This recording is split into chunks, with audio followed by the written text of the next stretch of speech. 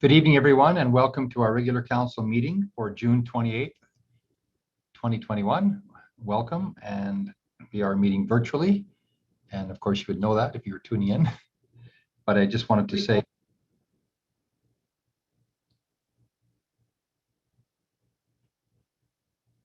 okay. So I would like to, just before,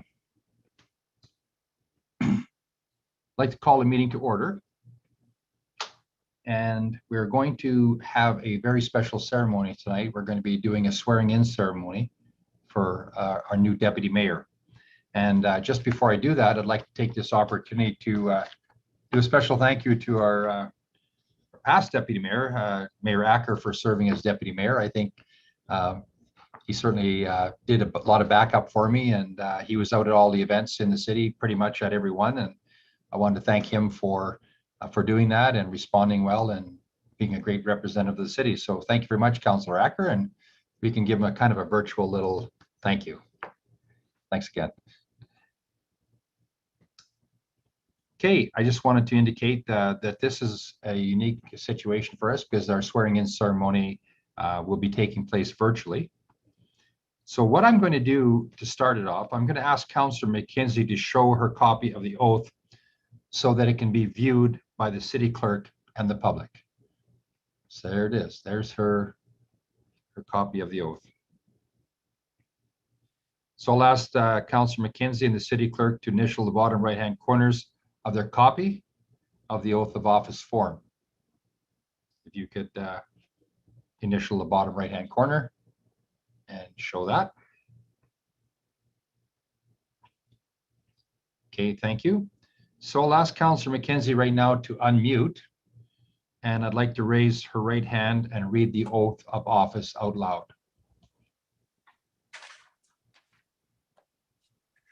I, Chantal McKenzie, do swear that I will diligently, faithfully, and to the best of my ability, execute according to law the office of the Deputy Mayor for the City of Spruce Grove, so help me God. Thank you very much. So if you could sign your oath.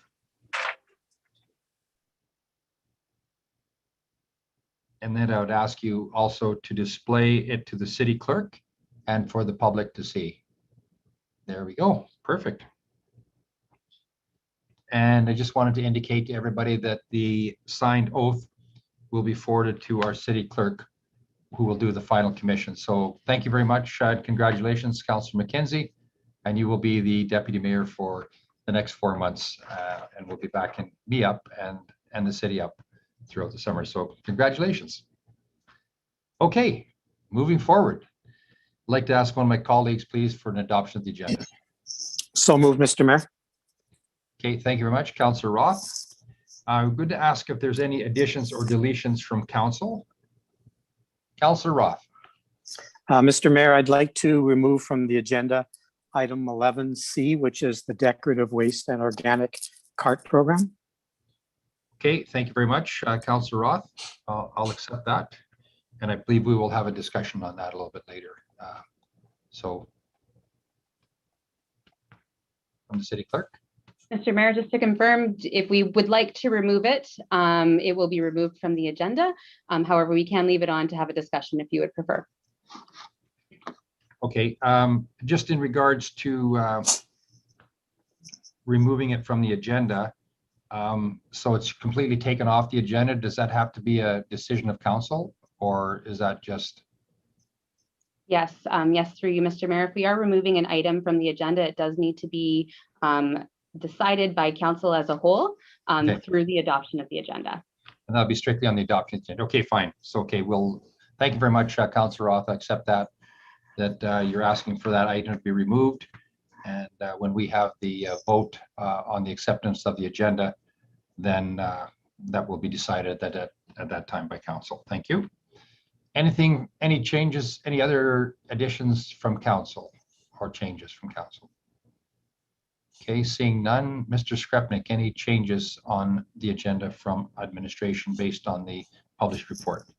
Yeah, thank you, Mr. Mayor.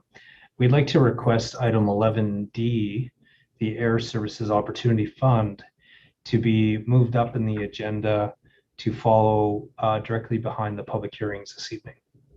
Okay, we will put that under, let's put that ahead of everything, and we will put that under, let's call it under, I guess we call it under item 6, okay? We'll just call it, we'll call it 6AA, okay? That's where we'll have it right after that, okay? 11D. Okay, anything else, Mr. Skrepnik? No, thanks, Mr. Mayor. Okay, thank you. All right, and nothing further. We have a motion on the floor for the adoption of the agenda. So, Councillor Roth, friendly amendments? Yes, Mr. Mayor, friendly amendments. Okay, thank you very much. With that, I'll call the question on the motion for the adoption of the agenda. Okay, thank you very much. That's been carried.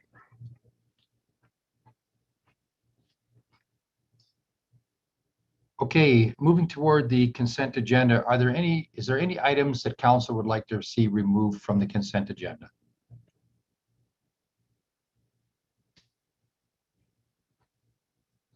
Seeing none, could I get a motion from one of my colleagues on council to make a motion to approve the consent agenda? Councillor Oldham. Thank you, Mayor. I'll move that the recommendations contained in the following reports be approved.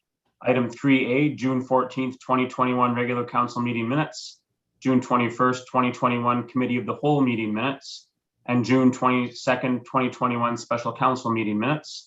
Item 10A, C-1155-21, repeal of temporary masks, mandatory face coverings bylaw, first reading.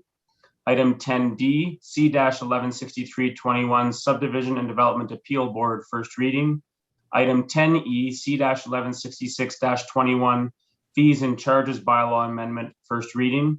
And item 12A, various board and committee meeting minutes. Okay, thank you very much, Councillor Oldham. That's a long motion, but that's a good one. Okay, thank you very much. Any questions or comments in regards to the motion? Seeing none, I'll call the question on the motion. Okay, thank you very much. That's been carried.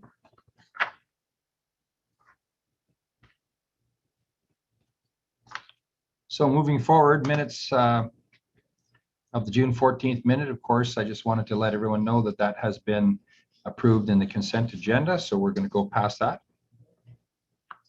And we're going to go into our items under public hearings. And so if I could please get one of my colleagues on council, let's go with Councillor Stevenson. If she could please read the public hearing opening statement. Great, thank you, Mr. Mayor. Public hearings are convened in accordance with the Municipal Government Act of Alberta and have two purposes. The first is to provide stakeholders and community members with an opportunity to make submissions to council about the proposed bylaw. The second is to allow council to gather pertinent information on the proposed bylaw prior to making a decision. This is the public's last opportunity to comment on a proposed bylaw, as council is unable to receive further submissions after a public hearing is closed. Okay, thank you very much, Councillor Stevenson. Okay, with that, I'll open the public hearing on bylaw C 1159-21, and that's a land use bylaw amendment for Jesperdale stage 8 and 10. So I'd like to go to our city clerk and ask her if she could please review the hearing procedures. Thank you, Mr. Mayor. So this public hearing is being held virtually in accordance with the meeting procedures COVID-19 suppression regulation and city bylaw C-1120-20 virtual procedures COVID-19 suppression bylaw. Those interested in making a submission during the hearing may do so by sending an email to cityclerk@sprucegrove.org.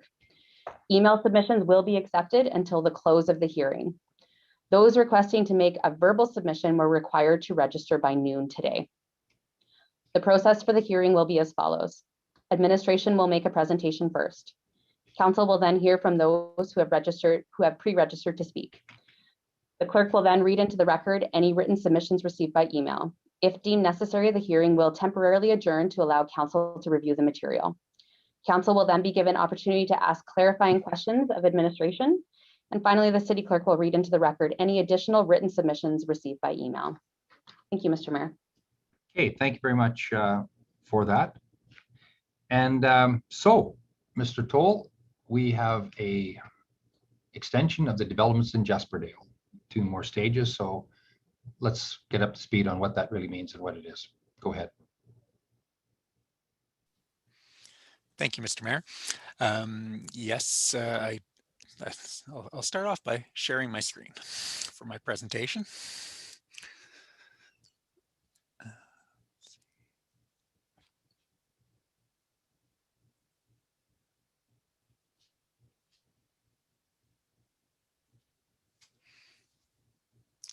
Okay.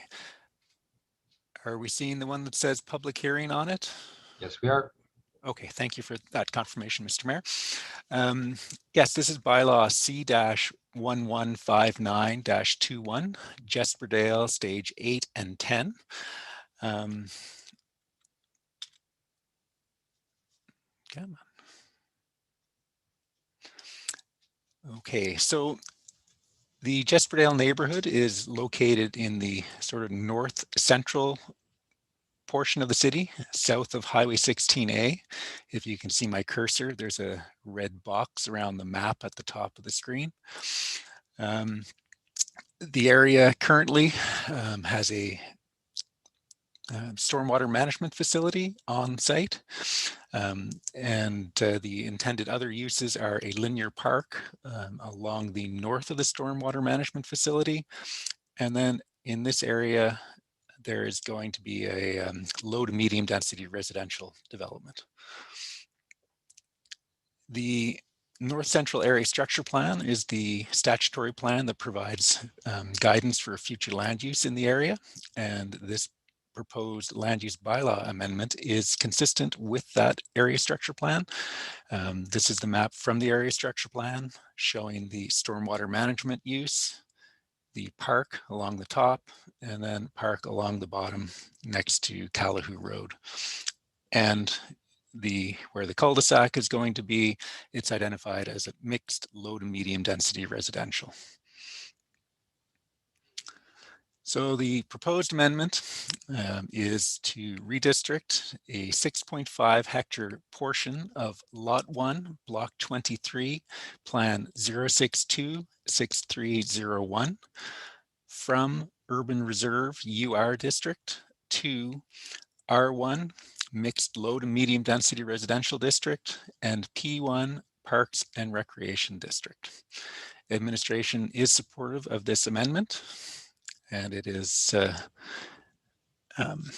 as you said, Mr. Mayor, a continuation of the development in the Jesperdale neighborhood. And with that, I will end my presentation, but I am available for questions if there are any.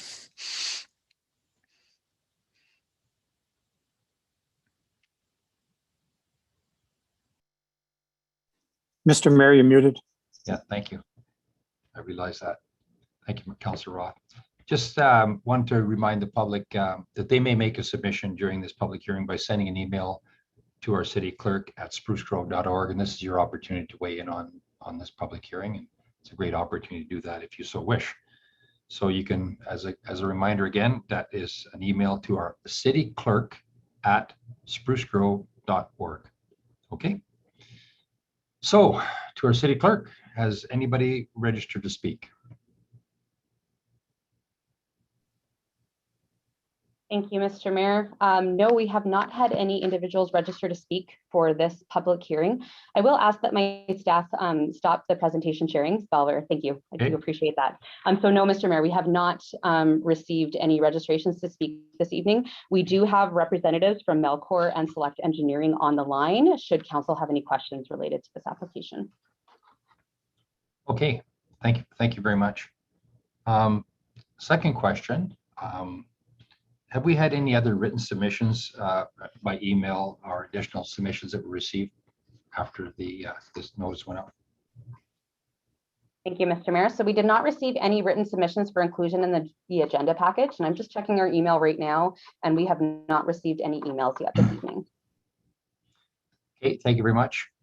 So I just wanted to prompt the public one more time to, that's listening in, if they'd like to make any submissions regarding this public hearing on this matter that's before City Council this evening, please send in a note by email to our city clerk at sprucegrove.org.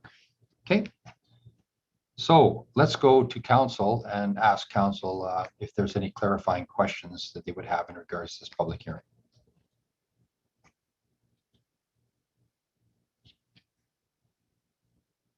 Councilor Acker. Thank you, Mr. Mayor. Just a question on the north of this. Is there a berm separating this development to the highway? An existing berm?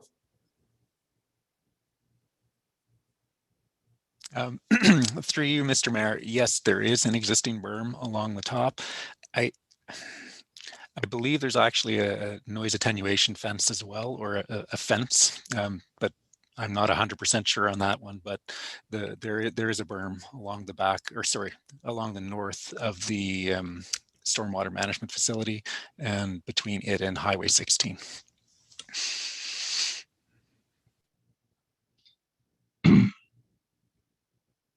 Any other questions from council for clarification?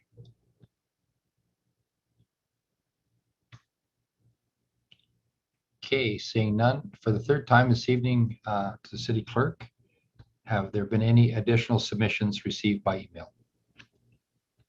Thank you, Mr. Mayor. No, I just checked our email inbox and there have been no further submissions. Okay, thank you very much. I declare this public hearing closed. Okay, moving forward, let's go to our second public hearing this evening.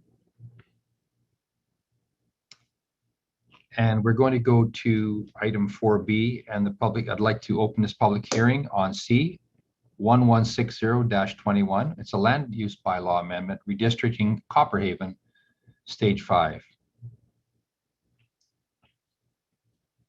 Okay, I'd like to ask our city clerk if she could please review the public hearing procedures. Yes, thank you, Mr. Mayor.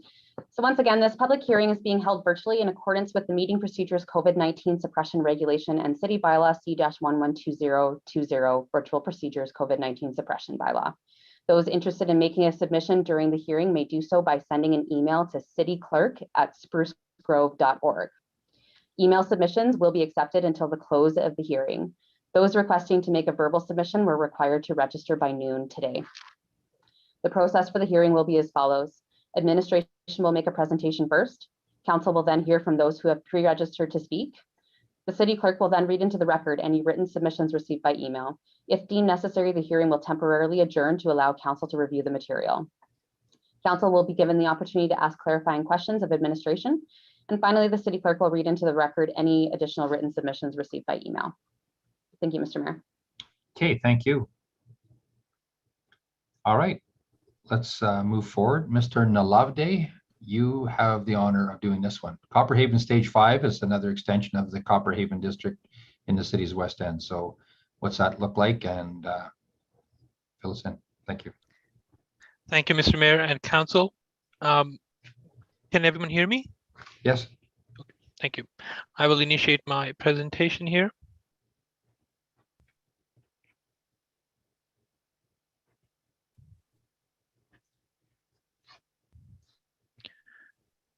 Okay, this is the public hearing for bylaw 1160-21 Copperhaven Stage 5, which is a redistricting amendment to the land use bylaw. The location of Copperhaven 5 is in the west area of the city, extending north along Caledon Crescent, east of Copperhaven Drive in the developing Copperhaven neighborhood. The intended land use for Copperhaven Stage 5 is mixed low to medium density residential and specifically single detached housing in this particular stage. This subdivision will back onto a stormwater management facility on the east boundary. The proposed redistricting is from UR Urban Reserve District to R1 Mixed Low to Medium Density Residential District. The West Area Structure Plan provides the planning framework for the Copperhaven neighborhood. The plan identifies the amendment area for low to medium density residential. As such, the redistricting application is consistent with the approved area structure plan. The proposed amendment is to redistrict an area of 1.57 hectares within Lot 4, Block 1, Plan 0522540. The redistricting is from UR Urban Reserve District to R1 Mixed Low to Medium Residential District. And this redistricting will support the development of 29 single detached lots in this particular subdivision. The public hearing was advertised in the June 11th and June 18th, 2021 editions of the Spruce Grove Examiner, which satisfies the requirements of the Municipal Government Act. The proposed bylaw amendment was circulated to other city departments, including Engineering, Public Works, and has received support for the amendment. I received personally an email from one of the residents wanting to confirm the type of typology that is going in, and I confirmed to them that it was going to be single detached housing. Administration supports this bylaw, and I'm happy to answer any questions of council. Thank you. Okay, thank you very much, Mr. Nalavde. And at this time, I'd like to also remind the public that they may make a submission during the hearing by simply emailing and sending an email question to our city clerk at sprucegrove.org. So with that, to our city clerk, has anyone registered to speak? Thank you, Mr. Mayor. No, we have not received any submissions or, pardon me, any registrations from the public to speak to this matter this evening. Okay.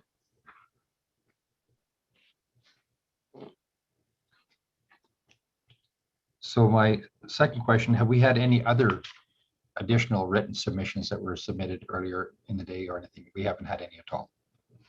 Thank you, Mr. Mayor. We have not received any written submissions on this public hearing. Okay, thank you very much.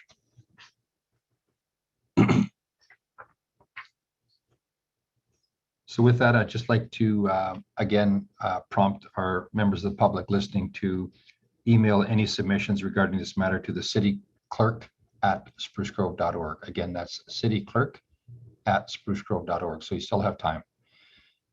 So with that, let's go to my council colleagues and open up the floor if there's any questions for Copperhaven Stage 5 for clarification.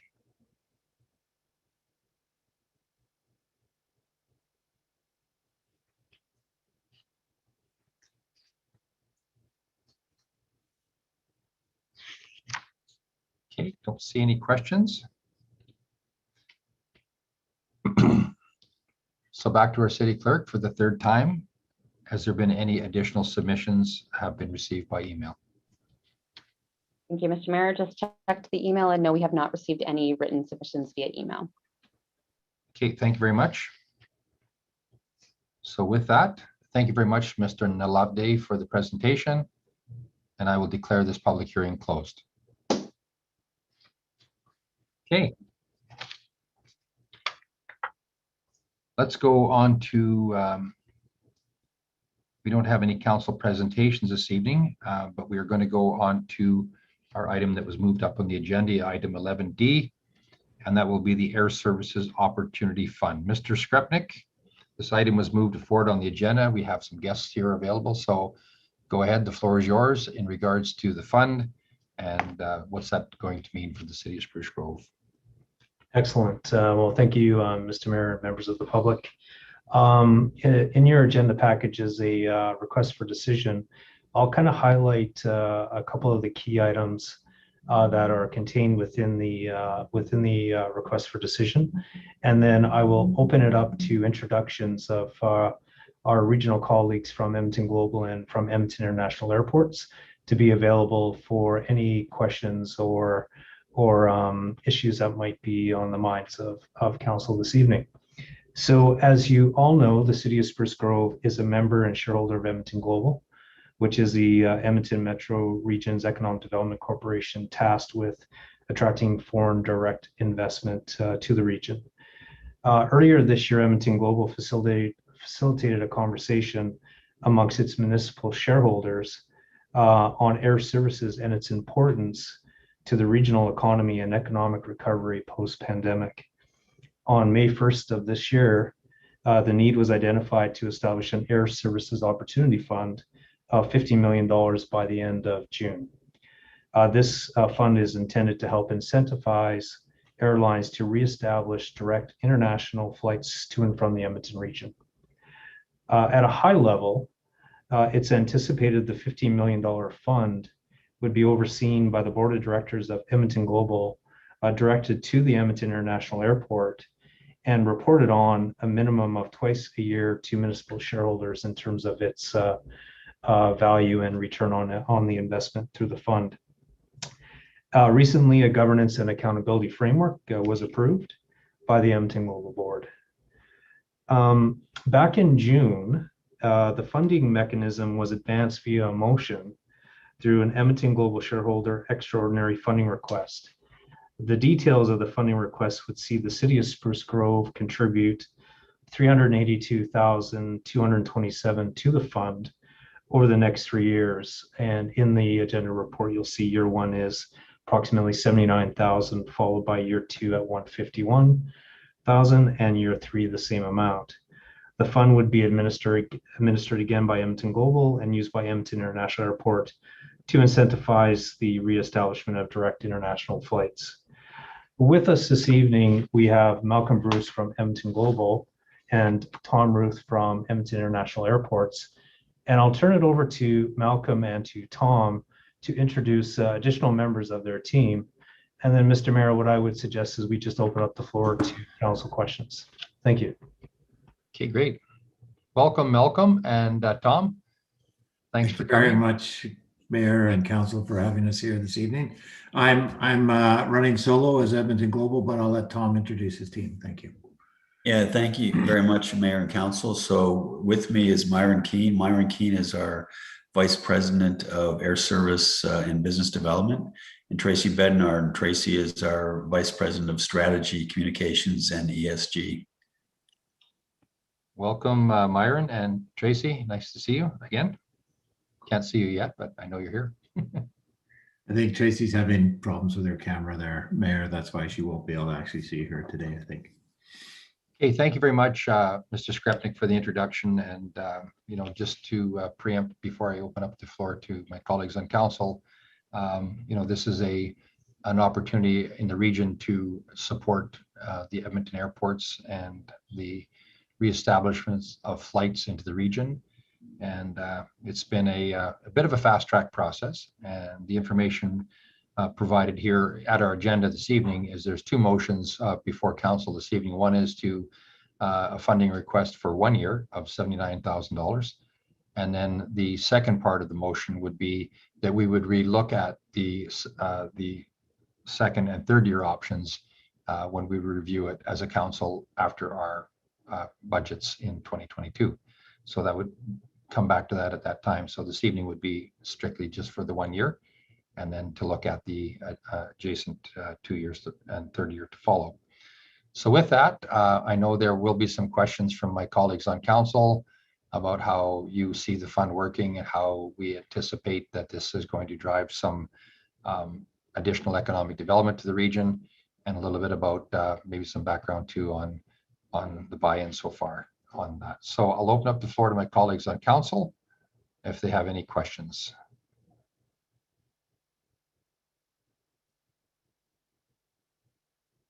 Councilor Oldham.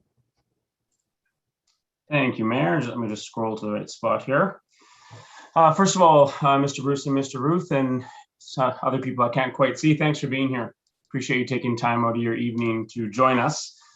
I want to start by saying that I certainly want to be a good partner with Edmonton Global and really appreciate the work that's been done for our region to this point. And I know that the Edmonton Airport's a really big part of that. Also trying to balance off the, being responsible stewards of our taxpayers' dollars here in Spruce Grove, and an unbudgeted amount of $80,000 is something to think about and to make sure that we have good information on. And I did some research over the weekend and have some questions just to help myself clarify where we're going and what we're looking at this for. So the numbers provided us tonight in regards to the drop in direct flights, the revenues, the net loss, and the lower demand seems to be one of the drivers for the need for incentivization. That and the 4 airports that were selected to be international entry points, and we're the 5th. So we just didn't quite make it. So that hurts our airport and potentially hurts our region. I did some research and on revenues and net loss and demand for those other airports. And from the numbers that I was able to come up with, it appears that the Calgary, Toronto, Montreal, and Vancouver airports maybe have suffered even more challenges in those metrics that you provided as metrics that were important. Can you comment on the overall industry in Canada and how we're relatively affected? Because that seems to be a big reason for us needing to provide this money.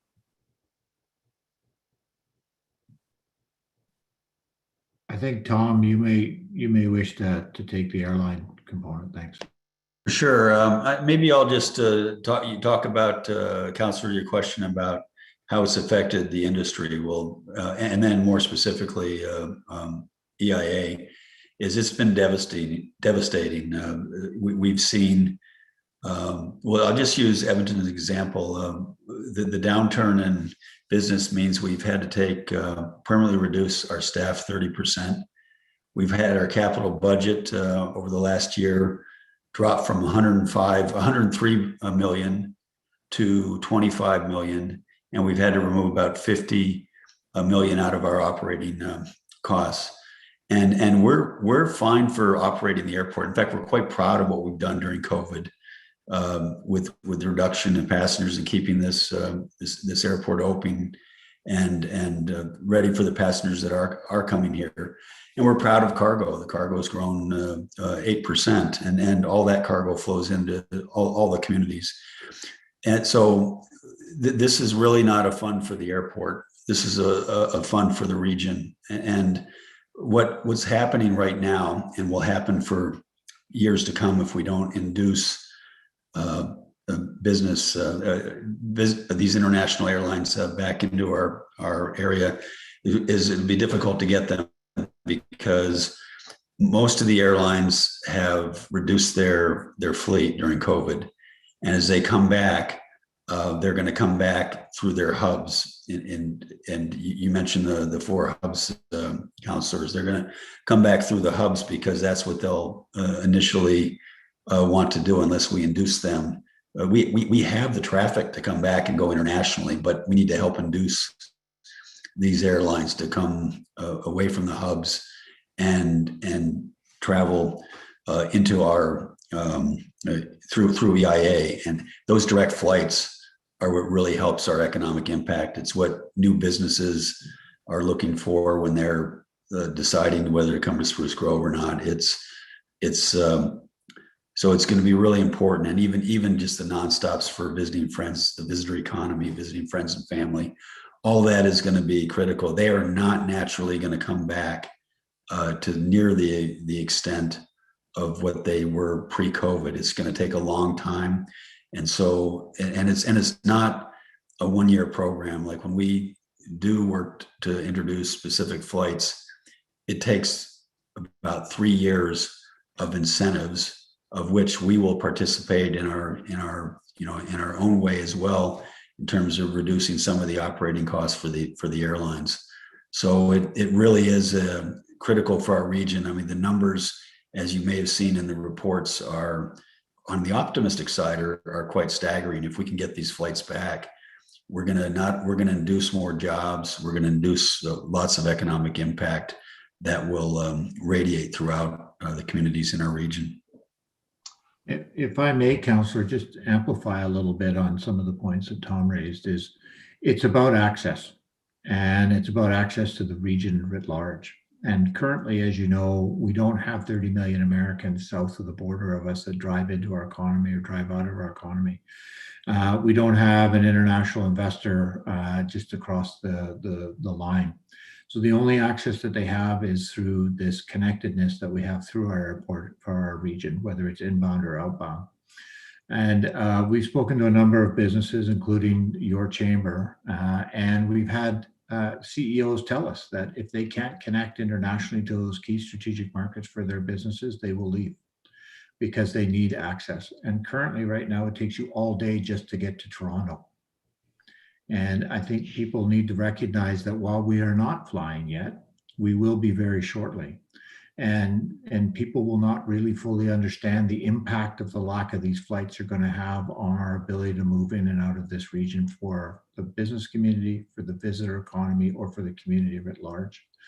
And as we have done previously, there has been historical precedents where regions have induced specific strategic targeted flights for direct routes in and out of their region, because they're the ones that are driving the economic outcomes for their region.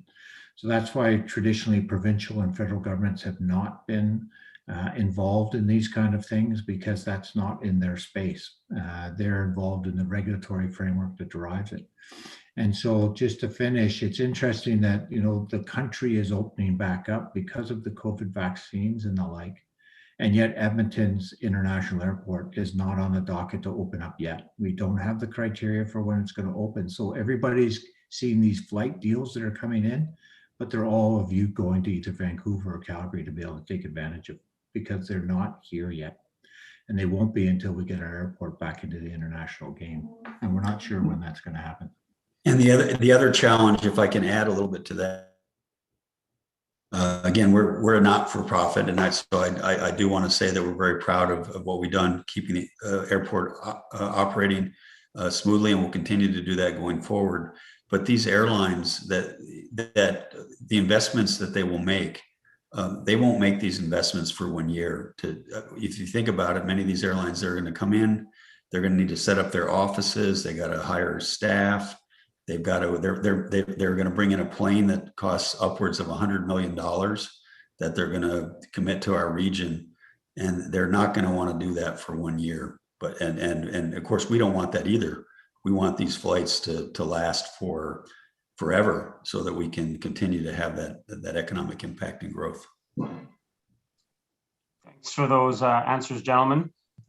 Just a thought as I heard, I think Mr. Ruth speak earlier. It seems to me that the 4 airports that were chosen as entry points to Canada were for health reasons and not business reasons.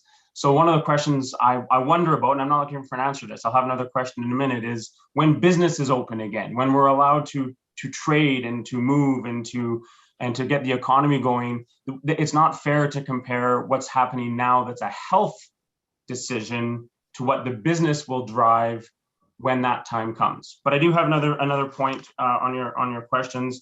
You know, on the EIA site, early in the fall, there are 5 international routes that are already indicating they're getting started. And one of my concerns with this program is it's going to be very hard to differentiate between what would naturally bounce back as the economy opens. And I agree, it's going to take a couple years. And I did a lot of research this weekend that says it's going to be 2023 or beyond until we're fully back. And it says that for every airport, by the way. It says that for Toronto, it says that for Calgary, it says that for Vancouver. So we're not differentiated amongst those airports in those reports. So my question to you now is, how are we going to know that this $15 million accomplished what we're hoping it will accomplish when we're not allowing the economy to just bounce back at first on its own? So, Councillor, if I could perhaps start with your comment. So Calgary's economic impacts that have occurred during COVID have been greatly ameliorated by 2 things. One, their airport being open, which allowed them to do a number of things, like hosting a series of sporting events like curling, where there was a number of events that they were able to fly in and fly out of and bring those communities inside their bubble, just like we tried to do and we were successful at the hockey venue. The other thing is their economy is taking off in terms of the movie and production facility, and has been all through COVID.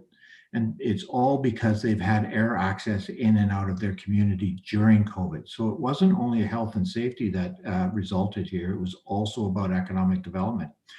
And international investors, of course, like to fly direct as much as possible in and out of their communities. And currently, it's very challenging to fly into our economy unless you fly through one of these 4 connectors in Canada. So it takes a long time, 2, 3, maybe 4 flights to get here, as opposed to 1 or 2. And so the ability to attract investors And I'll give you an example. There are 5 final investment decisions made in 2020 that have yet to be publicly announced because the people that are investing the dollars in this region cannot get here. And as you can appreciate, Councillor, the longer it takes for people to move to a place where they're going to invest the dollars, the more likely those dollars are going to potentially move elsewhere, because capital moves when they can't actually get money moving to make them money. So I think it's just an important factor to highlight that economic development has not been at the exclusion of health and safety. It's been at the inclusion, and the benefits for those 4 airports have been, and those 4 communities, more importantly, have been significant. And in terms of the other one, it's a lot easier for, if you have an established footprint in a hub, for example, you're WestJet and you're flying in and out of international flights, or you're an international carrier that's flying in and out of Calgary, it's a lot easier for you to add 2 or 3 flights to that pattern without any significant additional costs to your ground crew, to your facilities that are there, to the people that service the planes. But currently we don't have those international flights coming into our location, so there's a startup cost. And there is a significant impact on getting those back into running again. So while some will be driven by demand, we won't necessarily be able to impact those key strategic flights that we've had previously that we need to be able to drive the business outcomes we're looking for, as well as the community outcomes we're looking for. So I would just say that this is partially to help us prime the pump to get us back in an accelerated way into recovery. So that 2 or 3 or 4 year window is something we're trying to actually reduce so that we have a quicker recovery and then into growth. Thank you. I might add a comment to that, which would just be Councillor, your point on international flights is many of the international flights that you'll see come back are to sun destinations, and those are, again, we love to have any flights because that's helpful, particularly for people that want to go south when it's colder, and but that's a to and from destination, whereas we're going to be targeting flights that also help the business traffic and bring the inbound tourism to our region from other places. That also induces more economic impact. So it'll be important that we target that. As an example of how difficult it is right now, we used to have 3 destinations to Europe, and now, if we're lucky this fall, we might have 1 part-time destination. So we just need to provide that impetus to create these international air pipelines. Thanks for that, Mr. Ruth. I looked up all the direct flights. I was curious, so I found all the direct flights that Edmonton flew to pre-pandemic, and there's 26 of them. Lots of them tourism based. You know, I'm not an expert by any means, but in the United States, there's 12 of them, and I'd say 9 of them are sunspots for vacations, and maybe Denver, Houston, and maybe Minneapolis would be the business related ones. So that leads me to another question. The specifics for the incentivization in this is international flights, and I think it was Mr. Bruce that referenced it takes all day to fly across Canada, not even across Canada, just to Toronto right now. So out of the 52 daily flights that were pre-pandemic, are we looking to reestablish those flights specifically, or are we looking to add flights to places like New York or Shanghai or other places, or are we just wanting to get back to status quo? I think we'll start. I think part of what we're saying is that there were obviously flights that we had previously we'd like to see back. I mean, there's a reason they were here and sustainable is because there was a need for those flights. But I think it's also an opportunity for us to look at more strategically to say, is there 1 or 2 other ones that and maybe more, that we really, really would, appreciate having to be able to really drive the outcomes that we see in front of us, particularly in the emerging opportunity space. I might add to that there are just some examples. San Francisco, it's so important, that Silicon Valley connection, as well as flights to the 2 seaboards on either side of the continent are also some of those flights that I think are really important to move forward with. That's great. Mr. Bruce, earlier you mentioned examples of maybe municipalities coming together to provide these incentivization. I tried to do some research and I couldn't find any. Could you give us an example of municipalities coming together to do this instead of, the different other levels of government? So during our Air Summit 2, we had presentations from 3 of the participating municipalities. So City of Edmonton, Leduc County, and Leduc, that all provided examples. I'm not going to be the specifics today because obviously that's a bit of our competitive advantage on some of the specifics, but those are 3 municipalities that have been participating in this type of program prior to COVID. And as I think, as we may have talked about previously, part of the impetus behind this was a letter that we received from the Airport Accord that consists of those 3 municipalities and EIA, asking us to facilitate a conversation about 18 months ago around air services and the importance at a regional level of what they are. And that outcome led to 3 different air summits. That culminated in Air Summit 3, was indicated by your CAO in April, that felt that this was the best mechanism to help us prime the pump, to get us, 1, back in front of the airlines, but also 2, just to help us get in front of the recovery phase where we could start to plan today so that when our airport is open, we would be in a go position to be able to really get back into the international airline travel and quickly. And I think the discussion was also about length of time of how long this fund was needed for. So I know you're considering right now 1 year, but the reason why 3 years was selected is that is the sort of norm to be an international standard to kind of get these airlines up and running and then sustainable. And sustainable is one of those key criteria that we're looking for, so that public dollars are not being used to subsidize airlines past that startup phase, and then they're off and running because they've got the cargo networks, they've got the passenger networks, and all those things that make it so important to keep them sustainable. Great, thank you. To what extent have other levels of government provided relief to the Edmonton Airport? Well, I'll start because I think it's important that we've run a strong advocacy campaign federally and provincially for 15 months now on the importance of our airport, that it just can't be about health and safety. It has to be about health and safety and economic development. As indicated just in my previous answer, was that this is not traditional space that federal or provincial governments are in terms of incentivizing specific routes that meet the needs of a particular region. However, the idea about the criteria needed and what is going to be the opening criteria is very important to us. So all levels, including a letter that was signed by the shareholder group of Edmonton Global in March this year, was sent to the federal government seeking their support, at least in terms of reopening the airport. Provincially, the same thing that came out of a tri-regional or a trilateral board meeting between EMRB, Edmonton Global, and EIA was the direction that we were to approach the provincial government. So that was done last week, where there has been a formal request put in. However, as you know, because it's not traditional what they're doing, we don't want to bet on their financial participation, but we understand, as we heard from the Premier last week, that they are very aware of the need to get this airport up and running. And maybe not even to incentivization, but other relief money that's come to the airport to help it through this time. Can you speak to any of that? I can speak to that.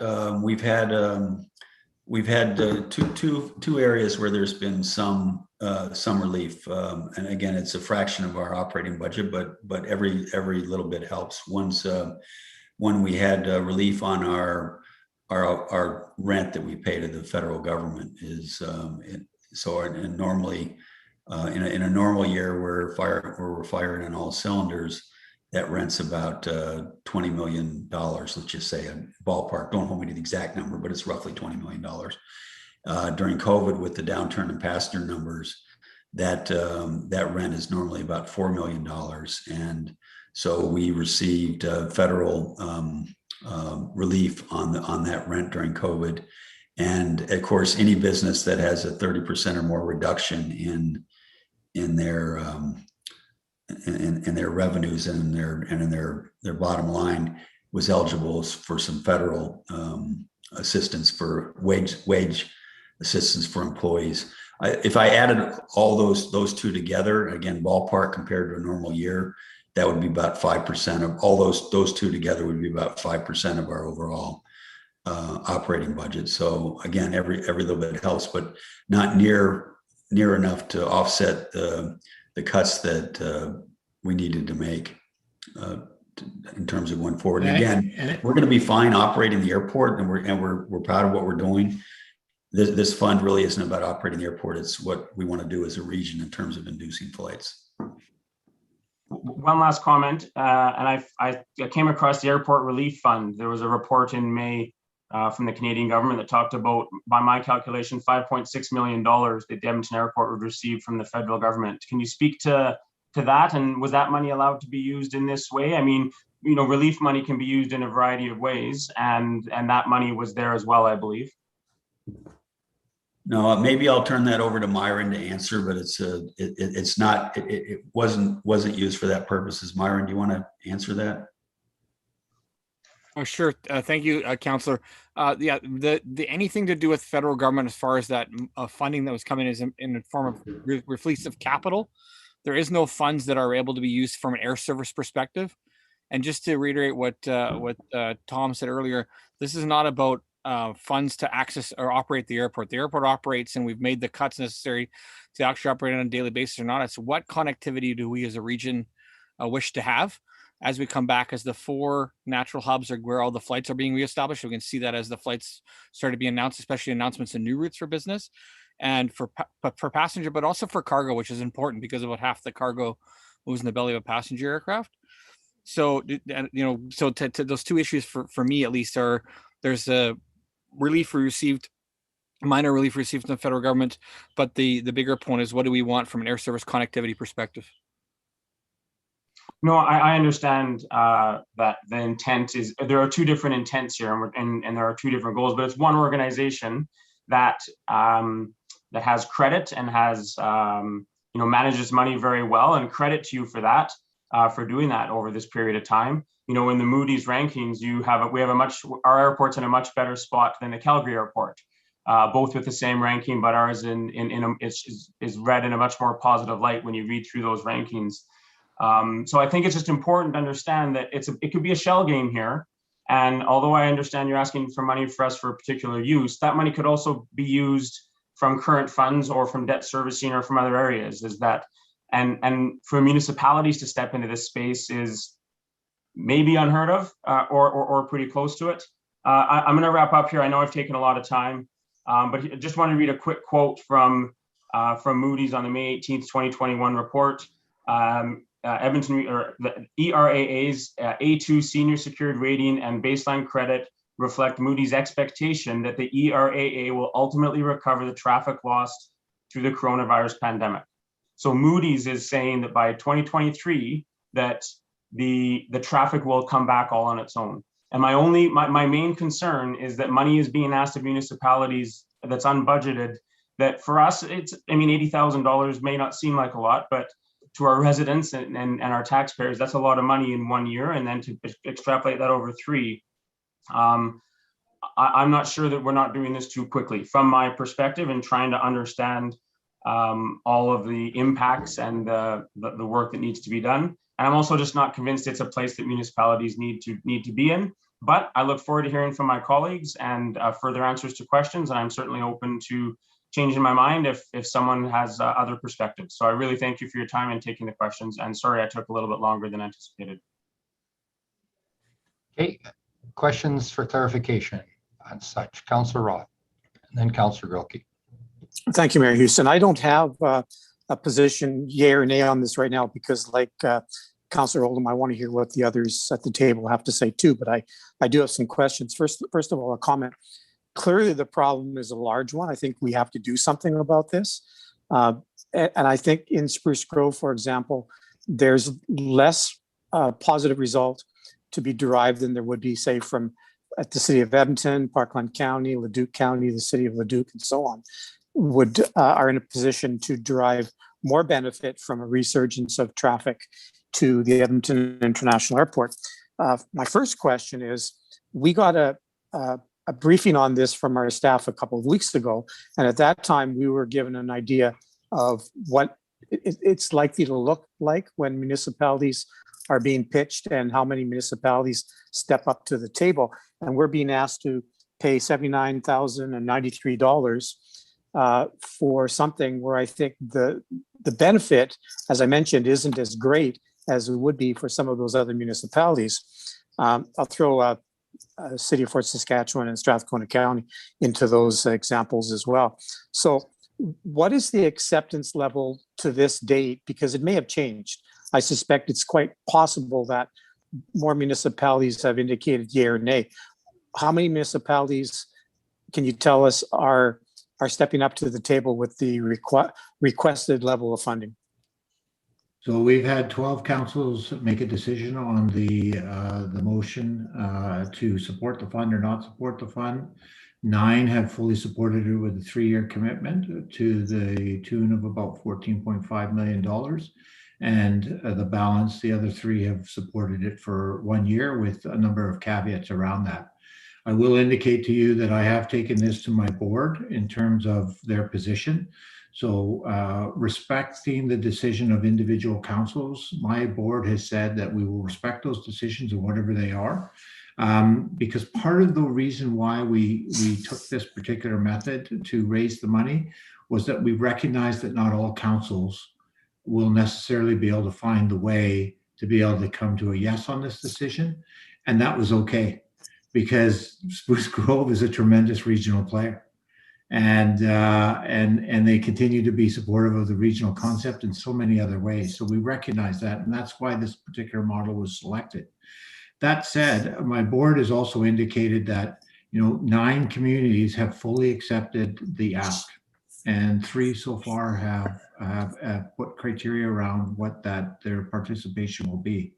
So I've got direction from my board, and I have to go back to my board now that some of these decisions are made to determine what to do with those that have decided to have criteria around the commitment, because I need to understand how this will work, because I have to respect the fact that 9 at $14.5 million have already committed all in. So just so you know that I've still got a little bit of work to do after the final 2 decisions tonight from yourselves and from Stony Plain in terms of how we're going to approach potentially those that either don't support or support in a partial way the request that has been put before everybody. Thank you. Are you saying, Mr. Bruce, that of the $15 million, 14.5 of it is already committed from those 9 strong yeses plus 3 yeses with reservation or conditions or whatever you want to call it? Is that $14.5 million?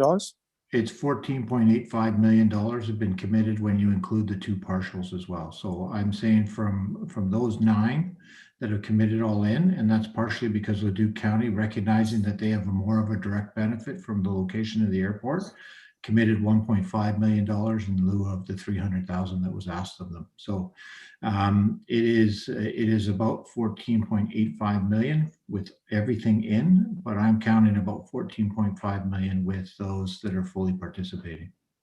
Okay, and you did deal with this next question of mine, a little bit in response to one of Councillor Oldham's questions, but what does success look like? We're being asked to pony up to the bar with $79,000 in year 1, and then much more substantial amounts of money in years 2 and 3. So what does success look like, both from the point of view of the entire Edmonton region and for the city of Spruce Grove?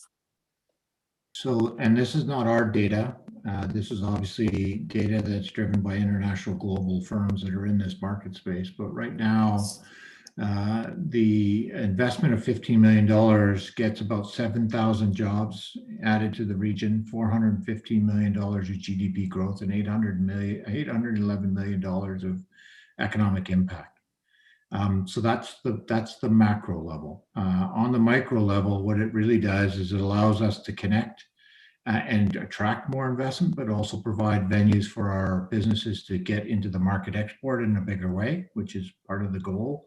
and as well as allow the visitor economy to come back. And as you can appreciate, out of 1,000 passengers, international passengers coming into our region, 7 of 10, so 700 of 1,000 are visitor economy. 10% of all the jobs in all our community are visitor economy jobs. So there is a significant impact to us if we don't have the opportunity to be able to get these flights back quicker and more robustly. Thank you. Okay, so subsequent question to that one. You'll be tracking these numbers that you've just given us, our ability to reach these, attain these goals, and then those numbers will be reported to all of the councils and all of the administrations of all of the municipalities on a regular basis to enable us, if we decide to submit our requisition or our requested amount for the first year, and then consider what we're going to do in years 2 and 3. You'll provide us with those numbers so that not this council, but the next council will be able to make those decisions. So part of our accountability and governance and accountability framework, which has been provided now to everybody in the region, is that we will report back twice annually through the AGM and the shareholder update in the October-November period, depending. This year it will be in November because of the elections. So we will be reporting back to all the municipalities and twice a year on the status of the outcomes of the fund to date. And Malcolm, maybe I should add that what does success look like? Success is getting those key connections for business, cargo, and the visitor economy, and we don't pay out on this fund unless we're getting those flights. Okay, thank you. That's all I have, Mayor Houston. Thank you. Okay, thank you very much, Councillor Roth, and thank you for the questions in regards to looking at the quantifiable reports that are going to be coming back to us to make those decisions in year 2 and 3 if we make the decision in year 1. So that's a good question. Okay, going back to our colleagues, Councillor Grilke and Councillor Acker. Thank you, Mr. Mayor. Through to our guests, thank you so much for being here. We actually just had an announcement in the region today that was partly due, I'm sure, to the work that the Edmonton Global team has done with the distribution center coming to Parkland County. And that's primarily cargo flights. I'm sure we can all understand that. You had mentioned we're trying more for passenger and some cargo. My question is, what happens if number 6 on the list, as we're number 5, what happens if number 6 comes through with more incentives than us as number 5? We talk about in the region incentivizing development and being able to do that, and we talk about that being a race to the bottom. And I'm not trying to insinuate that that is this, but what happens if somebody comes through with a bigger incentive? Would this be not potentially? So I think this is somewhat a different model. I would suggest that, for example, the 6th, 7th, and 8th largest economies are also impacted. So Winnipeg has no international flights, Halifax has no international flights, Ottawa has no international flights. So they're all being serviced either through Calgary, Toronto, Montreal, or Vancouver.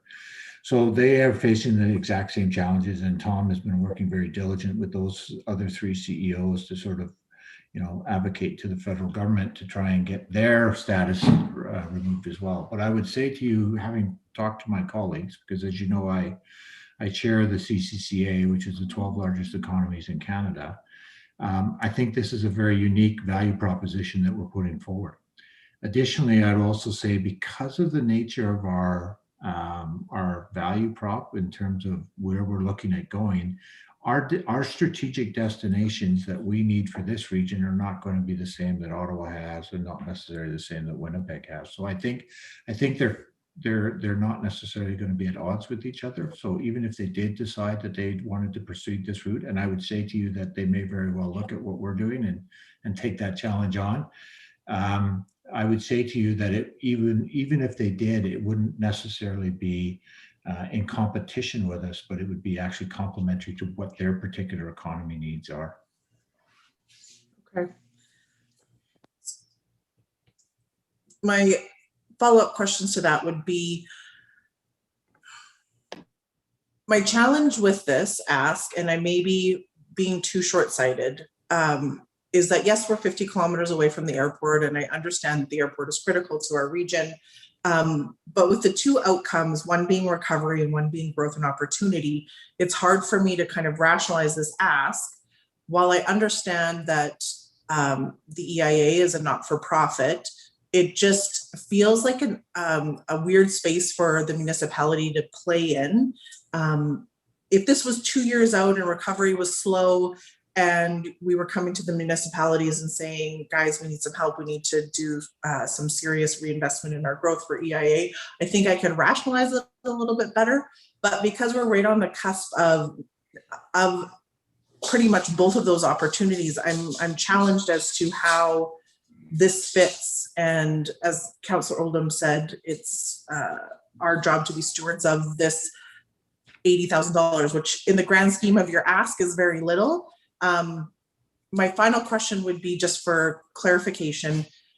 If let's say the $14.8 million that you had already committed didn't happen, in the package it said that EIA was going to contribute up to $12 million in kind. Would that still be happening? Do you know? Is that money getting offered, or is the in-kind contribution still offered regardless of this fund? Maybe I can address this a little bit, Councillor. First of all, I just wanted to your earlier question of how this feels is just wanted to talk a little bit about first of all the business traffic and how important that is if you're looking to attract new business in Spruce Grove, one of the first things that any site selector or anybody coming in is going to be looking at is, do we have in Edmonton, if I put a business here, or I want to grow my business here, or I don't want my business to leave, do we have the non-stop flights that are important to me in my business? So there'll be opportunities that frankly, many municipalities won't even know they missed because they were cut off the list right before they got it. And then on the inbound visitor economy, that's so important. About 1 in every 10 jobs is related to the visitor economy, tourism in some way, whether it's restaurants or hotels or you name it, anything related to the tourism industry. And a lot of them are disproportionately young people that are just getting started that are going to be vibrant in our communities as they go forward and continue to develop. And then the cargo that was mentioned earlier is people that are starting business or trying to growing their business in Spruce Grove, is they need access to e-commerce and these flights. So all that is really important. And then more specifically to your point about what is EIA going to do? Well, what we'll be doing is we'll do the best we can but it won't be near what we can do together as a region. We won't make near the impact on moving these flights away from hubs.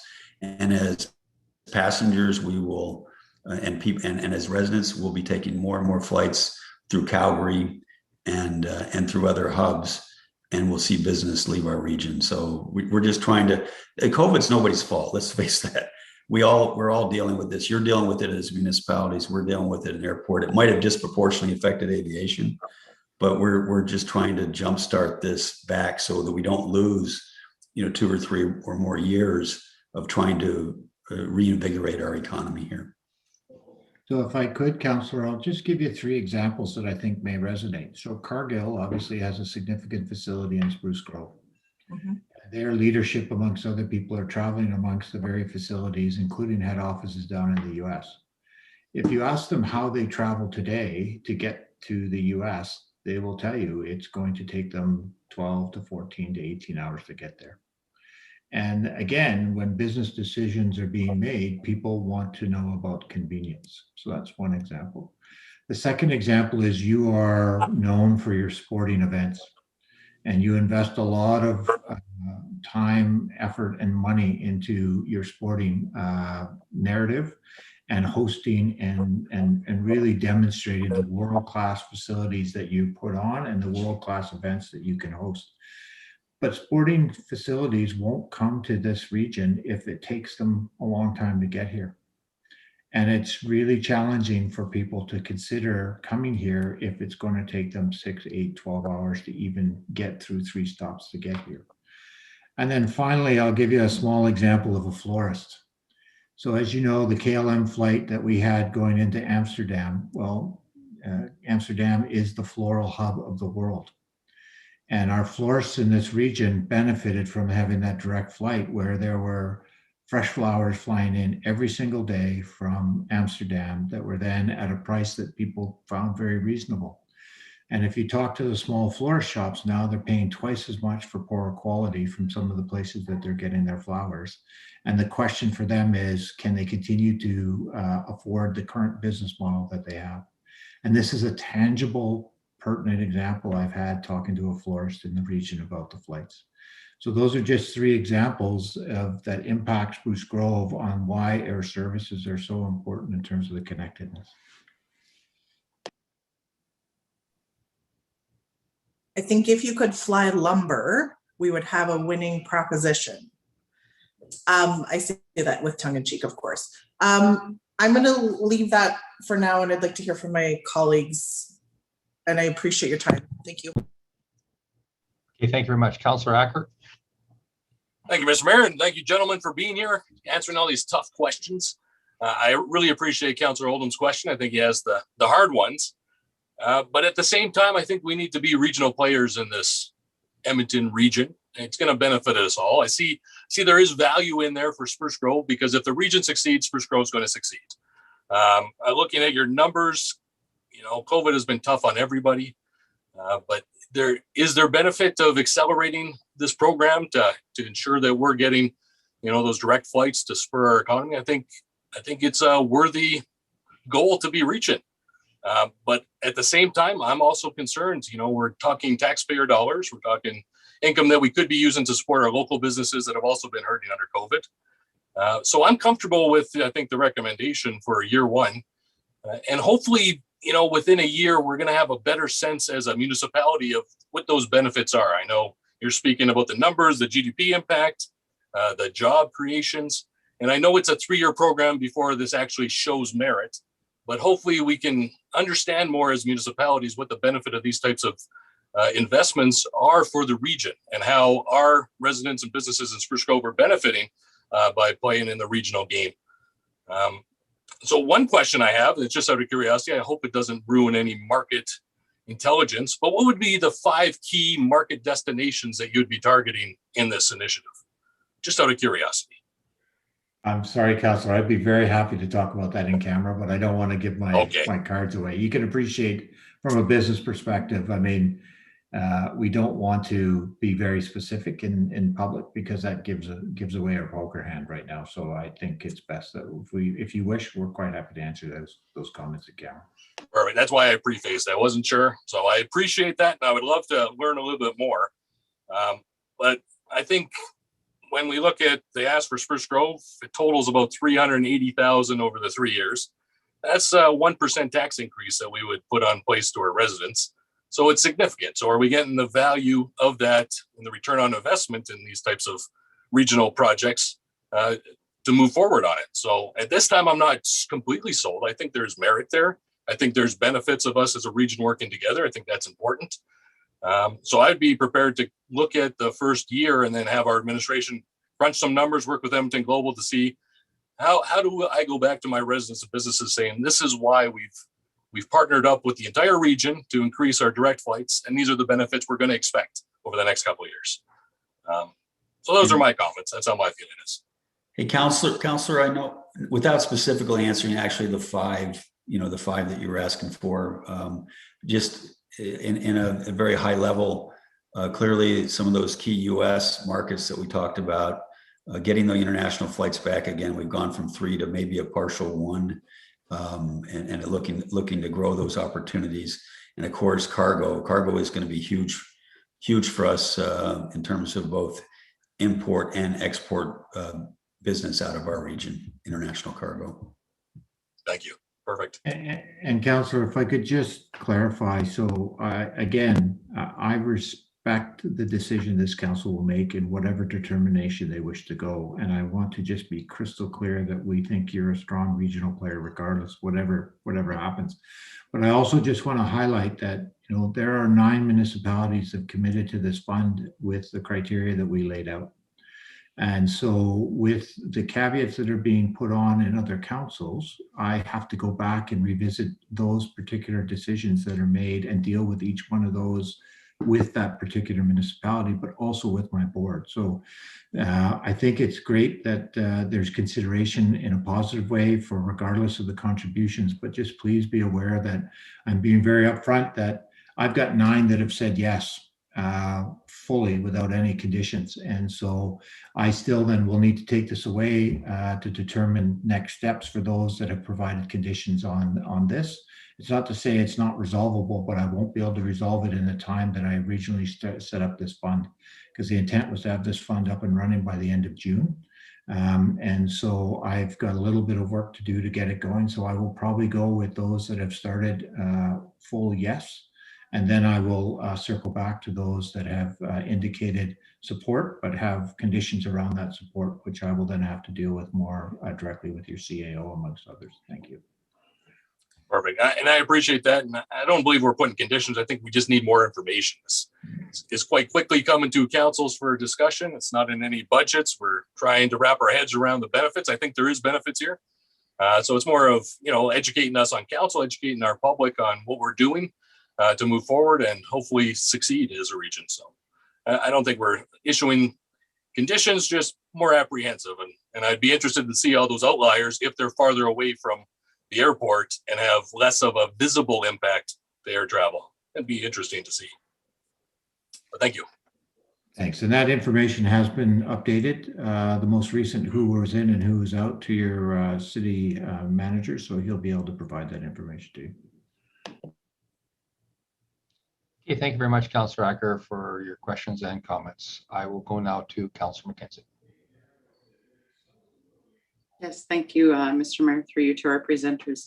Thank you for your presentation tonight, and I really appreciate Councillor Oldham's research. I tried to do a bit of research, and he definitely found a lot more information than I was able to. I think, as a lot of my colleagues have indicated, I think the biggest thing is it's that uncertainty, and it's feeling like a little bit of a crystal ball. And for me, it does feel a little fast. It'd be nice to be, even if we know that it's not happening and things aren't moving forward. And at the same time, I think we need to trust our people at the EIA who have done and been in the business for years and understand. Now, COVID is something that none of us have gone through, but watching different downturns in economy and that sort of thing. So I do have that faith and confidence, there. It just really does feel that the ask is a little bit, I don't even like the word premature, but just lacking that information. Mr. Bruce, you had made the comment indicating, we might not even know what we missed if we don't have that opportunity. It's just they go that way. I kind of struggle with that because I do feel that that is a little bit of Edmonton Global's mandate over, ignoring COVID is it's looking at how can we bring these here and what do we need to do to get that. And I get that's ironically what you're coming today and asking us. But I just am really feeling like it's jumping the gun a bit. But again, as I think a few of my colleagues have said, or actually Councillor Acker said, I don't see it as putting conditions on, asking for a report and saying, you know what, we're willing to play, let's step up. By not putting in the second and third contributions right away, does that hinder on the next steps forward in the next quarter? Maybe I can answer that, Councillor. And first of all, just in terms of why it's so fast, our world in aviation is about to go through a big reset.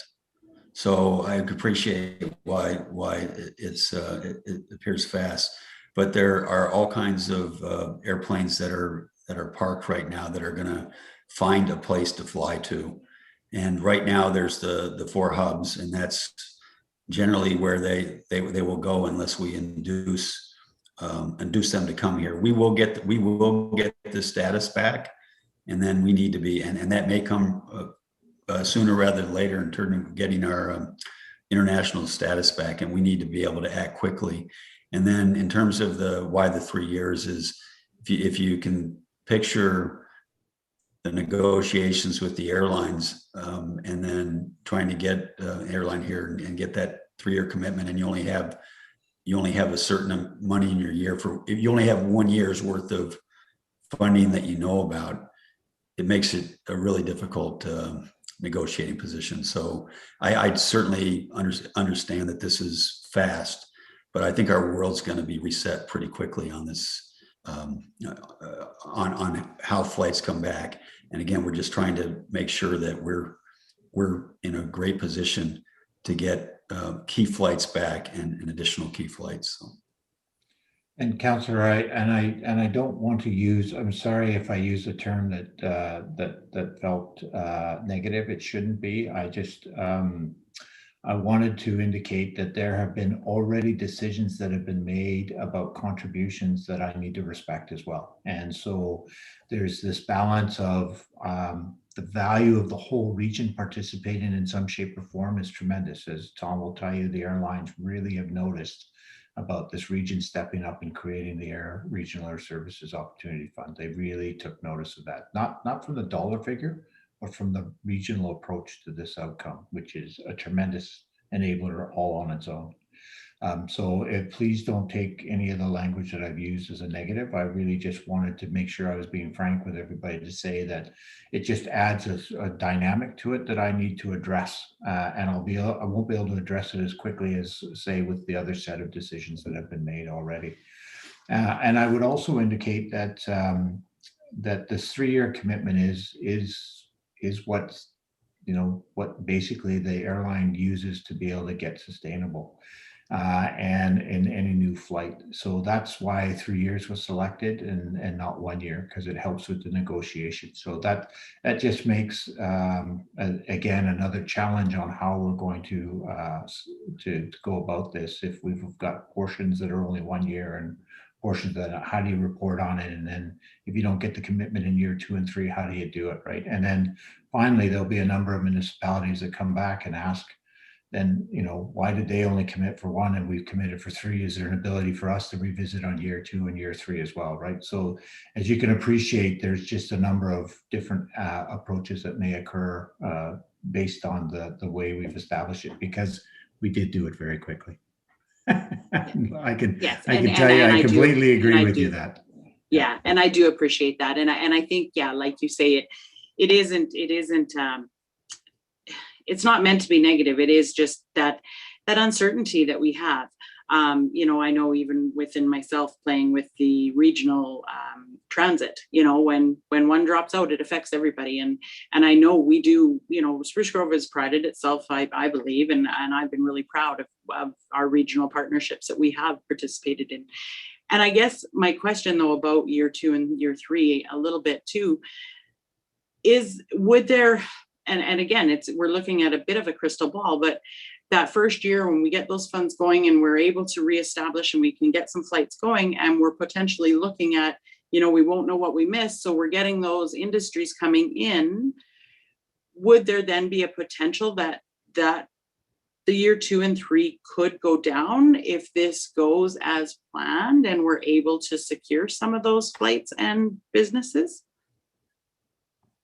So that's a very good question, Councillor. And I think the general position has been that we would like to use the full funds, so that instead of, if we've got a strategic flight coming back on its own, great, then we'll go after the next strategic flight that we think that's a priority. So, when we talk about general markets that we're looking to, there are always obviously some destinations that may be currently not at the top of the pile, but if we can get them into the pile, that would be fantastic.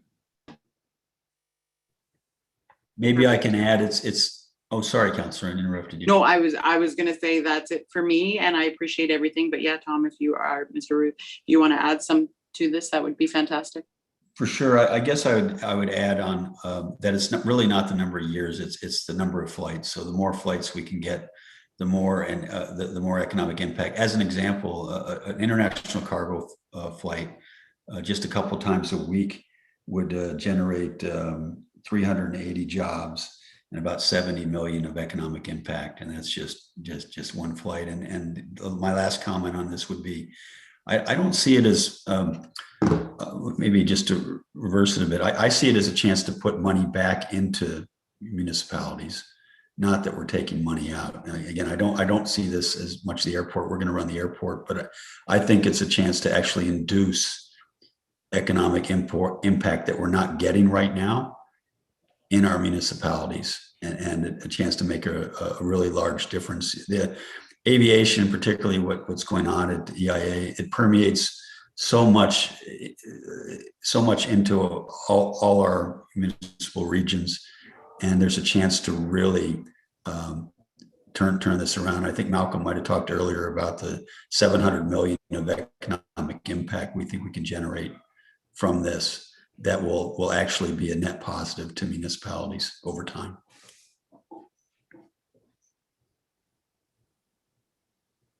Okay, thank you very much, Councillor McKenzie. I'm going to conclude with Councillor Stevenson and then the mayor. Perfect. Thank you, Mayor. I just have some basic questions. So treat me like I'm 5 for a quick second here. Can you tell me what EIA did at the federal and provincial level in terms of funding, and what did they say to you, and like what was the reasoning why they didn't include EIA in, like, why didn't they do top 5, for example? Why did they only do top 4? So I'm just curious what discussions were happened at the federal and provincial level to assist with the recovery at EIA.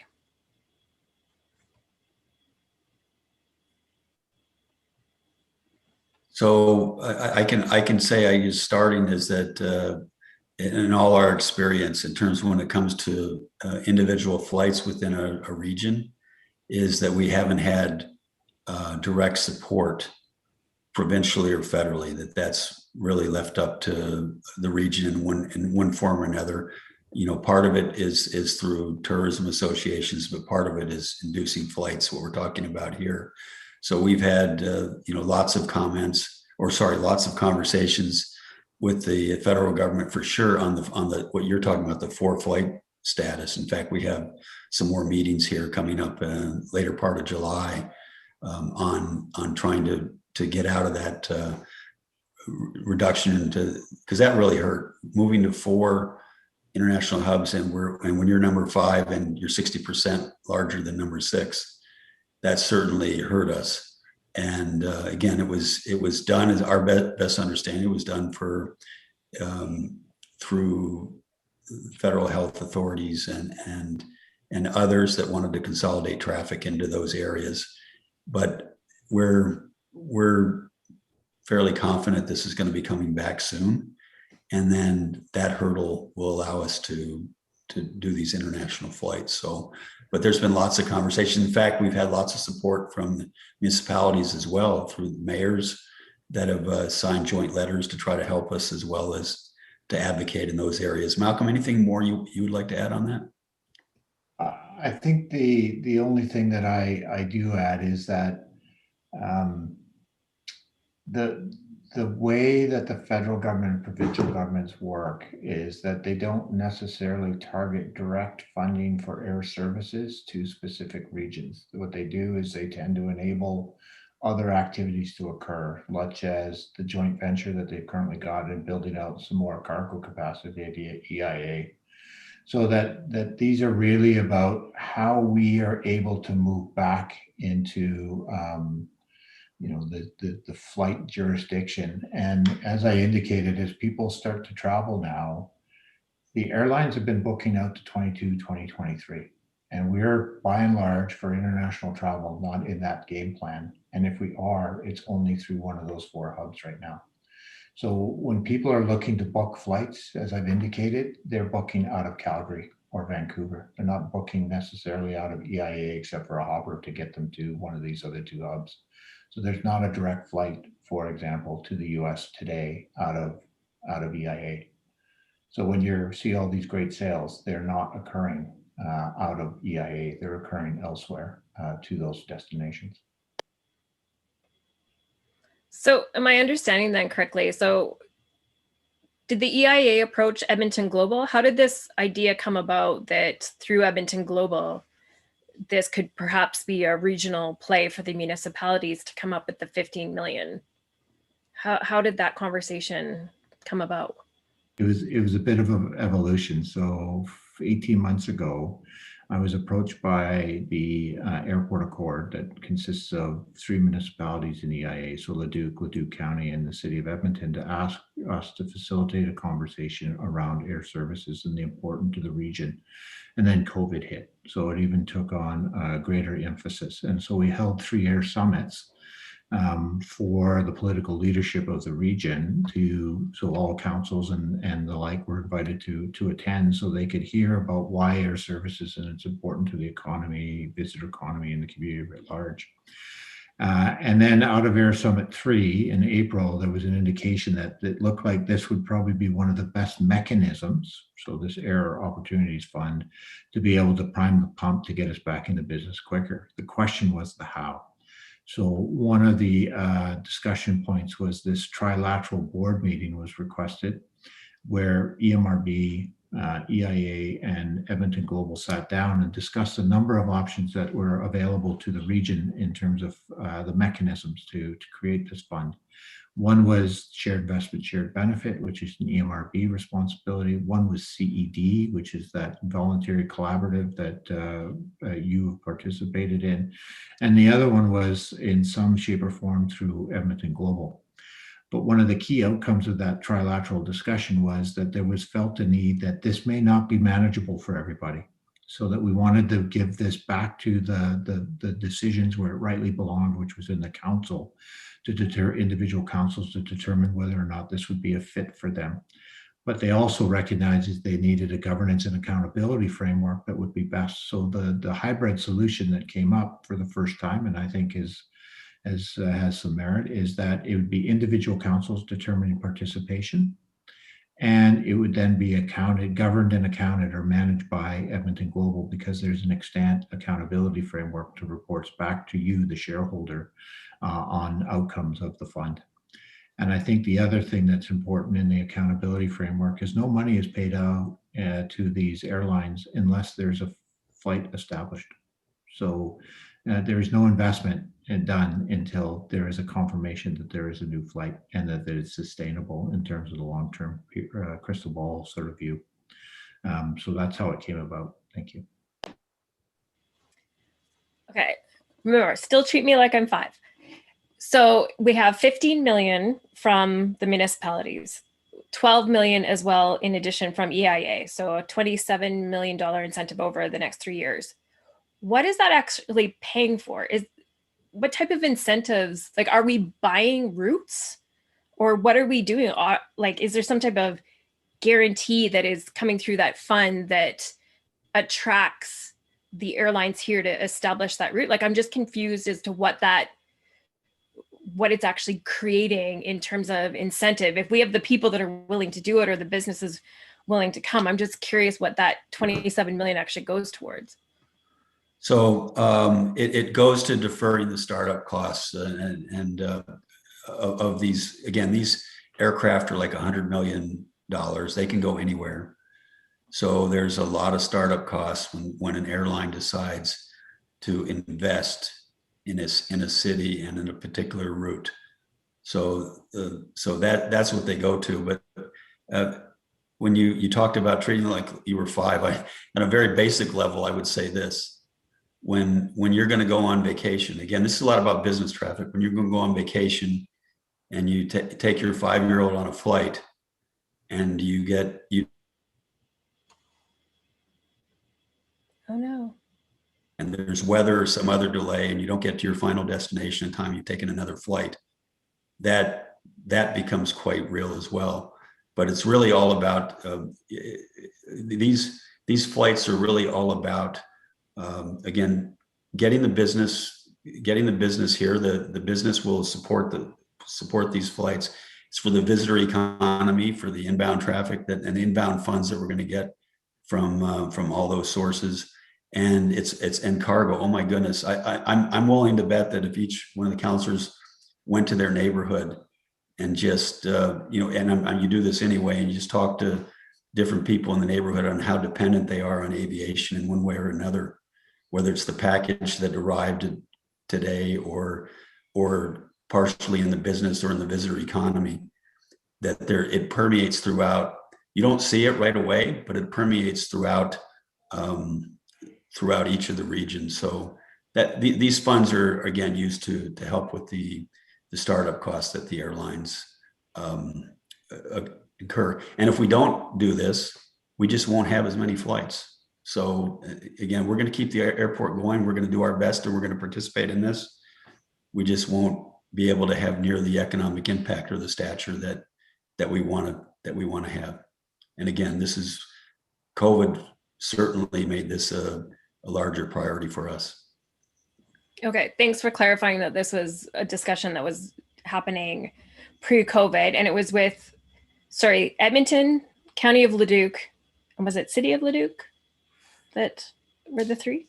That's correct, in EIA. So they make up this grouping called the Airport Accord. And so I received a letter to help facilitate a conversation on a broader regional basis. So that's why, and then COVID hit. So we were in the process of planning these air summits along the way, and just COVID sort of accelerated the impetus behind it.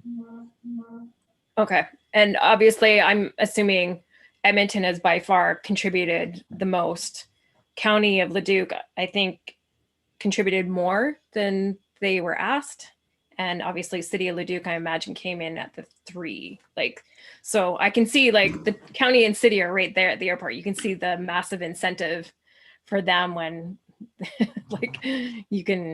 it's right there. And obviously the city of Edmonton. So I think a lot of us are struggling with our location. We understand the visitor economy, but it's not like people come out to hang out at Grant Fuhr Arena because he was an Oilers goaltender or anything like that. So I think we're trying to get our heads wrapped around, we want to be good regional partners. I think all of us understand that. We really do want to be regional partners. We want to just make sure that we're being regional partners with the right project and with the right things. And so I guess for me, I'm trying to figure out, is this the right project for all Edmonton Global members to be partners with, or is there other opportunities that make even more sense for it to be Edmonton Global wide? Because I guess my question is this something that will happen again? Not necessarily from the EIA, but could someone else approach Edmonton Global and say, hey, we heard this thing worked for EIA, maybe CN Rail loses some of their oil contracts, for example, right? We lose oil by rail or coal by rail. Could they approach Edmonton Global and try for something similar to what we're doing with the Edmonton Airport? Because I think they could probably justify, the economic benefit for many of the region or municipalities in the region. So going forward, what happens? Is this just the first of many coming forward that we have to choose on, or is this a one-off? I'm just curious what we can expect going forward when looking at these types of opportunities. So great question, Councillor. And I think this is it, because this is the first time, right? So I think it's a very valid question, and I think it's one that needs to be explored as those opportunities or those issues arise. I will say, though, that before we decided to take this on, it was a pretty significant discussion at my board to say whether this was in or not. And part of the reason why we said we would take this on is because it was stemming from 3 of our shareholders that thought this was an idea that, and the importance of the airport, and particularly the air services component of that, of what the airport provides as a regional context. So I think that it had a number of components in it that made sense for Edmonton Global. So I would say to you that it will receive the same due diligence if some other type of request comes in. But I think if it's private business, I'm pretty convinced that it would not sort of pass the mustard test unless it was supported by a number of the shareholders that wanted to have that conversation. Okay, so it certainly helps that the airport is a not-for-profit, is what you're saying. Okay. Okay, I think those are all my questions for now. Thank you so much, gentlemen, for answering my questions. And to Tracy, can't see her face, but I know she's here, so thank you. Okay, thank you very much for the questions and stuff. You know, I'm just going to have a bit of a reflection a little bit on some of the economic drivers that we're talking about and about the regional narrative. But you know, and then we can we have a motion to put on the floor to make the motion, but that'll be next. But you know, in regards to the questions or comments, Malcolm, you know, and I know, because we were at the table at EMRB on the development of Edmonton Global. And you and I both recall the impact the airports have on economic development in the region. And one of the big ones that was an economic driver and the importance of airports to a region, and that isn't just the region around the airport, like Leduc and Beaumont and those cities. It's about the entire region. And I wanted to reflect on the fact of the people that were telling us why we weren't on the map, that nobody knew where Edmonton was and all of that. And then they went to reflect on what Denver did. And Denver was the one where they were 31st in the United States for economic development and drivers. And the regional narrative put the whole region got together and redeveloped the airport authority there. And now Denver is the third highest economic hub in the United States. Like Denver went from, that night might not be the exact numbers, but it's pretty close to how the importance of, and Tom, you know that conversation as well, because we were all at the table in Strathcona County when we had that conversation about the development of Edmonton Global and the importance of that to the region. You know, there's a lot of questions, you know, in regards to, yes, you know, Malcolm, so maybe you can, I don't know if you want to touch on that at all, talk a little bit about the Denver model. And I know it's relative to the conversation about the importance of airports and what it can do to drive new investment and economic development. Thank you very much, Mayor. So pre-COVID, $3.2 billion worth of economic activity at the airport, 26,000 jobs, direct and indirect. Today, it's about $1 and change in billions of dollars, and the number of jobs is significantly reduced because of the lack of air services. And that's just the airport context. So if you broaden it to the entire region, it is significant. And when you talk to, we've spoken to all 10 chambers, we've spoken to AIHA, we've spoken to BOMA, NAOP, and a number of others, and they are all keenly aware of the criticality of the airport to be able to connect globally and vice versa. Yeah, exactly. And, you know, you know, that just demonstrates, you know, the pre-COVID. You know, I do agree with Councillor Oldham on a couple of points. One of them is that, you know, the airport would naturally recover, I believe, in a couple of years. But I think the intention of what we were trying to, you know, achieve is to accelerate that return. And I know Tom had indicated that even bringing in one new flight and one new airline would be significant in creating 380 jobs because of baggage handlers and ticket people and all of that, and head offices and stuff. But it also created, you know, $70 million of economic. You know, I think one of the things that some of our councils also struggled with a little bit in the conversation was, until the government opens up the air travel and stuff, we're going to have, you know, we're going to have less. We need to have bums in the seats, and you know, for the incentive, but we need to incentivize. You know, I think the idea is to, you know, to provide an incentive. I just wanted to also clarify one of the Councillor Stevenson's questions about how it became that Edmonton Global, and you'll recall the conversation we had, because we, as a board, the entire Edmonton Metropolitan Region Board, mayors and councillors, were at a meeting to say who's going to facilitate the EIA request. And you know, EMRB wasn't ideal because shared investment for shared benefit wasn't up and running, and CED maybe wasn't the best model. So we pushed for Edmonton Global because they're the key players in driving that narrative for the region. I think the one thing that I'll say to everybody at the table today, And Malcolm knows how tough it is. And, you know, how tough it is for this region to come together on something. And this is one that's actually, we're pretty aligned in, you know, that, yes, there's 9 that are on board, and, you know, and there's 3 more standing on the springboard, and maybe 2 more tonight that are on the springboard as well to at least contribute in some fashion. And, you know, I think certainly for us, you know, to have the opportunity for, you know, to commit to the 1 year and then have a review for our council administration the first year would see us being, you know, one of the regional players. Spruce Grove is a strong regional player, and we certainly want to, we'll have that conversation as a council. But I think the big one is, though, you know, for this is an example. This is actually one of the major first examples as a region of us working together collaboratively to support something. And you know, I think sometimes the what do they call it? I can't remember the acronym I'm looking for, but I think it's going to relate to, you know, how it works out and how it rolls out. And then hopefully you'll be able to provide some quantifiable things. But anyway, I just wanted to say, I think that concludes our statements and questions from council.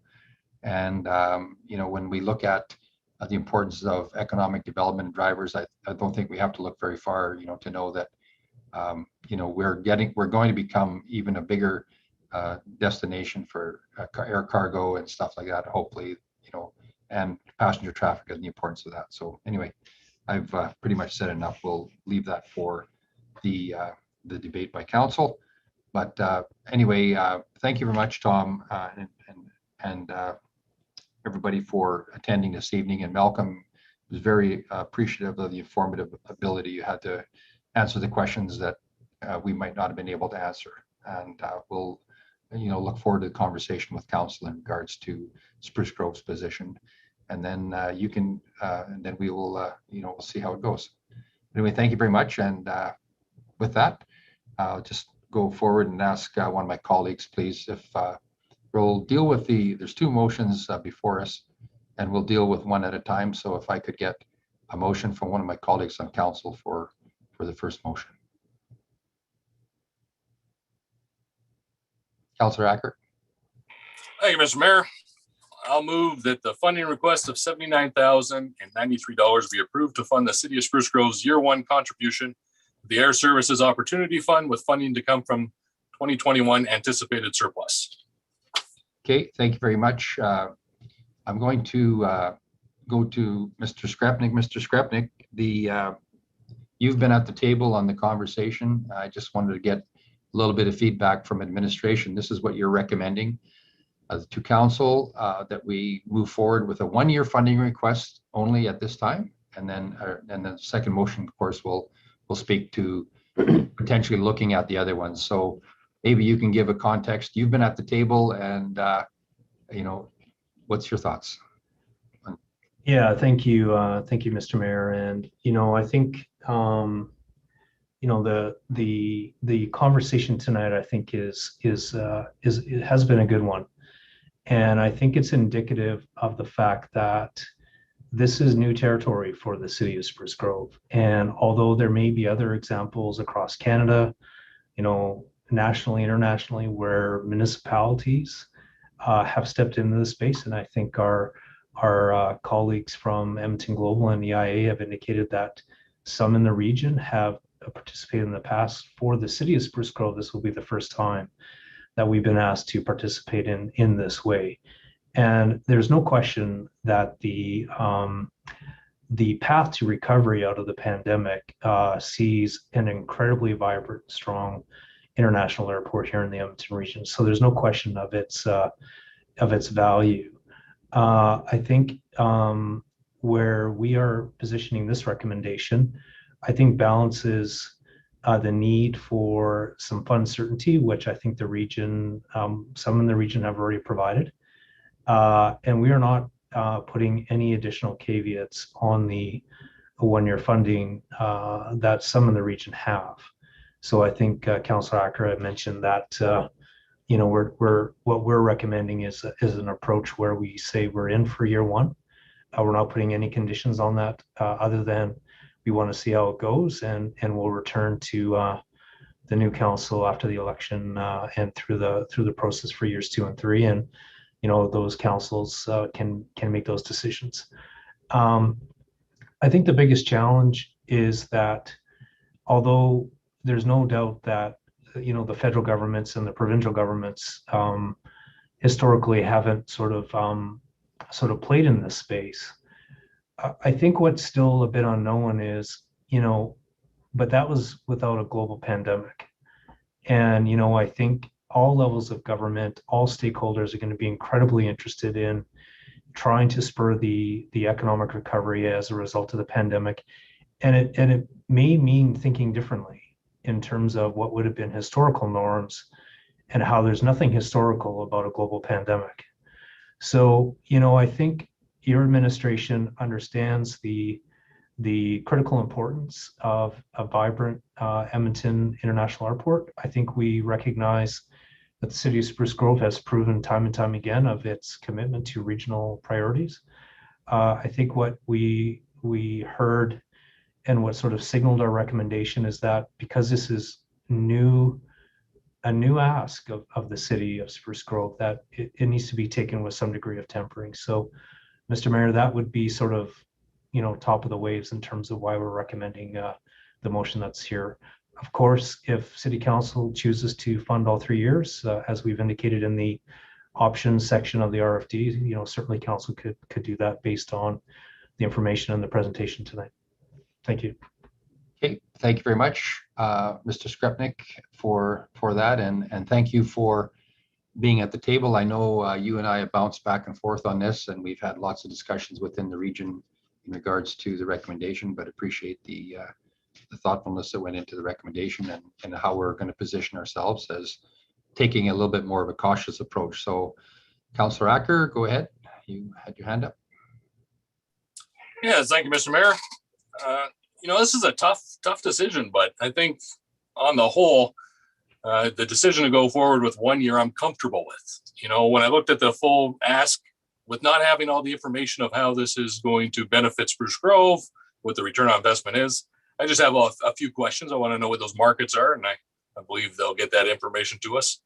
But at the end of the day, I think moving forward, we as a region have to work together in all aspects. We're all going to have tough budgets. The province is in tough financial shape. The country is in tough financial shape. That in this case, there's definitely more benefit, I believe, for Edmonton, Leduc, and Leduc County. But they're also paying the lion's share of this fund. But the next one may be a huge benefit to Spruce Grove. And I would hate for us not to come as a region together to support the region, because I think there is still benefit there for us. Either new businesses getting created in Edmonton and Atchison and Nisku, but residents buying homes here, maybe their spouses starting up restaurants in Spruce Grove. As long as the region is growing, the economy is moving, I think we're all going to benefit. So I have no problem, going in regionally on year 1 and looking for that, information and guidance and how we can take that back to our public to let them know this was a good investment for the city of Spruce Grove. And I still believe playing regionally is the way we need to go moving forward. So Okay, I'll be supporting this. Okay, thank you very much, Councillor Acker. Councillor Roth? Thank you, Mayor Houston. I don't think this is a tough decision at all. I think it would be if we were being asked to come to belly up to the bar for the full 380,000 or whatever it is. But all we're doing with this motion is we're agreeing that we're going to be in for year 1 only, and we'll review, or the next council will review for years 2 and 3. I think it is incumbent upon us. We have demonstrated in the past that in other ways we have been good regional partners. I think we need to be good regional partners on this one as well. Certainly, we won't derive as much benefit as the city of Edmonton, the city of Leduc County, Strathcona County, those kinds of municipalities will, because of the nature of those municipalities, because of proximity or the type of industry that they have in their municipalities. So I'm going to support it as well, and I would hope that council would, because I think it's an important thing for us to continue to be good regional partners, and I know Stony Plain is going to be considering the same, and I hope they're in as well with the city of Spruce Grove. So I'll support this as well. Okay, thank you very much, Councillor Roth. Any other questions or comments in regards to the motion? Okay, seeing none. I just wanted to say that as the mayor who sits at a table that knows how difficult it is to get through some of these conversations, and it is difficult. And we have the opportunity to, be at the table, and this is one of the ones where we certainly, would hope that, that the city council would support the decision to, support the 1 year. I agree with the comments of having a more cautious approach. I totally support that.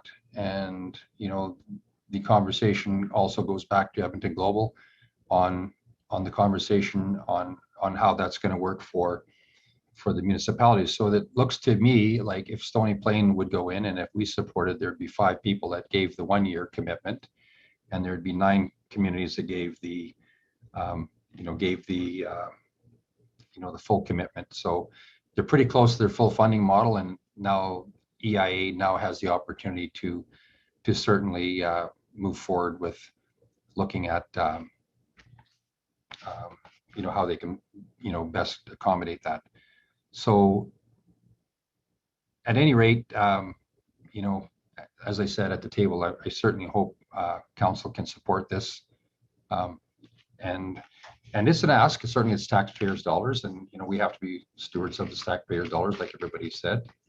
We all recognize that, but I think this is one of the ones where we can be at the table to play, to be seen as a regional player as well. I have to say that Spruce Grove has a reputation of being a strong regional player, and I would hope that we can support this motion moving forward. So anyway, I hope you can support it. I'd certainly support the 1 year, and then we can have a conversation on the second motion. So in regards to the motion for the first year approved funding, I'll call the question on the motion. All those in favor? Okay, opposed?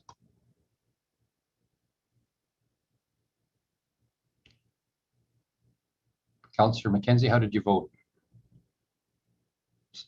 4. Okay, that's been carried. I voted for. Okay, that's been carried 4-3. Thank you very much. Could I move forward on the second motion?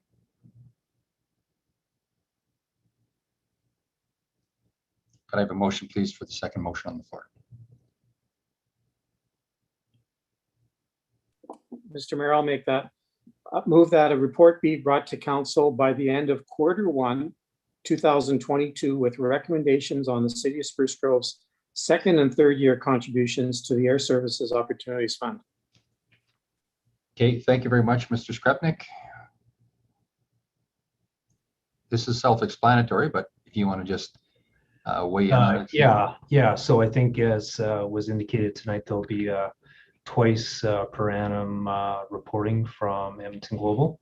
And in terms of my ability to work with the CEO of Edmonton Global and the CEO of Edmonton International, I feel confident I can come back in Q1 of 2022 with a good update and additional recommendations if council sees fit.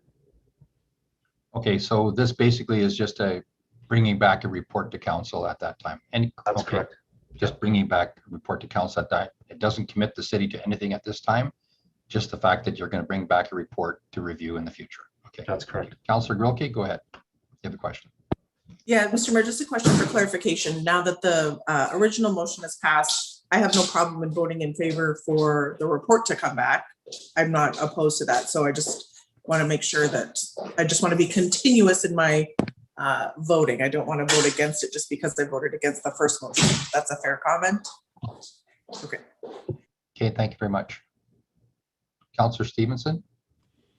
Great, thank you. Not to put any pressure on Mr. Skrepnik, but for the next council, is it possible to have any type of report or recommendation in time for council, like corporate plan deliberations, so that it can actually be part of the budget versus having to find potentially that funding after we've passed, or we as in the council of the day, they've passed the budget? Is that possible to have even an interim report that could be included? Yeah, through you, Mr. Mayor, to Councillor Stevenson. I think it is possible. What I would say is that there would be maybe two different touch points where we could entertain how we would fund years 2 and potentially year 3. One, as you mentioned, is through our corporate plan, which happens in November. The second opportunity would likely be when we report on our annual surplus position, when we wrap up our year-end financial accounting, which would be more in the spring. So I think there would be two opportunities for council to, if they were considering a second year funding, two different touch points where that could happen. Okay, so just in terms of, I don't know if that needs to be then formalized in the motion, or if we're okay to leave the motion as is, understanding that maybe there is another touch point during corporate planning, or do we amend the motion? Through you, Mr. Mayor, I think I could take this as direction to provide to future committee of the whole meeting progress update on the fund. And, I think the recommendation to come back in Q1 is, I think, to be able to answer some of those very specific questions. I think November will be too soon. And I think for a new council to really weigh in on whether it wants to commit to a year 2 contribution would need time for the fund to demonstrate its outcomes achieved. And I would say that it would be challenging to have that in November. But I'd be happy to bring forward an interim report, and I could just simply do that, Mr. Mayor. Thank you. Okay, perfect, thank you. Does that answer your question, Councillor Stevenson? Okay, thank you. Any other questions or comments in regards to the report coming forward in the future? That's the motion. Seeing none, I'll call the question on the motion. All those in favor? That's been carried. Thank you very much. Appreciate it. Okay, we're going to, we have had our Allied Arts Council. I was gonna call a recess, but you know what? Our Allied Arts Council is waiting. Is everybody okay with just going forward with the Allied Arts? No, we've got one shaking her head. So 5-minute recess. Back right after this. Thank you. 5-minute recess.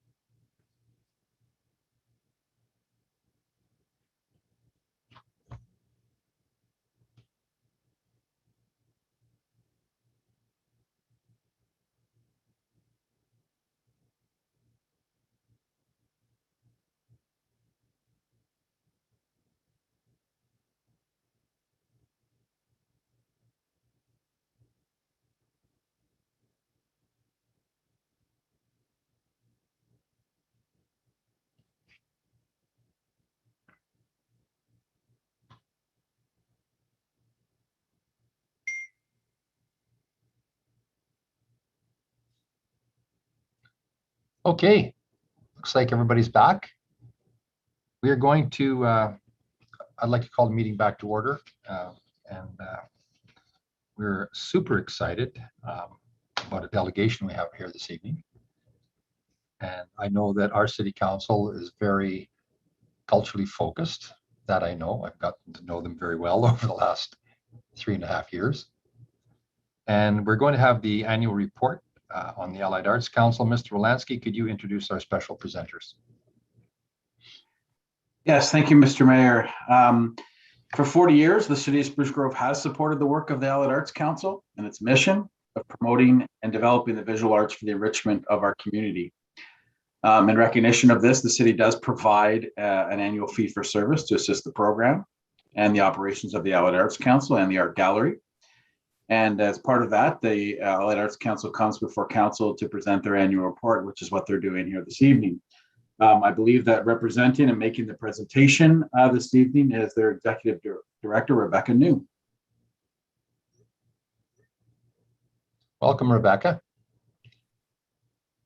Hi there. Thank you, Mr. Mayor. Hi, councilors and citizens of Spruce Grove. Thank you for having us to present today. My name is Rebecca New, and I am the Executive Director of the Allied Arts Council of Spruce Grove. I do have a presentation that I'm going to share with you guys today.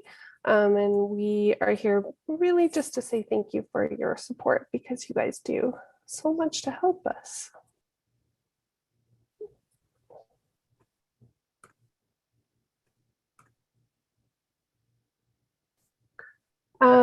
At the Allied Arts Council, our mission is to provide, promote, and further the visual arts and cultural opportunities for the enrichment of community life of people of Spruce Grove and surrounding areas. We want to say thank you for supporting our mission. This year, we had to adapt and brought art in new and digital ways that we haven't before. We've aimed to keep the connection alive while we adjusted. All of the artwork within this presentation is from students of the AAC, of members, and of community members. Sheila has a message for you that you guys have received previously, but she wants you to know that the board has been meeting via Zoom throughout the year, that it's really healthy and that they're working together, and they're ready now to begin revitalizing plans as we've just reopened on June 15th. In 2021, we have some big plans. Our first event is going to be a lemonade social for our members on July 10th. It's going to be a small outdoor event that will help us bring our members back together after almost a year apart. We're going to work to rebuild those connections. We've also applied for the Canada Post Community Grant to fund an instructor and supplies to provide free community programming for the arts. We're hoping to have some family events as well as some senior events, and that would be provided with materials completely free to the community. We are also working on a project right now for a mural. Right now, today, we have received 5 proposals, 5 ideas, and it does close on June 30th. As I've told some of you, artists are notoriously last minute people. So we hope that, or I know that there are more coming, but they might all come on the last day because they do that a lot to me. As well, we have done some technology upgrades so far. Last year, we worked on our website to make it a lot more user-friendly. And this year, we've purchased a little bit of technology that's helped us do all of our online events. And we're looking at ways that we can continue with that. Because throughout the year, we had member events over Zoom. We've had community events over Zoom. We participated in culture days over Zoom, where people picked up packages at the gallery and then they could take it home and do it with their family. Artists have shared with us that these events continuing help them really keep going, that it allowed art to be a part of their everyday versus the same day over and over. We had a lot of online classes, and that brought us students from near and far. We were really excited that we had our furthest away participant in Belgium this year. We were surprised, but they came in for an adult workshop. We also have gathered quite a few people taking our online classes from the Northwest Territories. They tell us that they don't have that kind of arts programming available to them right now. But Parkland County is still the majority of our students. And in Alberta, the furthest away student is in Tabor, Alberta. So in early 2020, we worked with our instructor, Tina Barasa, and we have had kids classes going since March of 2020, where they get a supply kit and they take it home, and then they learn together over Zoom. Kids are sending in their projects, so we've been able to share them via social media. And we have purposely kept these at a lower cost so that we can get a higher participation. And we feel that keeping the supplies wrapped into the class fee helps to eliminate barriers. But it also helped Tina because all of the students had the same materials to work from. We're really excited to bring back a holiday market. We know that it's a really popular event, and we're committed to finding a way to make it work this year. Last year we had a small online event, but this year we're going to follow all the public safety rules, but we're going to make sure that we can make it in person because a lot of people have told us that they missed it. We didn't let COVID stop us. We continued with the things that we had planned, but we just found a way to shift them. So the first was our Friends and Strangers portrait show, and that just moved on to Instagram and our website.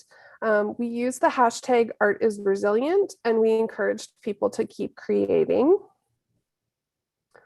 The biggest reason for that is because we know that art can contribute positively to the mental health of our community.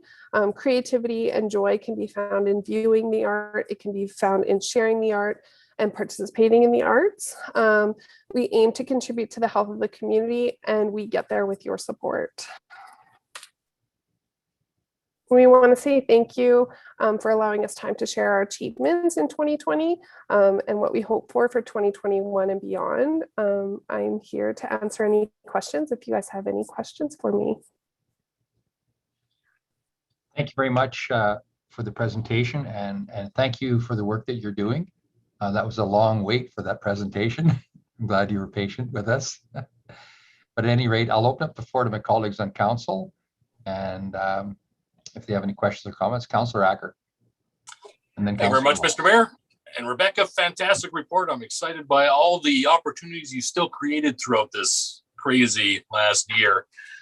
Great job. You know, art and culture is so important to our community, and the Allied Arts Council plays a huge role in providing that for our residents. So fantastic job. I'm happy to hear you're getting back together with your lemonade, and hopefully your members can, you know, reintegrate with each other, and I'm looking forward to all the new stuff you have coming up. So thank you so much. Thank you. Okay, thank you very much, Councillor Acker. Councillor Roth. Thank you for the presentation.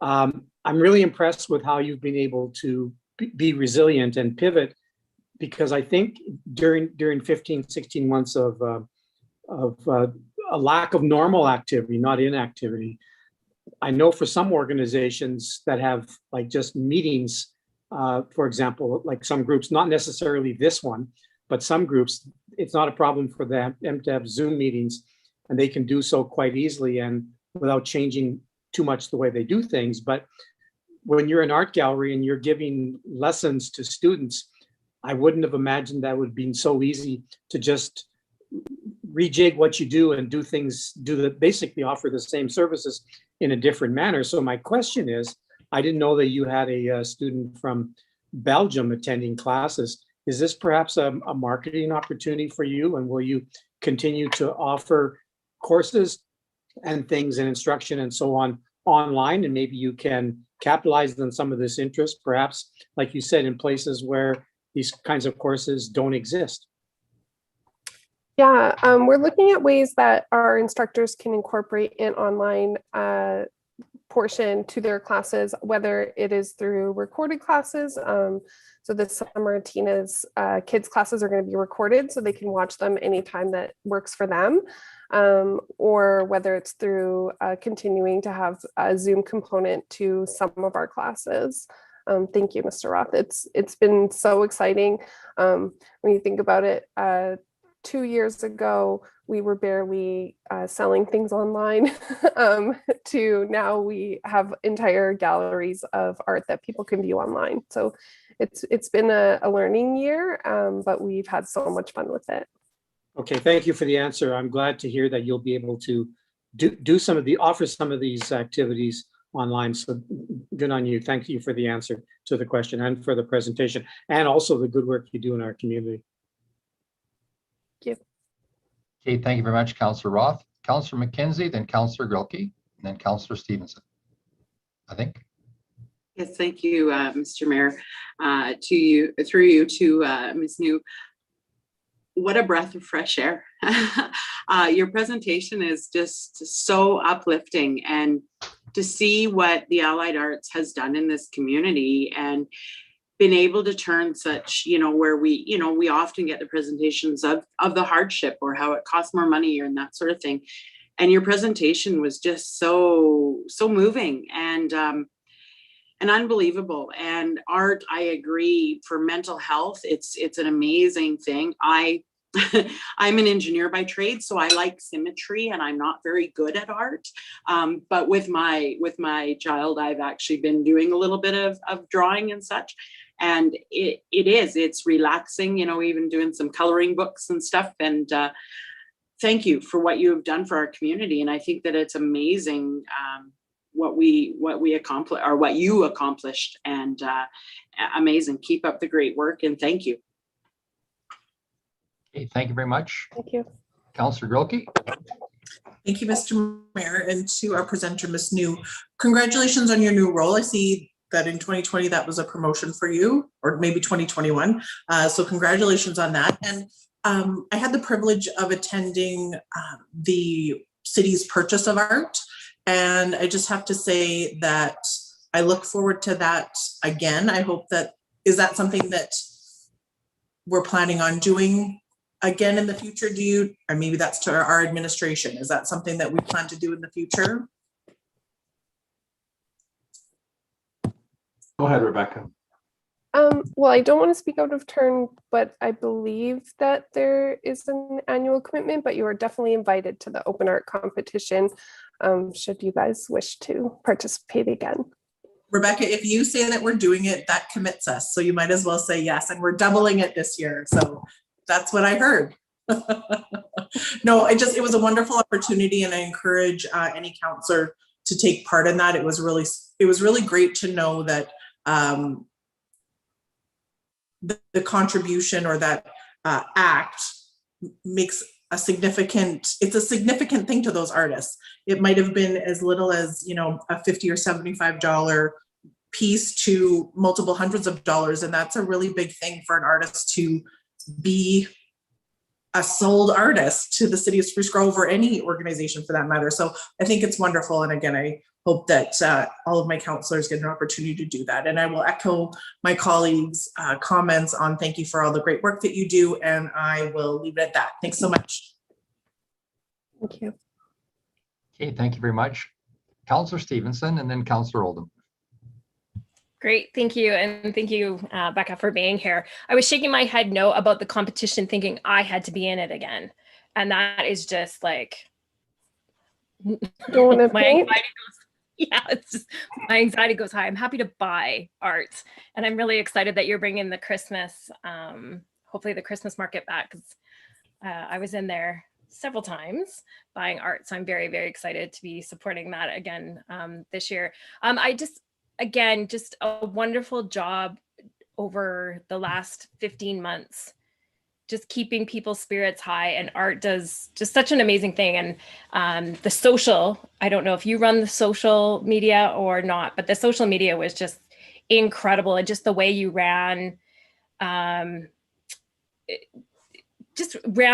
the competitions, we were able to almost participate, and you just created an interest for people to go back several times. I was always very excited to go see the different categories and who won, and just even some of the local online shows, right? Like we had some artists that unfortunately didn't have the ability to have the in-person show, and I thought you did just an excellent job recreating as much presence as you could without us physically being there. It was very, very well done. And I hope the Arts Council understands our commitment to you. And I think that's probably why also it was included in part of the arena discussion, and having, you know, a new art gallery there in a civic center. So we're just very excited. And again, it's such a, like Councillor Mackenzie said, it's such a bright light. I don't know if you said bright light, but I feel like you said bright light.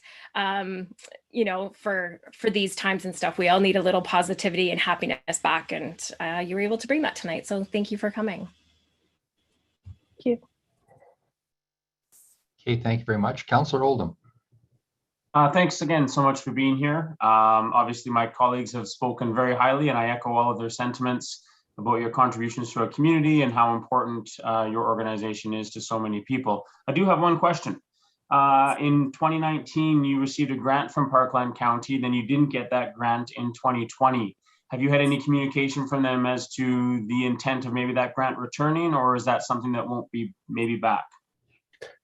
So they have changed their structure for not-for-profit grants, in that people who receive other government funding aren't eligible for Schedule A of their grant. And so in 2021, we actually applied for Schedule C, and instead they sponsored the prizes for the high school show. So we have applied for them to do that in 2022 as well. Okay, that's good information to know. So just to, because I hadn't heard this before, you cannot apply for a Schedule A grant from Parkland County because you receive funding from any other government, whether it's provincial, federal, municipal, any other level of government. They've changed that structure for themselves. Correct. Okay, that's good to know. Thank you so much. And thanks again for all your work in our community. Thank you. Okay, thank you very much. That looks like that concludes the questions. Thank you very much, Rebecca, for the report. And looking forward to, you know, the future of art in Spruce Grove. I know one of the things that some councillors wanted was the celebrity art contest to come back, where we had, you know, you had the cakes and all that kind of thing, where we had the baking and all that, and we did some big fundraising. That was a really great event, and maybe that's something that you could look at. David Lansky is rubbing his forehead because, you know, he's not sure that, I know he likes the art thing too. I know that some of the artists, some of them did some incredible drawings. Some of them actually, one of a jet in particular was pretty incredible. And there was some cows and there was a whole bunch of things and different stuff. But we had a lot of fun with it, and we really appreciate the, you know, and we hope, you know, with your input and as we start engaging our community stakeholders on the development of a potentially new arts center in the proposed civic center. It's certainly not a decision that's finalized, but we certainly want to hear from you and your group as well. So keep up the great work, and also looking very forward to that other special confidential project that we're working on together, and we'll see where that takes us. But anyway, thanks very much for the report. Mr. Wolansky, did you have anything to add? Nothing to add? Okay, thanks very much, Rebecca. And with that, I will just ask for one of my colleagues on council for a motion to accept for information report from Rebecca New. Go ahead. I think Councillor Grilke, go ahead. Sorry, I can only see me and Rebecca. I'll move that the Allied Art Council's 2020 annual report be received for information, and the presenter be thanked for their contribution to the community. Okay, thank you very much for that motion. I will call the question on the motion. Okay, thank you very much. That's been carried. Thanks again. Okay, moving forward to item number 7 on our agenda this evening is our public question and answer period. And I'm just going to start with our city clerk to ask if there's anyone has been registered to speak. Thank you, Mr. Mayor. We do have one individual registered to ask a question in person tonight. Okay, great. Before he does that though, or she, sorry, wasn't going to assume. We'll ask Councillor Grilke if she would please read the preamble statement by council for the public question and answer period. Certainly, Mr. Mayor. Members of the public wishing to address council verbally during public question and answer period at tonight's meeting were given the opportunity to pre-register with the City Clerk's office until 12 p.m. today. Members of the public were also given the opportunity to email a question prior to the meeting and may also submit an email question at this time. Public question and answer period is an opportunity for members of the public to ask questions of council. Speakers will not be allowed to discuss items that are before the Subdivision and Development Appeal Board or the Assessment Review Board or any issues currently being dealt with in a statutory public hearing. The questions and answer period does not involve opinions or formal presentations. These should be referred to the presentations and delegations section of a future council meeting. Administration will assist members of the public who wish to make a formal presentation. These questions may be answered by council or referred to administration for further investigation. In all cases, you will receive a reply. And finally, those persons wishing to speak during a public question and answer period may speak for a maximum of 5 minutes. Great, thank you very much. Okay, if you want to introduce our first question, go ahead. Thank you, Mr. Mayor. So our first speaker this evening has been patiently waiting on the line, and her name is June Crother. So June, you may unmute your microphone and ask your question.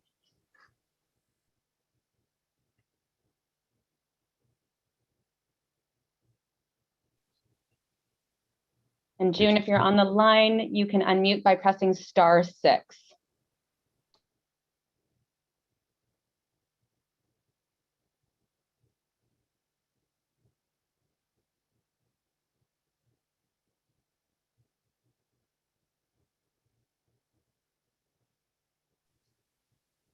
Right, June, I'm not sure if you're speaking to us, but we cannot hear you at this point. So what we'll do, Mr. Mayor, is we'll let her get started. My team's going to reach out to her, but we'll move on. We have 2 other questions that were submitted this evening, one of which is, or the first of which is from Sylvia Pernick of Spruce Grove.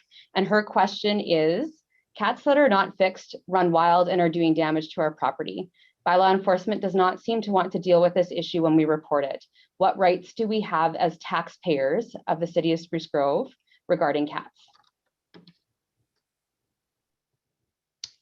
I will defer to Mr. Wolanski. I think he would be the best suited to handle that question. And Mr. Wolanski, this has been a long-standing question that we continue to relay back to the public in regards to cats and cat bylaws and such. So go ahead.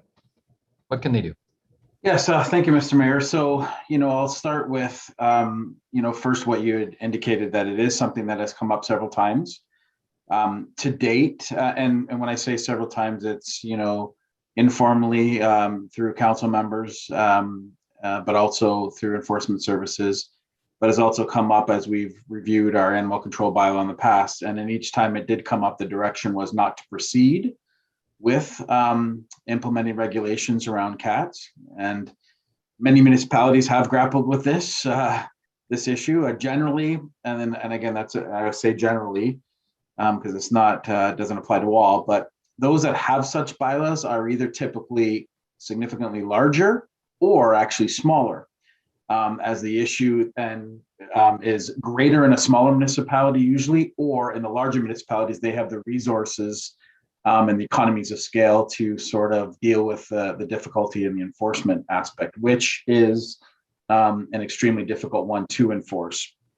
The costs for such usually far outweigh any revenue opportunities. So that's where I say that economies of scale is challenging for a mid-sized municipality. As council knows, and for the public, several years ago, as an opportunity to reduce red tape and additional oversight, the city moved away from animal licensing several years ago, and that's been a positive thing that we've seen. Yeah. And again, just I do check regularly with enforcement services, and while they do receive complaints, the number of complaints received, in our view, does not warrant a recommendation from administration to pursue any changes or a CAT bylaw. However, certainly council could direct administration to review again, bring back recommendations, cost implications, etc. But again, now putting that aside from the history, what can someone do? They do have the option of looking at securing a cat trap from our enforcement services, where they could trap it, send it to the pound, and then it's sort of taken care of in that regard. Those are the really options that we have, because there are no, as I believe the question comes from, is that we do not have any specific regulations around cats. Okay, thank you very much, Mr. Olansky, for the explanation. While we are on the topic of cats, and when you just mentioned about taking them to the pound, so to the homeowner who's going to recover that cat, is there a cost to them? Is there a nominal cost for them to recover that cat because of the costs associated with impounding it and stuff, or is that, Sorry, Mr. Mayor, to the owner of the animal, or to the person that is then going to receive a trap and then take it in? No, the owner of the animal, when they go to recover the cat from the pound. Yes, there would be a daily pound fee. So however long it would take them to retrieve the animal, there would be a fee. There would be a fee. Okay. Correct. Okay, and then to the question in regards also relative to the question, and I'll just add to that what they can do. And I've mentioned this to many people in the community, and I would always say is that, sometimes make up a small letter and deliver it within your neighborhood about your concerns about cats in your yards and stuff. The second one is, if you know where the cats are from, have a respectful conversation with the people that own those cats and give them your concerns. And then at the third option, if that fails, please, you can get a trap from our pound for $20, and I believe you can rent that trap, and then you can trap the cat and then take it to the pound. So that would be the three options. And a lot of times when I provide those options to those individuals, I never hear from them again, because it seems like it works, or they've got a resolve of how to do it. And to Mr. Olansky's point, that many municipalities no longer have cat bylaws because of the difficulty of enforcing them. So it's something that you have to kind of grapple with a little bit in your own neighborhood. But thank you very much for the question, and we get asked that question quite often. Okay. I think the other lady is online now, so you can, if you want to go ahead with the lady that had the question. It looks like she's unmuted. Thank you, Mr. Mayor. June, can you hear us? I can hear you. Excellent, and we can hear you too. So you may proceed with your question now. Thank you. Okay, good evening to our councillors and virtual listeners. It's been an interesting meeting. My question this evening is, will Spruce Grove Council amend Spruce Grove's current dog and domestic animal bylaw to include cats? Bylaw C97716 specifically excludes cats as stated under item 1, definitions. Domestic animals shall mean all animals which have been domesticated for agriculture use, and B includes those animals that have been domesticated and are kept as pets, and shall include but not be limited to pigeons, rabbits, and pheasants, but shall not include cats. Will council remove but shall not include cats from this bylaw? Presently, citizens of Spruce Grove who have issues with cats in their yards or public playgrounds do not have access to the same services as citizens with other nuisance animals. Why do citizens have to rent a live cat trap to catch any cats located on their property? And B, be responsible for returning said cat to their owner or delivering that cat to the pound as stated in part of the bylaw? Even when I was a child 50 years ago in Jasper, the animal control officer trapped cats, including mine, when it got out. They didn't put that responsibility on our neighbors. Now, my young neighbor who wants a garden, who has gone door to door asking people to get their cats in, who has paid for those live cat traps and returned cats to owners in the pound, is a totally disillusioned and frustrated young man without any support from our city. The present bylaw in item 5.1 says it shall be the duty of the animal control officer to capture dogs and domesticated animals found running at large. All animals except cats. Will council amend this to say dogs, cats, and domesticated animals? Both Edmonton and the town of Stony Plain have cat-inclusive animal bylaws that encourage citizens to be responsible pet owners. Licensing, neutering, spaying, and control over running at large are addressed. Cat feces are very dangerous to people's health. I want to work in my garden with my grandchildren and visit the parks without worrying they will get sick. I want to grow produce for my family that is not dug up and pooped around, and I want my neighbors to have the same rights. Will council support responsible pet owners? I emailed a copy of the Stony Plains Responsible Pet Bylaw to council. It was passed 5 years ago. It states it is valuable in helping neighbors resolve animal-related conflicts. Presently, Spruce Grove's bylaw does not do this. In my quiet neighborhood, neighbors are starting to hate each other. They are having their flower pots and gardens destroyed. Some neighbors have found solutions. They have put their cats in runs on harnesses or made them house cats. Others have blatantly stated their cats have a right to roam, to be unneutered and unspayed, to chase the birds under people's feeders, to create an awful odor in their flower beds, and to howl under their bedroom windows as they mate. The adversity over this issue is unhealthy.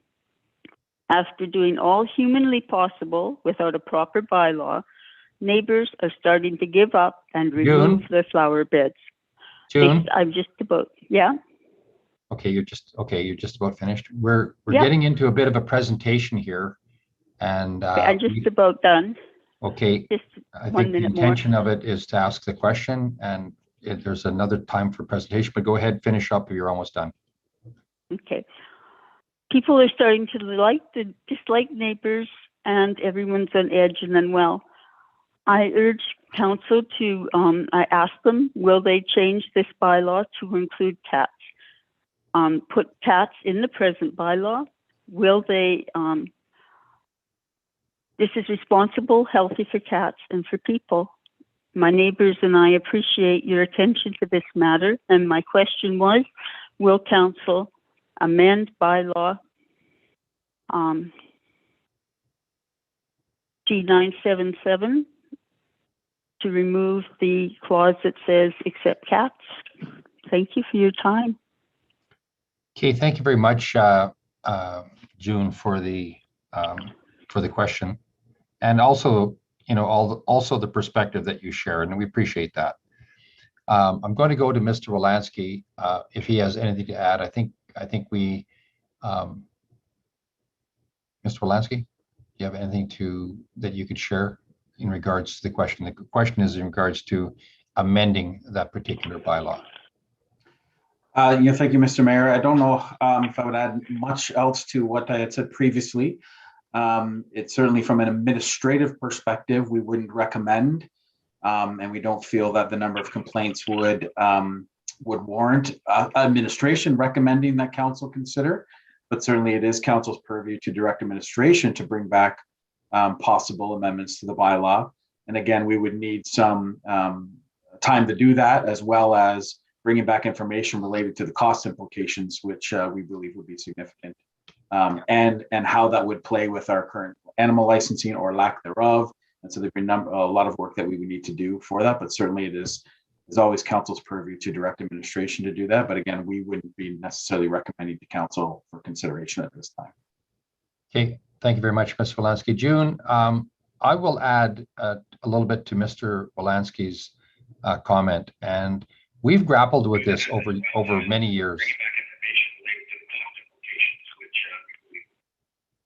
getting a little bit of feedback. We've grappled with this over many years. We've had this question asked of council a number of times.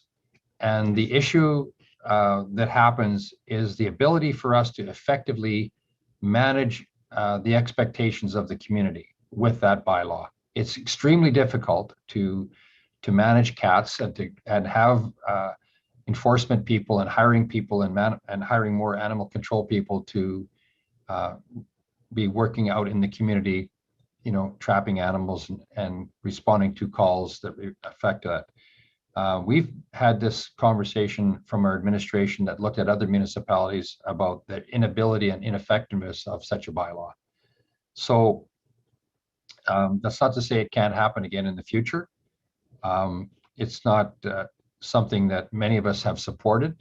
We've reduced some of the red tape in regards to licensing of dogs. And yes, they do trap dogs that are running at large because they pose a more, I guess, in some respects, maybe a bit of a more risk to the community in some respects. You know, not an expert on that either, but at the same token, we appreciate the question. But there are options available for you. And yes, it's annoying within your own community. But I think at the end of the day, by following the or helping us resolve the issue and helping us to have your own personal conversations with your neighbors and such, we can, you know, we can respond or you could respond to them that way. And then, you know, we can also provide those traps for, you know, in the community. And at any rate, thank you for the question. It's a very hard one, and it's one that we have to find a balance between the services that we provide and the costs associated with running the city of Spruce Grove, and it's an expensive operation. But thank you very much for the comment, and we will we'll certainly it's certainly on our radar because it comes up quite often. Thank you very much. Okay, on to the third question. Thank you, Mr. Mayor. So our final question this evening is from Robert Burnstead of Spruce Grove. And this question is as follows.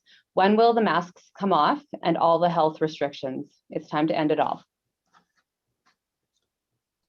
Well, that's an easy question to answer. I don't even think I need Ms. Wolanski. I can just say that we're going to be discussing that this evening.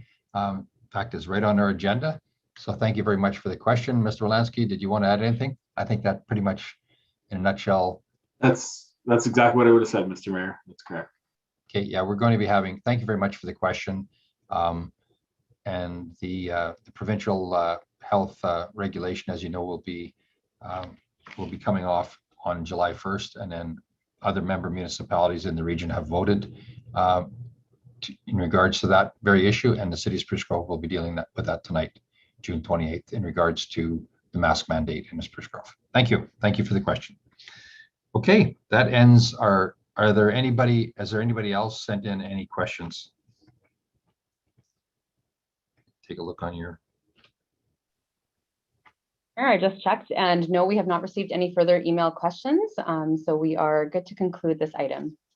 Okay, thank you very much. And that concludes the public question and answer period. And thank you for those residents that reached out to us to ask those questions.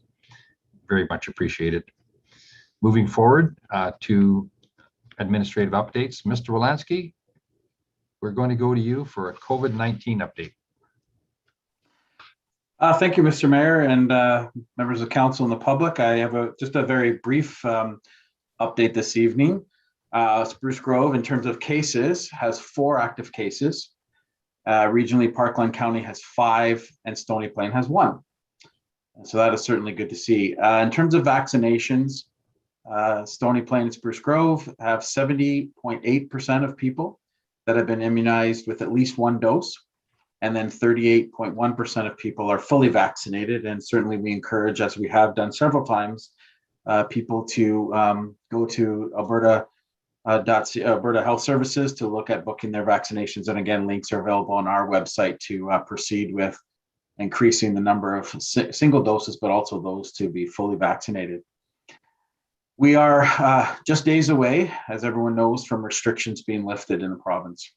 As we move through this transition, we want to point out, and it's important to remember that we need to learn to live with this virus, even without the restrictions.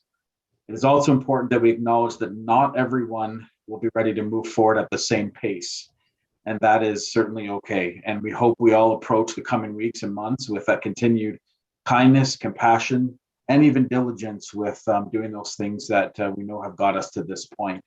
And then, Mr. Mayor, that's really the update I have for this evening, and certainly answer any questions that council may have. Okay, thank you very much. I'll open up the floor to my colleagues in council, and I'll start with Councillor Roth. Thank you, Mayor Houston. I have two questions for Mr. Wolanski about city facilities. And one is, what's the current plan for the full reopening of City Hall and other facilities, public works and so on like that? Thank you, Mr. Mayor. Through to Councillor Roth. So we are just in the final stages of planning those components. Obviously, some of the things that we need to consider are what we're dealing with later on in terms of mask bylaw and the other parameters that might be in place even as those facilities open. So certainly we'll be able to provide that information on specific facilities and dates within the coming days. But it's going to be sometime in the next few weeks as a phased approach to some of our city facilities, with City Hall being one of the first ones. Okay, somewhat related to that, what about, is it still the plan to recommend that council resume face-to-face meetings in the fall, which is what we were told previously? Mr. Mayor, through to Councillor Roth, if Ms. Boje is available for that, I think she'd be best to answer that question, and she has exact details for you.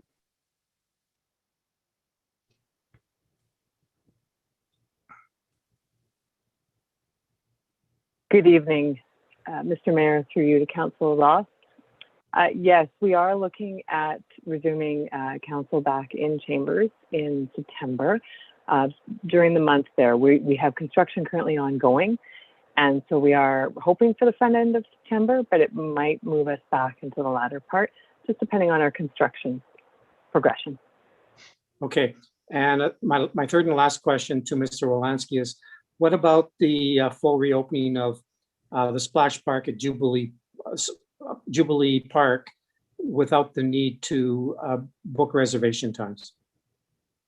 I don't know whether you follow on social media, but there have been a lot of questions and concerns stated about the fact that people can't get into Jubilee Park without booking a reservation in advance. And so I know some people have said they're going to St. Albert is one that I've read, for example. Yes, Mr. Mayor, through to Councillor Roth. So as I mentioned last week, it is still our intention to, as the restrictions are fully lifted starting July 1st, to proceed with just as it was pre-COVID in terms of usage and being a spontaneous component versus a bookable component. Okay, thank you for that. Thank you, Mayor Houston. Okay, thank you very much. Any other questions or comments from council? Councillor Acker? Thank you, Mr. Mayor. Just a question to Mr. Wolanski. I've noticed over the last week since the province has announced the relaxation and the opening for summer, a lot more people in our community have ditched the mask or gathering. I think I went by the spray park. There's probably 100 kids there. I think a school was trying to get out for the last couple of days. Is this becoming an issue for our enforcement services? I know we only have a couple more days left. It's just an observation I've had. Is that something you're hearing as well? Mr. Mayor, through to Councillor Acker. So it is something that, we've seen, but it isn't something that they would have indicated would be a significant concern in terms of the patrols. They are continuing to patrol, and it's a little bit more of public education still. So we are continuing to educate and saying, hey, this isn't in place yet until July 1st. And almost in all cases, we're seeing that compliance right away and understanding that, they're trying to jump a gun a little bit, but yeah, so it is something we've seen, and we continue to, it's not something we're going to go out heavy with, Tuesday at 10 o'clock p.m. on the next day. So, but it's something we're still trying to educate people on for sure. And as I said, even after the fact, it's going to be something that even though there's no restrictions, we got to remember that people are going to have different levels of comfort and be at different stages. And so let's be understanding of each other as well in our community.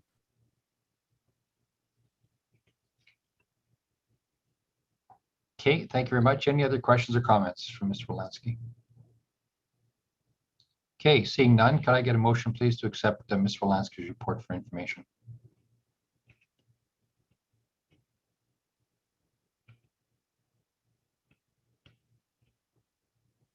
Councillor McKenzie.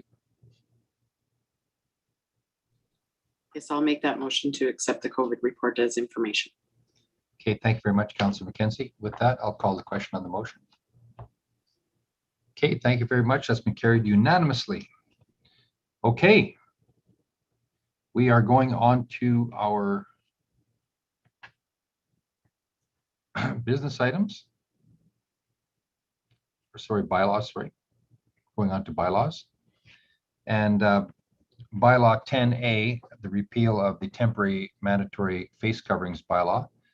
The first reading was approved on the consent agenda, so we won't be having to discuss that. That has been approved for first reading.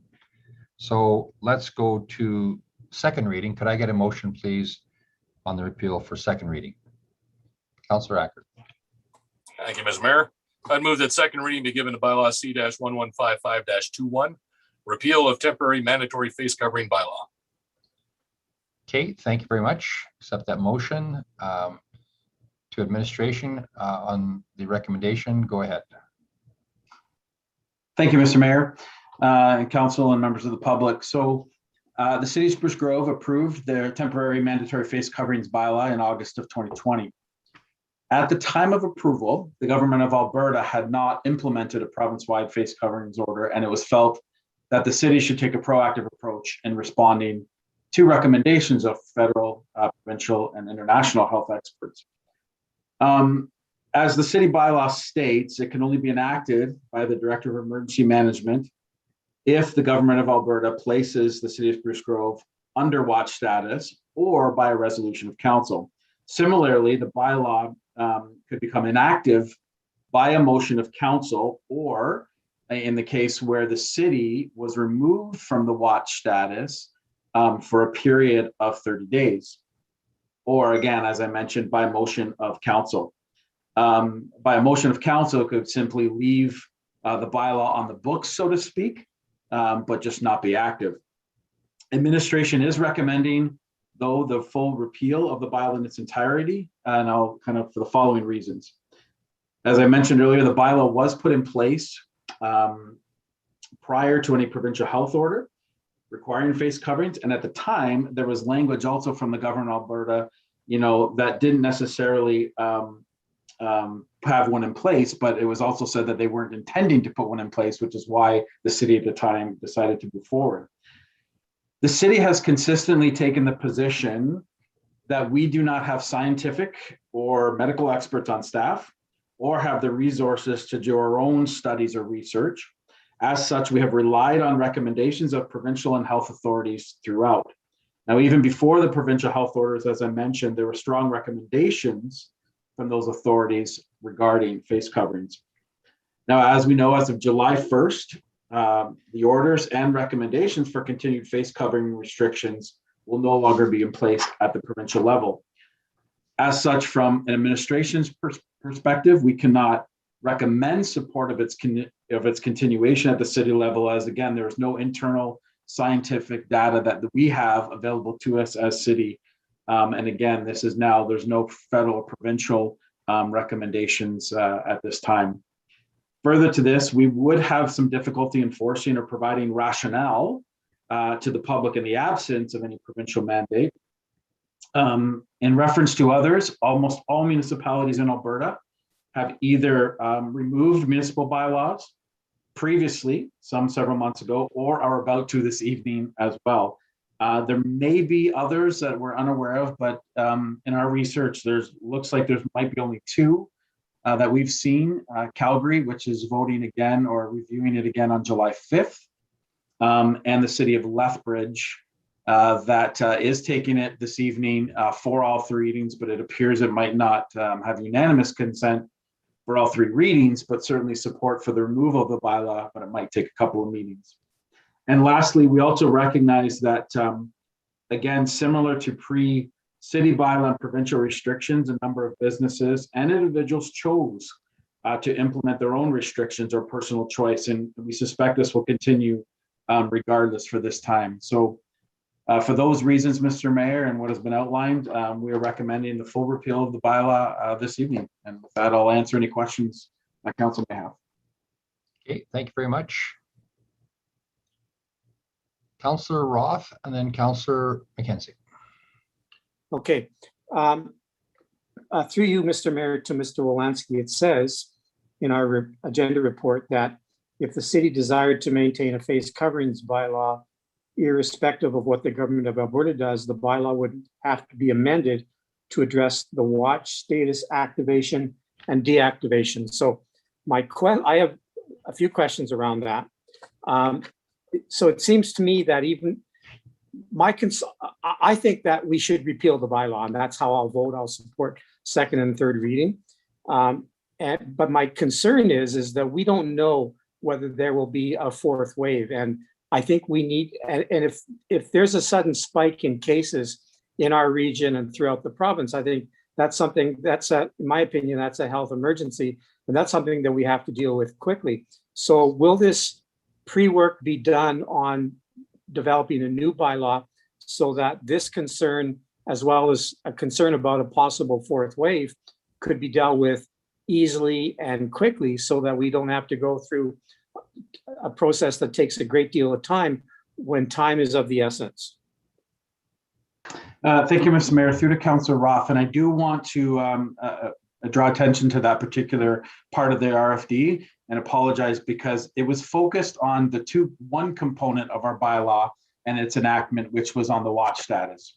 There is the second component of how the bylaw would be enacted, which is simply by resolution of council. So the bylaw itself wouldn't necessarily need to be amended. We could to address that watch status was no longer there, but the provisions of the bylaw itself and everything that's included could simply be enacted by council by resolution.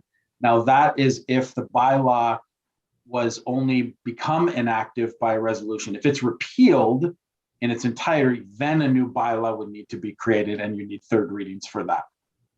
So the options would be the complete repeal.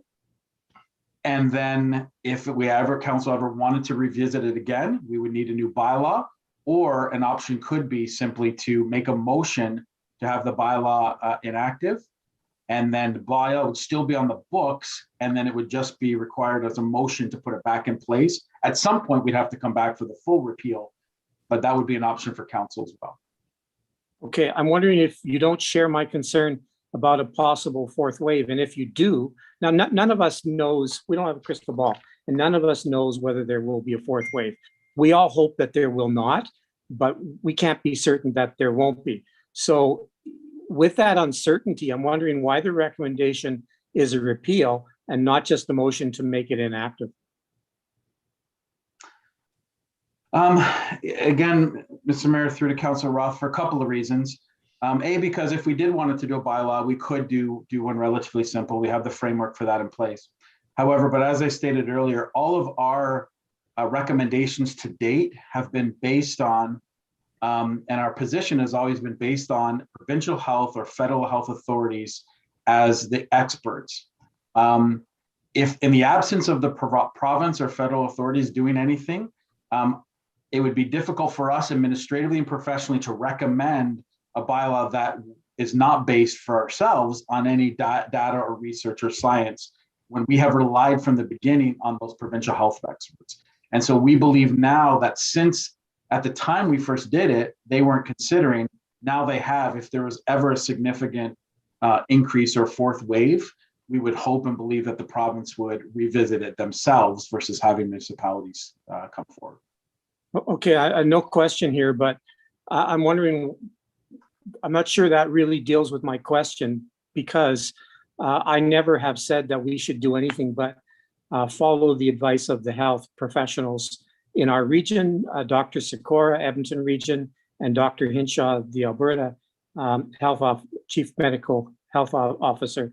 I've never felt that we should do anything but follow the advice of these doctors and virologists and the true experts, because you're right, we don't have those on staff, nor do we have the resources. And we've been criticized.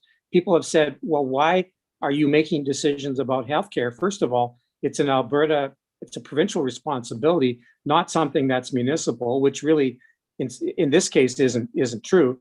And also, how can you be making determinations or decisions on healthcare matters when you don't, none of us are doctors or healthcare experts, and you don't employ one. So I think those are false arguments in my opinion. But I'm going to state my opinion now. I think I already have, but I believe it's time to repeal or suspend our bylaw. I've always believed in the science and in the advice of the doctors and healthcare professionals. This decision is supported and aligns with the advice of all of the chief medical officers in Dr. Hinshaw for the province of Alberta and Dr. Chris Sikora, who's the chief medical officer for the Edmonton region. Opinions vary widely, and to be honest, no matter what we do, people will be angry if we, some people will be angry. Some people want no masks ever. Some people want us to reach the 50% double dose of vaccinations, and we're getting close to that, by the way. I think we're over 40 now. Some people want 70% double dose. Some people say wait until children are able to get vaccinated before you withdraw the mask requirement. I'm sure counselors, all of us have had phone calls, emails.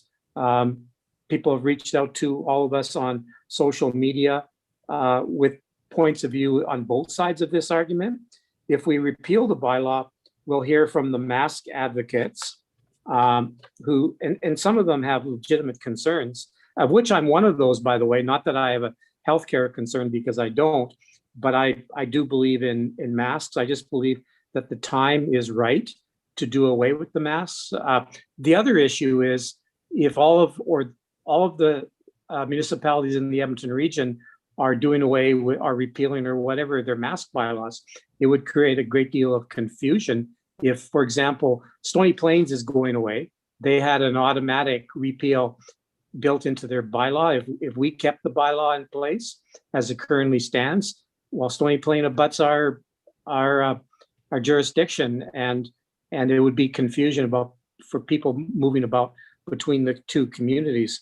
I think that our bylaw needs to align with the medical advice, and to a lesser extent with the municipalities in the region. I'm no medical expert, none of us is, but I'm respecting the recommendations of our administration and our medical advisors. And I think that we need to be sensitive, just a message to the community. We need to be sensitive, and Mr. Lansky, you've said this in most of your COVID reports, a plea to the community to be sensitive, civil and respectful of others, whatever they decide to do. If people are continuing to wear masks, and I will still carry one in my pocket in my car, and I'll use it as necessary, and I think a lot of people will wear masks in certain situations, and some stores will require it. So I just hope that people are sensitive to the needs of others, because we don't know the health situations of anybody around us. That's all I have. Thank you, Mr. Mayor.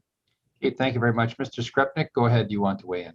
Yeah, thank you, Mr. Mayor, and appreciate the discussion. I think although there is another path forward, which would be to just simply pass a resolution to suspend the bylaw, which allows for a future resolution to reenact the bylaw. I think our advice would continue to be a full repeal. And I think, the efficiency at which we would need to come back, whether that by way of a future resolution or an amended or a new bylaw, I think is about the same amount of work. And I sort of reflect on, what happened last time was that there was clear public health advice that masking should happen. And then there was a bit of a political delay in enacting on that some municipalities took matters into their own hands. And I'm confident that if we do experience a fourth wave, because as Councillor Roth said, none of us have a crystal ball, I think the efficiency and the expediency for which administration could come back to council with an amended or with a new bylaw would be about the same as a resolution to reenact the existing one that does have some deficiencies within it. I think it sends a clear message to the community that you are, if council supports the motion, that you are putting the public health matters back into the hands of the public health officials. So I guess just some other additional considerations for council tonight. Thanks. Okay, thank you very much, Mr. Wolanski, Mr. Skrepnik, sorry, and Mr. Wolanski, I meant to say, for your feedback. I'm going to go to Councillor McKenzie next. Yes, thank you, Mr. Mayor. And through you, I just have more, a little bit more of statements for myself. It's been a tough question on this. I'm a person who likes to be prepared, and you know, as it was indicated in the request for decision back in August, the government of Alberta had not implemented that province-wide face coverings, and a lot of the municipalities had to take that proactive approach. You know, my concern is that we are hearing of other places around the world where the variants are now showing up in people who are double vaccinated, and there could be. I want to have faith that we won't see a spike again. And again, as Councillor Roth said, we don't have a crystal ball. But I do feel the best approach is to be proactive and to be prepared. For me, the question that I've been asking myself is, what is the harm of having that bylaw if we were to amend it and have it sitting on the shelf ready for the Director of Emergency Management? Now, I understand, you know, administration and Councillor Roth even himself had talked a little bit about, you know, the medical advice, but we do know that back in the day, the watch based on a number was, you know, 18. Maybe we look at a different number, you know, potentially putting something in there. The way that I feel is once it starts to rise, we know that it's most likely on its way back up again. I do understand that there is a way that we can go back to council, but we are in the summer and we'd have to be calling a special meeting and that sort of thing. And so again, I just go back to why not be prepared and have it ready. I know myself, I've been receiving emails from both sides. And the way that I look at having it on the shelf a little bit is the people that want the masks, we're saying, hey, we have the bylaw ready. Hopefully the numbers don't go up, but if they do, we've got you covered. And then the people that want the masks to go away, okay, yeah, the bylaw is sitting there, but the numbers are good. There's nothing enacted, and you know, we've got those taken away. So again, I feel it, putting it on the shelf is a great way to have people feel that they're being heard. Councillor Roth talked a little bit about confusion as to, you know, do you wear a mask or not? And I feel that we're going to have that irregardless, talking with a few businesses, and some are still going to require it. I know I was talking to 30 Minute Hit, and they are a franchise, and nationally they have been mandated by their franchise that their clients and their trainers are still to wear masks. The Alberta Massage Association has actually mandated both therapists and clients still are required to wear masks. So I think you're going to have that confusion, you're going to have those fights and that frustration no matter what we do. So I would be in favor of proposing that, you know, we amend section 2.7 to remove watch and then look at some sort of reasonable number of the cases in Spruce Grove and having that ready. I'm not totally in support of repealing the bylaw, as I believe our citizens deserve for us to be proactive and be prepared. But if you know, it is council's way to move to repeal, I am fine with that as long as we do move forward when it is necessary. And for me, when it comes to masks, I just go back to my classic and, you know, if we all be kind, hopefully we can get through this. So thank you, administration, though, for all your hard work on this, and I do appreciate that. Okay, thank you very much, Councillor McKenzie. Councillor Stevenson. Then Councillor Acker, and then Councillor Grilke. Great. Thank you, Mayor. I'm not in favor of repealing the bylaw, and I won't vote in favor of it. I will support, however, if we deactivate it and still have something on the books. To me, it's about sending the message to our residents. One is repealing with the hope that if there is a fourth wave, that the province does the right thing and that we don't have to do a new bylaw, but we can do one, versus having one on the books so that if it does get to the point where we do need to, then we can activate it. Yes, it needs some amendments, but I would rather have us work on the amendments because, again, it's sending the right message to residents that we care. The one thing we have to consider with all of this is we are seeing a resurgence. We are seeing the Delta variant coming. We don't have 70% of the population double vaxxed. It's only 70% of the eligible people that can be vaccinated have their first dose. So I think it's only something like 26% of us are actually fully vaccinated and have protection against this Delta variant that is making its way all over the place. To me, it's also sending the wrong message to those who can't be vaccinated. There's many people that can't be vaccinated, including anyone who's 12 and younger. And we're putting them at risk because people want to go mask free forever. Now, am I okay with us as of tonight saying we've deactivated the bylaw so there's no masks? Yeah, we're at 4 cases right now, and hopefully we can do that. But we need to let our residents know, like, we took on that responsibility last year whenever we implemented the mask bylaw. We can't kick the can. We can't say now we're just going to hope that the province does the right thing again. Well, they didn't do it the first time, the second time, or the third time. So I think it's really irresponsible of us to just completely repeal it when we have an opportunity to deactivate it and say, let's clean up the wording so that if we do start to see numbers rise in our community, we have the ability to activate that bylaw. We did trust the chief medical officer and stuff, but there's lots of debate out there now whether there's been political interference or who's making the decisions. It's not the chief medical officer of health. She can only provide the best advice that she can, but we know that it's politicians, just like here tonight, it's politicians making those decisions. And I think a lot of us have been following many medical experts, many of them, not only just around the world, but even in the Edmonton region, that are really, really fearful of us acting too fast, too soon, and taking away masks at the same time that we're taking away all the restrictions. So what happens in 2 weeks when July 15th hits, which is about the time, if we just left our bylaw as is, that's when our masks would have come off anyway. But we have to ask ourselves, are we prepared to sit back and say, okay, a resurgence happens and we're washing our hands of this, when we, I think, did absolutely the right thing and stepped up to protect our residents. So to me, I would much, much rather see us deactivate this bylaw and work on some of the wording to make it appropriate. And I have full confidence that administration would be able to come up with that, then repeal it. I'm just not comfortable with completely repealing this bylaw at this time. So those are my comments for now. I did have a question, but I've completely forgotten what the question was. So if I remember, I'll come back. Thank you. Okay, thank you very much. Councillor Acker. Thank you, Mr. Mayor, and great discussion tonight. My feeling is I appreciate administration's recommendations. I do not feel comfortable making decisions in health as a local councillor for the city of Spruce Grove.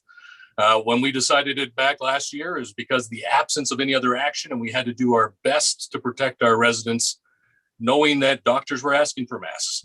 Now we're seeing, the numbers have come steadily down. The vaccinations are now here. That I think sometimes we get caught up on the numbers, and I am guilty of that every day. I'm looking at the daily count for Spruce Grove, Stony Plain, Parkland, the province. It's something I do every day for this last 16 months.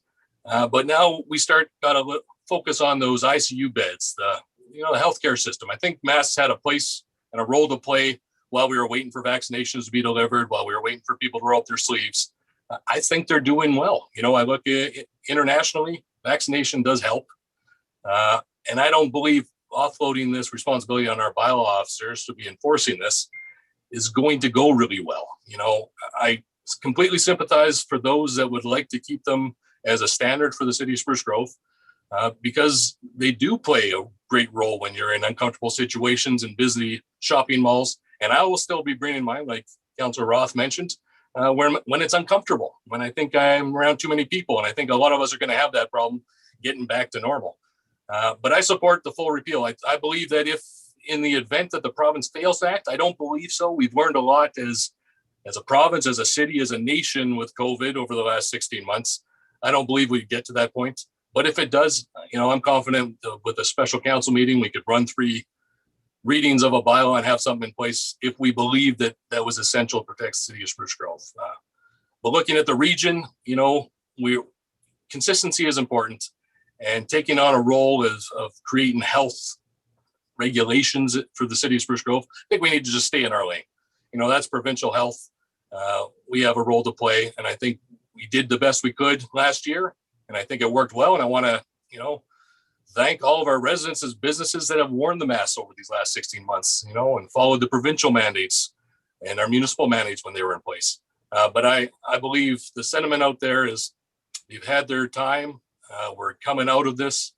Let's listen to the experts, and I appreciate their recommendation. I fully support this. Thank you. Okay, thank you very much, Councillor Acker. Councillor Grilke.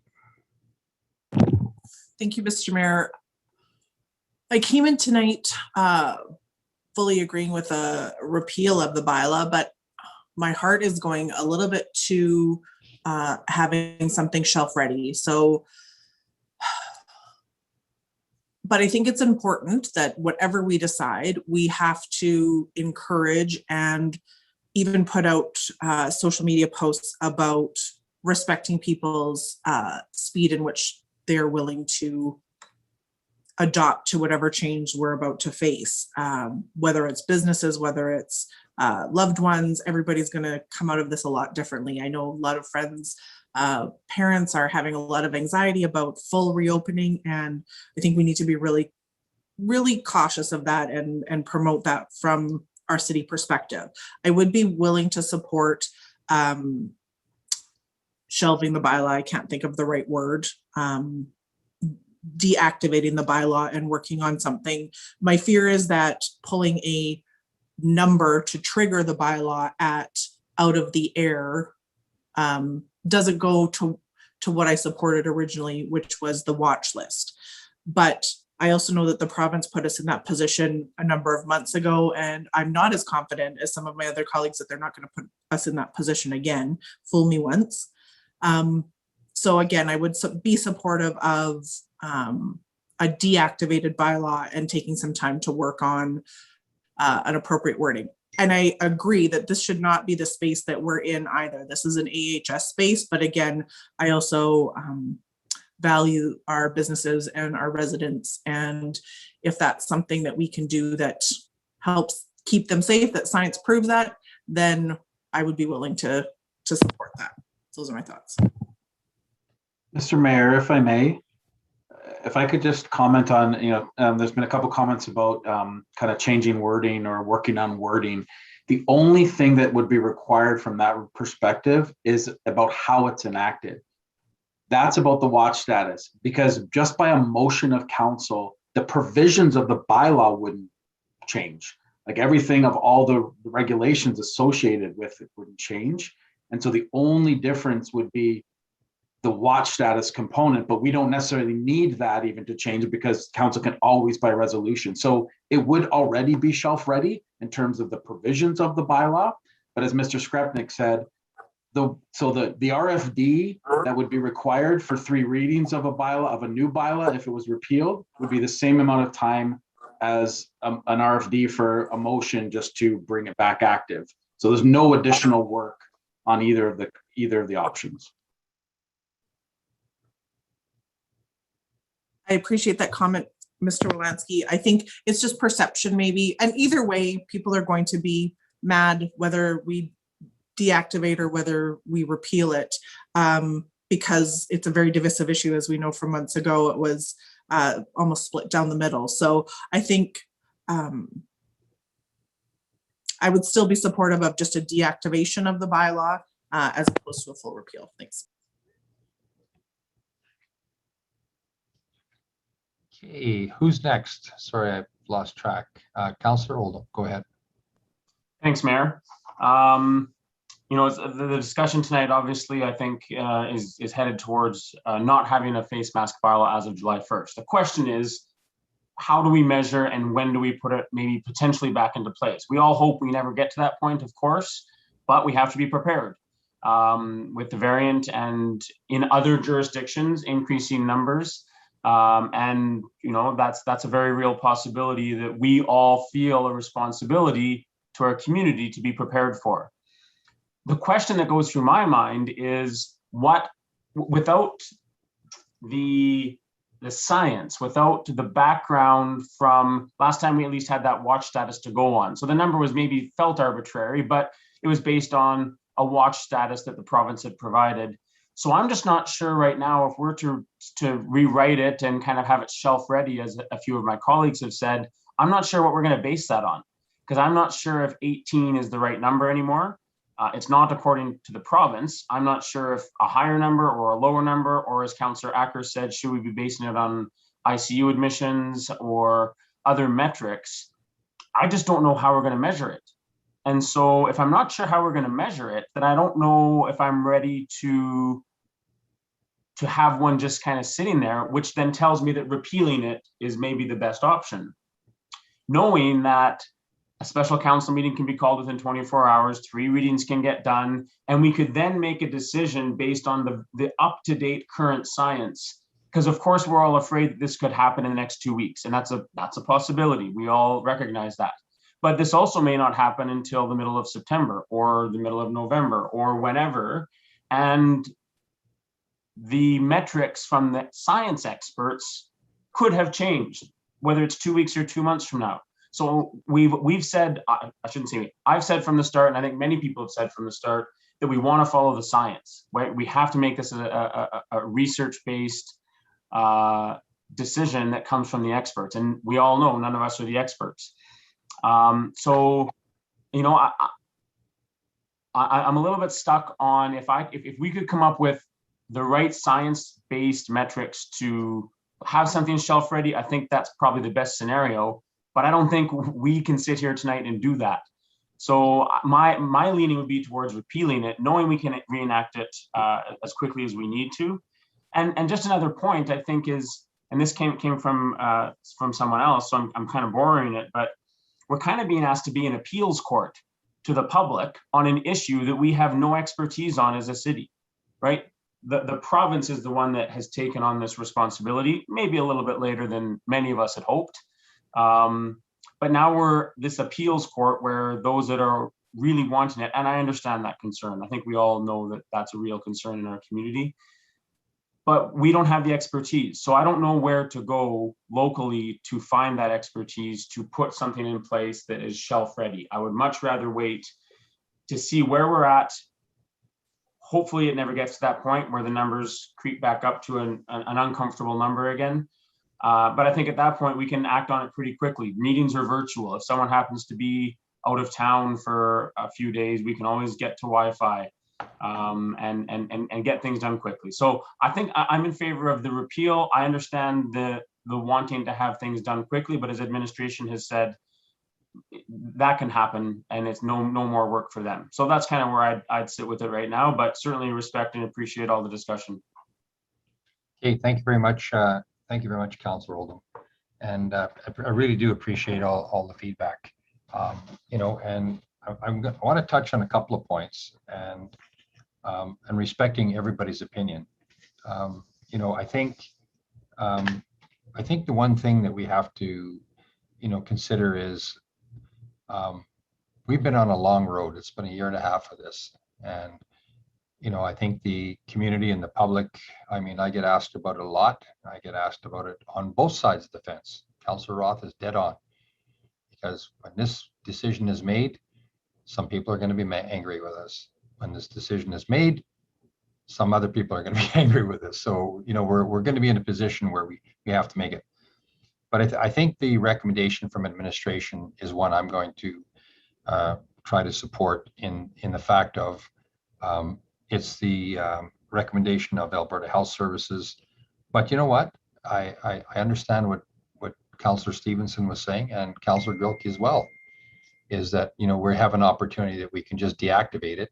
But then again, when we have a deactivated account and when we bring it back up, we're back to this number, you know, so a little bit, I think Councillor Oldham made a point, is that we could probably bring back a better, you know, potentially bylaw related to Alberta Health Services recommendations, and can say, as the mayor and I think all of council and administration has stuck to the recommendations of Alberta Health Services, you know, like throughout the whole thing. You know, I get it. from Mr. Skrepnik's recommendation is that deactivating it or implementing a new bylaw takes about the same amount of time.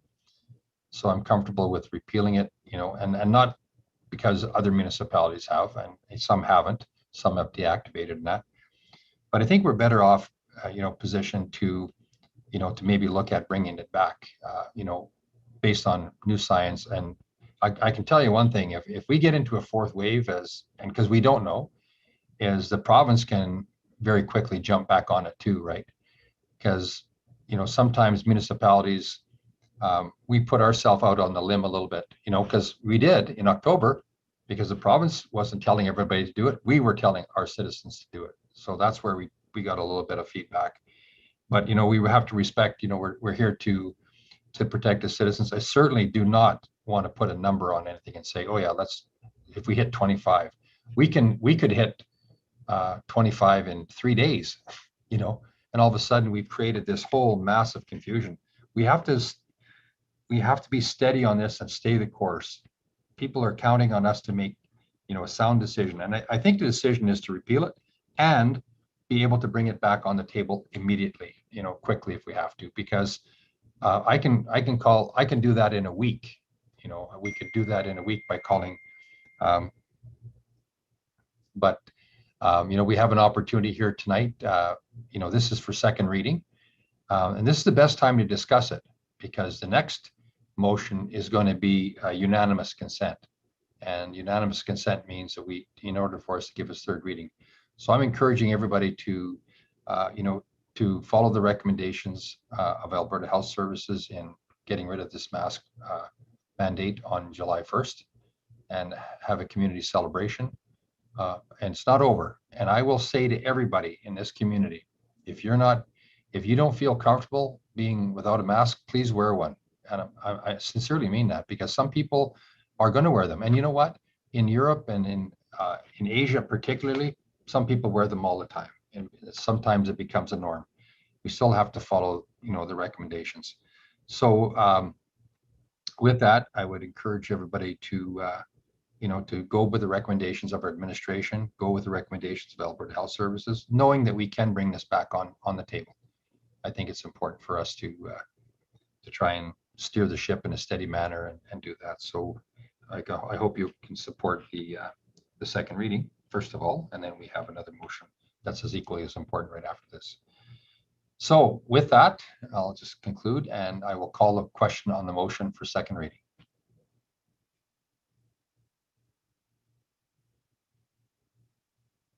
Okay, that's been carried. Okay, I'd like to go to, so to get the third reading, could I get a motion, please, for unanimous consent? Councillor Roth. Mr. Mayor, I'll move consent. I'll find the exact wording, that unanimous consent be given for consideration of third reading bylaw C 115521 of temporary mandatory face coverings bylaw. Okay, thank you very much. This is for unanimous consent in order for us to have the conversation on third reading. So I'll call the question on the motion for unanimous consent to go to third reading.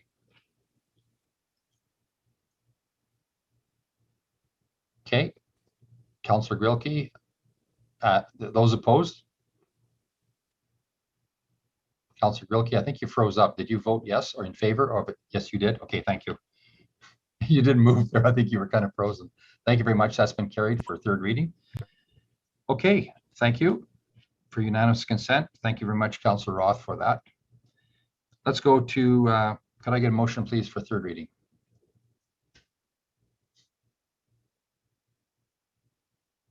Councillor Oldham. Thank you, Mayor. I'll move that third reading be given to C-1155-21, repeal of temporary mask face coverings bylaw. Okay, thank you very much. We have a motion for third reading. Mr. Wolanski, I think if there's anything to add in regards to, I think one of the things we heard from council, if you could assure that in order, if and when we do have any significant issues within the community, if you could in some way reassure at least about the ability for us to be nimble and quick on implementing a Basque bylaw again if we have to, because as I said, I think under the legislation, I think I could probably do that in a week. Yeah, thank you, Mr. Mayor. Maybe I'll take this one on behalf of Mr. Wolanski. So absolutely, we will make sure that we have a refresh bylaw at the ready. And I think I stand to be corrected, but I think 2/3 majority of council can call a special council meeting without advertising within 24 hours. And maybe Ms. Gray can just confirm that.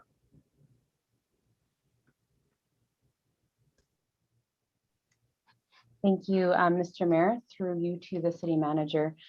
Yes, a special council meeting can be called at any time by the mayor, and notice can be waived with 2/3 consent. Otherwise, 24 hours notice is required in writing to all members of council and the public. A councillor can also initiate a special council meeting by submitting a request to the mayor to call a special council meeting. And in that situation, it must be held within 14 days. Okay, thank you very much. So thank you very much, Mr. Skrepnik, for that. And we know that we can roll one out pretty quick if we have to. And I think that's the assurance I think that some of our councils were looking for. And I think, you know, at the end of the day, we may be able to even have a better masking bylaw if people could call a masking bylaw good in any respect. At any rate, I think, you know, the community has been super patient with this, and we have a motion on the floor. I'll open up the floor to my colleagues. I think I've maybe spoken enough. So is there any questions or comments in regards to third reading?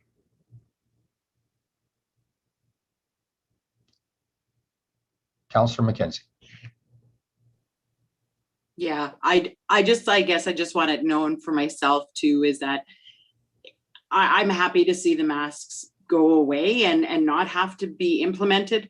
I just am a firm believer of being prepared and proactive. And, you know, I would have rather us at least to have suspended it rather than repeal it. But I'm fine either way. And I am happy, and hopefully people, you know, are going to be kind and wear them when it's appropriate. So thank you. Okay, thank you. And thank you very much for that, Councillor McKenzie. Appreciate it. Any other questions or comments? Okay, seeing nothing, seeing no other questions or comments in regards to third reading, I'll call the question on the motion for third reading. Councillor McKenzie, I can't see your hand. Okay. Okay, thank you very much. Opposed, if any? Okay, thank you very much. That's been carried. All right.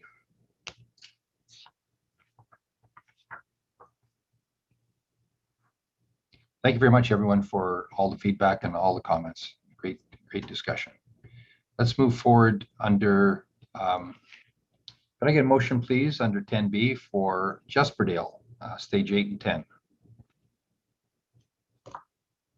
Councillor Acker. Thank you, Mr. Mayor. I'll move that second reading be given to bylaw C-1159-21, land use bylaw amendment, Jesperdale, stage 8 and 10. Thank you very much. That's for second reading. Mr. Toll, this is the public hearing that we just concluded in regards to an exciting new development in the north portion of our city, northwest actually. So go ahead. Thank you, Mr. Mayor. I will share my screen again just to bring the presentation up.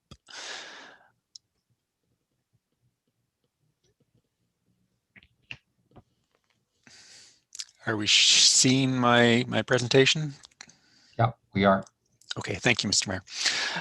Yes, this is the bylaw C-1159-21 land use bylaw redistricting amendment for Jesperdale stage 8 and 10, second and third readings.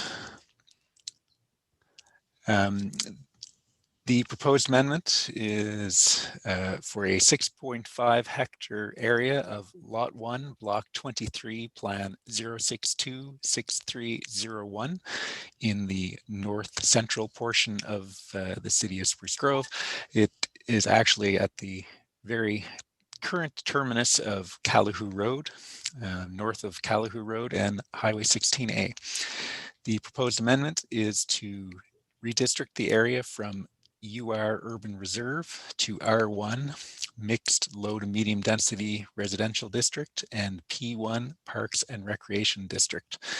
The Parks and Recreation District will include a stormwater management facility and a linear park, and the R1 district is for residential development. And that's my brief review. If there are any questions, I will address them. Thank you.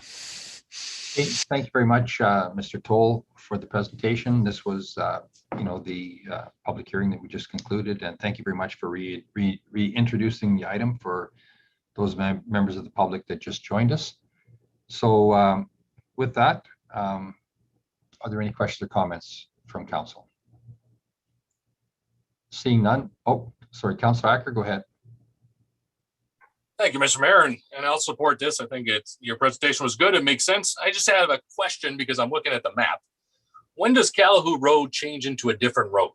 I'm trying to picture as it expands, because Calahoo Road's always north-south to me. Now we're bending around. Is it going to blend into a road, and what's going to be called? Do we know? I'm just curious. Through you, Mr. Mayor, it does bend around. The name of the road, I'm not sure, Councillor Acker, but it does loop through the Deer Park neighborhood. And if I don't have the map right in front of me, but if you can visualize, it will connect over to Genheil. It's not a direct connection, but it loops back to the south and then comes across to Genheil. So it will continue as development proceeds. The name, I'm not sure if the name is going to change. Perhaps Mr. Lavaseur has an answer for that, but I don't. Through you, Mr. Mayor. Eventually, with the expansion of the roads, Calahoo Road, I believe, will join up with Deer Park Drive, I believe it is. And then at some point, there's going to be a connection point where the name changes at that logical intersection. So we'll keep your comments in mind as the future develops. You're right on the dot with that, Mr. Lavaseur. And there also, Councillor Acker, with that south extension to Deer Park, the new development that's coming in Deer Park right now will also connect onto that roadway as a connector. So you'll be able to connect onto both Deer Park Drive and out onto Genheil, both of them at a T. Yeah. Any other questions or comments? Seeing none. Okay, Councillor McKenzie. Sorry, see my hand this time. So through you, Mr. Mayor, to administration, and it is just more of a comment as to the presentations of these moving forward. Councillor Acker's question I find is very valid. It would be really nice within the presentation to actually see a little bit more of the outline shadow plan, whether it's proposed or that sort of thing. If we have it, based on the area structure plans, or I know moving forward we're looking to try to get the neighborhood structure plans. It is sometimes, hard to make this decision as to how much do we keep developing? Do we have those proper connections? Do we, where are we at with that? And so just within the presentation component, it would just be nice to see that overall, maybe zoomed out a little bit and with that. So it is just more of a comment than anything. Thank you. Yes, thank you very much for that, Councillor McKenzie. And we had. That's a good point. I find it the same. If we would have had that, the next level of that map that popped up a little bit, and we did bring that up a few years back, and they were doing that, but they did show a little bit wider view of the area structure plan and how that fit into it. Maybe it's just not in this presentation, but I know they've done that in the past. Okay, any other questions or comments in regards to second reading? Seeing none, I'll call the question on the motion.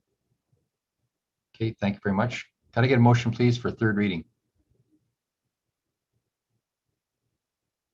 Councillor Grilke. Mr. Mayor, I will move, oops, one sec. 10B, correct? I clicked off of it. That third reading be given to bylaw C-1159-21 land use bylaw amendment, Jesperdale stage 8 and 10. Exactly, perfect. Thank you. That's for third reading. Okay, we have a motion on the floor from Councillor Grilke for third reading. Any questions or comments in regards to third reading on this bylaw? Thank you very much, administration, for all the work and the work for Melcor to continue to drive investment in our community. Looking forward to supporting this third reading and seeing this new development move forward. With that, I'll call the question on the motion. Okay, thank you very much. That's been carried.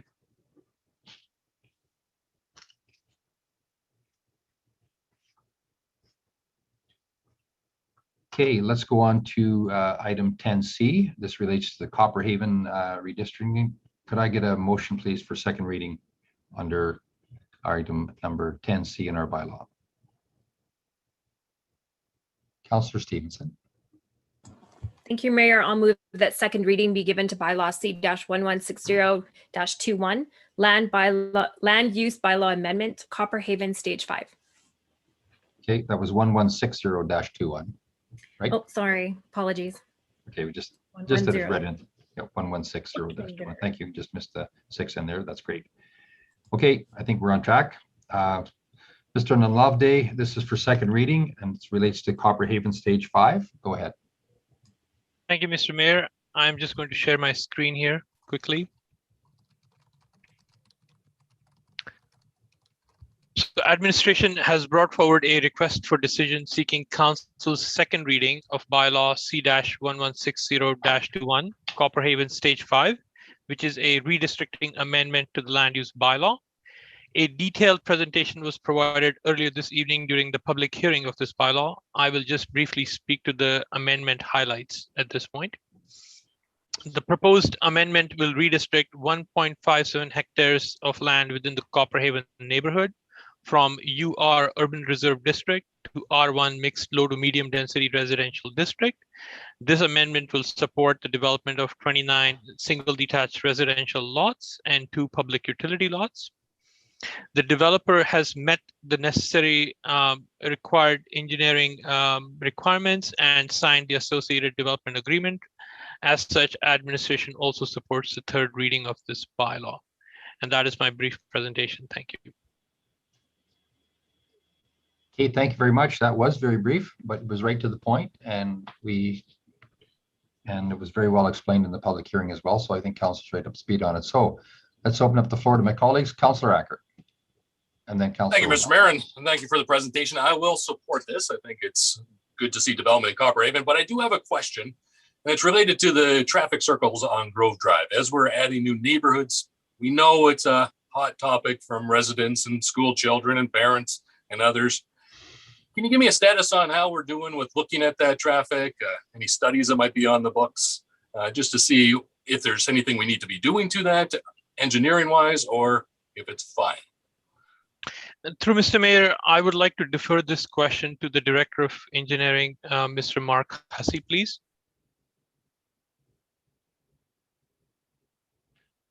Maybe, Mr. Mayor, while we're waiting for Mark to join us, I can share that I have had a conversation with the superintendent of Parkland School Division.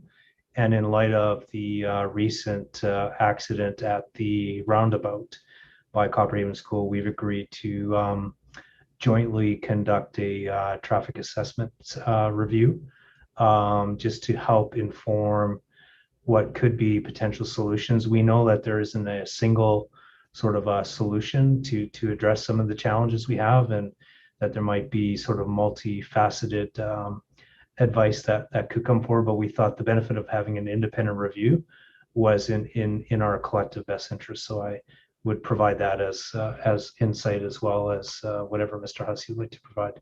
Thank you. Mr. Hussey, go ahead.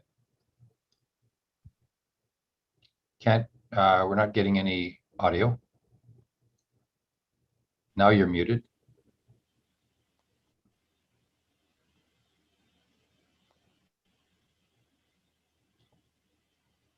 I believe your mic is up on your headset. Oh no.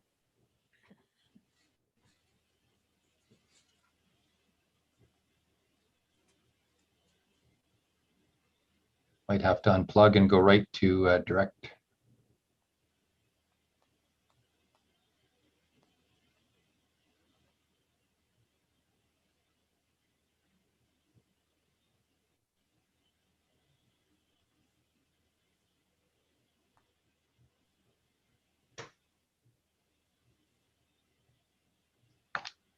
Nope, we're not getting anything.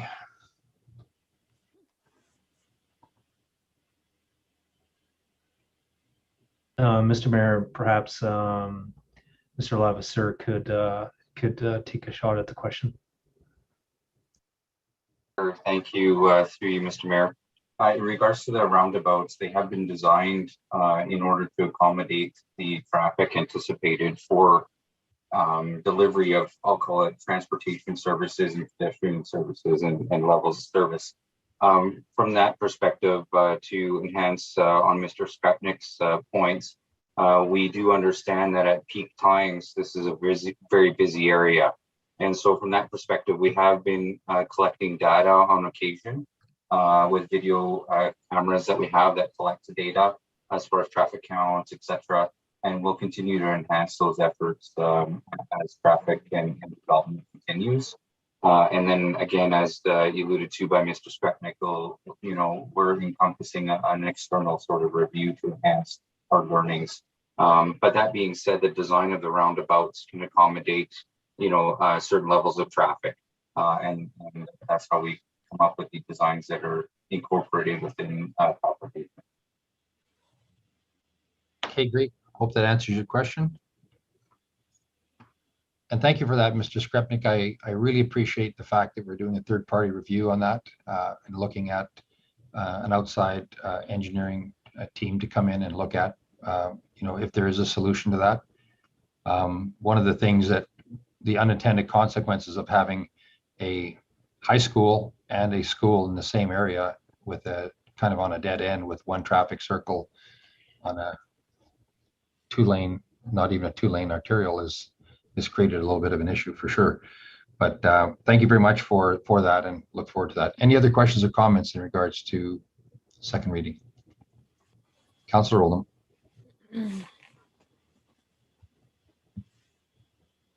Sorry, Mayor. My question was the same as Councillor Ackers. I had questions around the traffic circle, so no need to come to me. Thank you. Okay, thank you. I just had seen your hand up there. Thank you.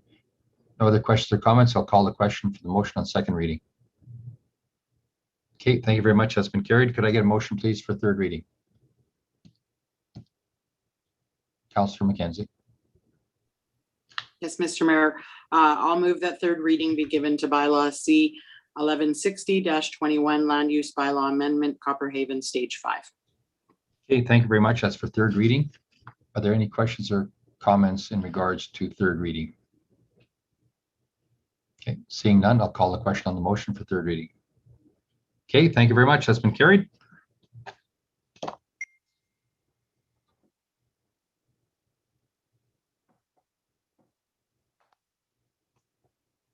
Okay, let's go to our 10D is a first reading. So that one was approved under the consent agenda under Subdivision and Development Appeal Board, first reading. So we don't have to deal with that. And we also do not have to deal right now with the bylaw fees and charges bylaw amendment under first reading because that was also approved in the consent agenda for those just joining in. So let's go on to our business items, and we will start with our business item under 11A, reserves and accumulated surplus policy. Mrs. Frostad, you guys have done a lot of work on the development of looking at reserves and how they're funded and stuff. So go ahead and introduce your item. Thank you, Mr. Mayor. Council has before them this evening a proposed bylaw to institute reserves as apportionments of your accumulated surplus. So in the past, Council's accumulated surplus was handled as a single repository without distinction by types of funds within it. There was only the 3 breakdowns, which would have been the municipal, the utility, and the developer. This policy before council was part of the discussion of the 2021 to 23 corporate plan process, in which we discussed with council creating life cycle reserves to build funds for future care and life cycling of assets. But through the ensuing period since then, we've also had further discussion administratively, and we have prepared a policy that does propose some additional reserves as well.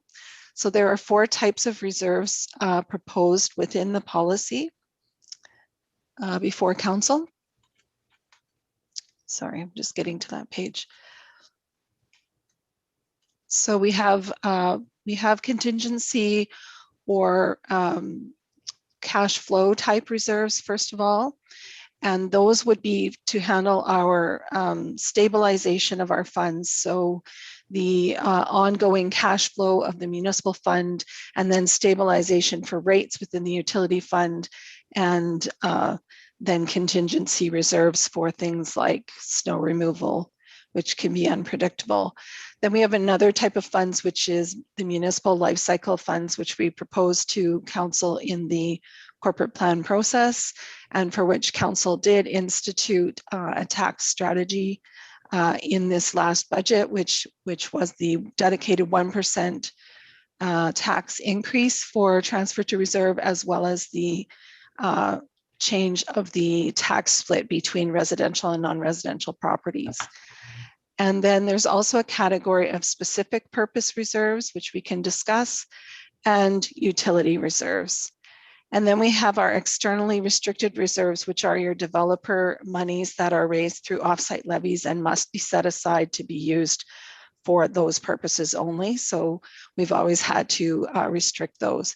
This reserve policy does have a schedule section which outlines the parameters around each type of reserve, and it lays out the type of reserve, the funding sources, and the purpose for which it can be used or applied, and whether or not it's interest bearing, and if there are relevant statutes or master plans assigned to that reserve.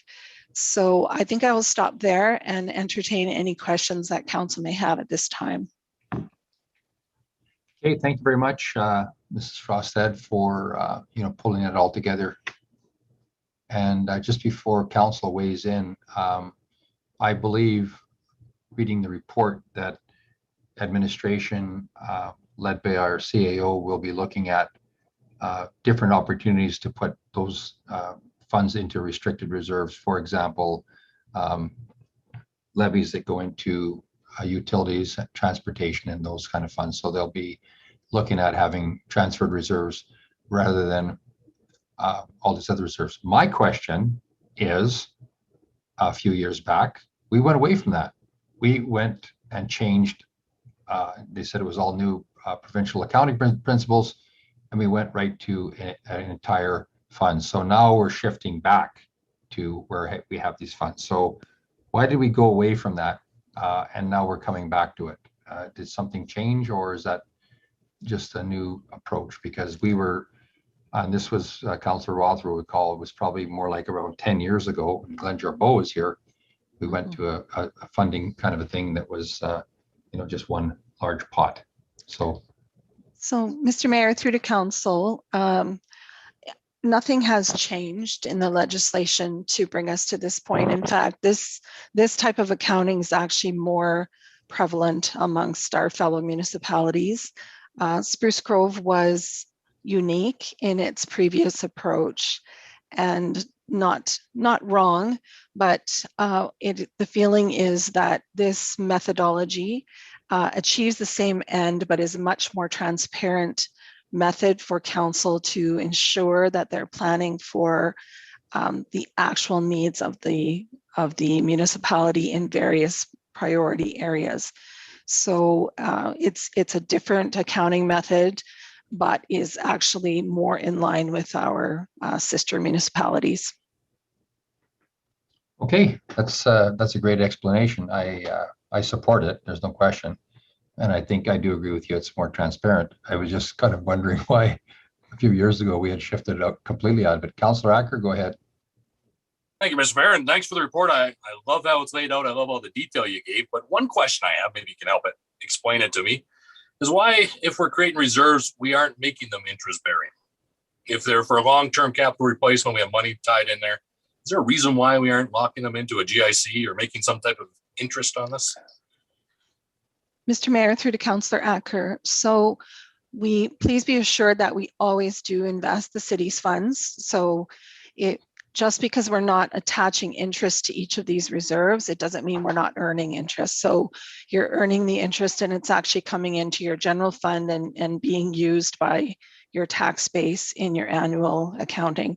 So the only ones we've recommended having interest bearing are the developer reserves because it's required under those under the offsite levy bylaw. So at this time, it's our recommendation that we do it this way. But if council should so choose to have a reserve that they would like to have interest accrued on, that change could be made in that schedule.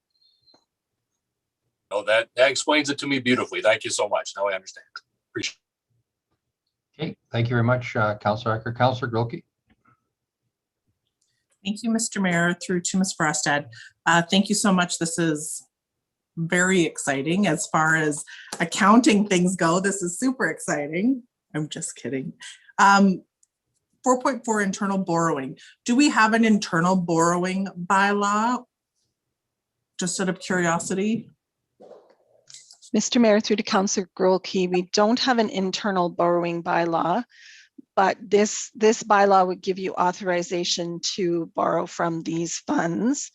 And we're going to be bringing later this year a debt discussion to council. And I believe that bylaw or that policy, I'm sorry, should also speak to that internal borrowing capability so that the two would be aligned with each other in our fiscal policy framework. Okay. That's the only portion that gives me pause, but I have full faith in you and your staff that you'll bring forward something that explains it and kind of covers and keeps it protected. And I'm sure it's something that all other municipalities probably do that have these types of reserves. It's probably not an uncommon thing. It's just, it gave me a bit of a pause when I read it. So I just wanted to ask a little bit more about that. Yes, please. Sorry, go ahead. Sorry. If I could just add there, nothing in that vein could ever happen without council approval. So as it says in 4.4A, it's only with council's approval. So anything that happens with the reserves has to be through council resolution or through approval in the budget process and so on. So it's very open and transparent methodology for borrowing, but it can save the municipality.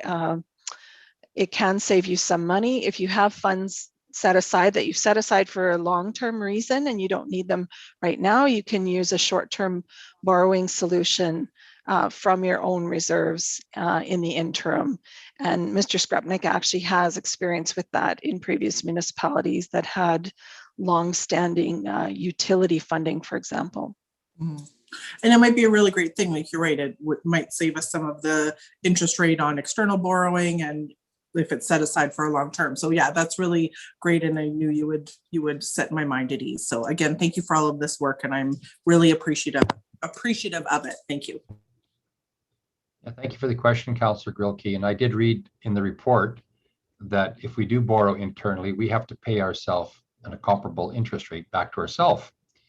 And it does save us money because it goes back into our reserves and we're not carrying the debenture borrowing carrying charges of maybe 4.5% toward maybe a $2 or $3 million loan. So yeah, it's a great option for us to have.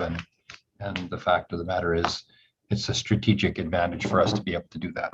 Appreciate that. Okay, any other questions or comments? Okay, sorry, I guess I should ask for a motion. So thank you very much for the presentation. If I could get a motion, please. Sorry, Mr. Mayor, I had my hand up. I don't know if you couldn't see me. Yeah, you can still have your, I should have had, I should have asked for a motion after a presentation. I'm sorry. So let's get the motion on the floor and then we can have some further discussion about that. I'm sorry. I should have that motion up. So Councillor Acker, go ahead.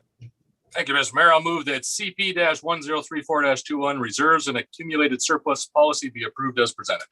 Okay, thank you very much. We have a motion on the floor in regards to this policy. Go ahead, Councillor McKenzie. Yes, sorry about that, Mr. Mayor. Thank you. Through you to administration. I'm so excited about this. When I think back to 4 years ago, the way that we were doing this and not having reserves, it made me a little bit amazed that we didn't. And so, I appreciate when the mayor asked about, we didn't have them and then we did, and then going back and forth. The only question that I have, and this kind of, it talks about reserves, but it also talks about our corporate planning and how we are presenting. Will then, when we look at our corporate planning moving forward, when we talk about where the money is coming from for certain projects and that sort of thing, will then all of these potentially be listed as the funding sources? Mr. Mayor, through to Councillor McKenzie. So yes, that will be the goal, that this will dovetail with your asset management planning and your long-term capital planning. So we'll have 10-year projections for each reserve for inflows and outflows. And then your funding sources on your capital plan will show the various reserves funding the individual projects within the long-term capital plan or the life cycling plans. So again, that just contributes to the transparency of council's funding, strategies. Yes. And thank you so much. I know in the last, 3.5 years here, we've done leaps and bounds. I believe in the way that we are presenting our plans and our financials in that way. And I love the transparency and accountability. So, thank you to you, Ms. Frostad, as well as all of the finance and even all the departments when it comes to doing the capital planning project. Production and getting it all ready for us. So I appreciate that. And I'm so excited and I'm really happy to put this policy into place. Okay, thank you very much. Any other questions or comments? Seeing none, I will call the question on the motion. Okay, thank you very much. That's been carried.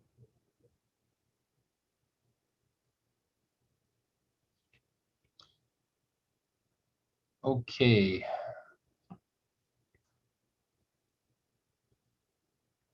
I had a question from somebody on the note. I'll check into that.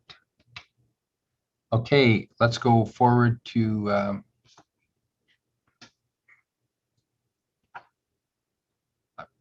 we're going to need to call a recess for 5 minutes because we have to make sure that Mr. Hussey's microphone is working. So we're going to take a 5-minute break and get that checked out. So I'll call a 5-minute recess. Thank you.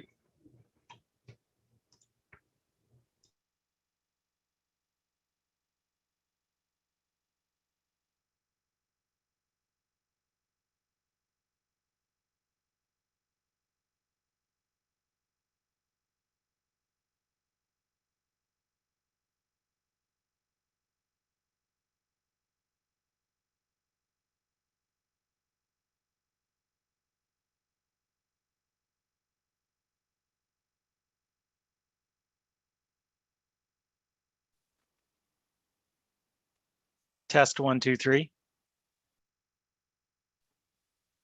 Coming through loud and clear. Thanks, Mark. No, thanks, Carolyn. We're good to go.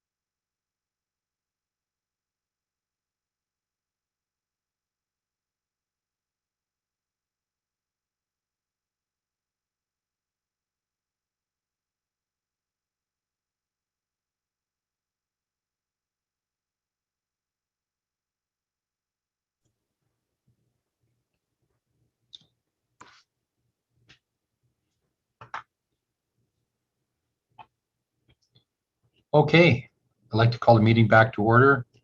We are moving into, just wanted to also make a note that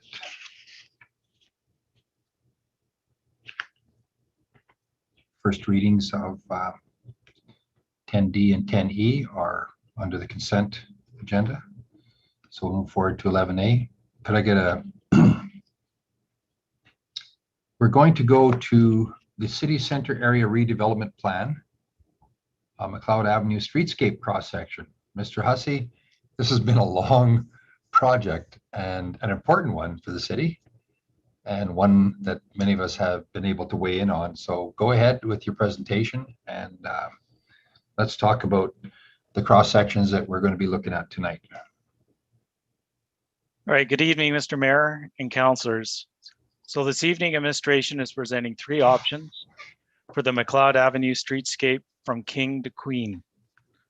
Over the last number of months, administration has worked with our consultant, ISL Engineering, as well as the City Center Business Association in order to develop these options. A letter of response from the CCBA in regards to these options is attached to your package. Key discussions with fire services took place in order to discuss the requirements under the fire code, and these were taken into account in our options being presented tonight.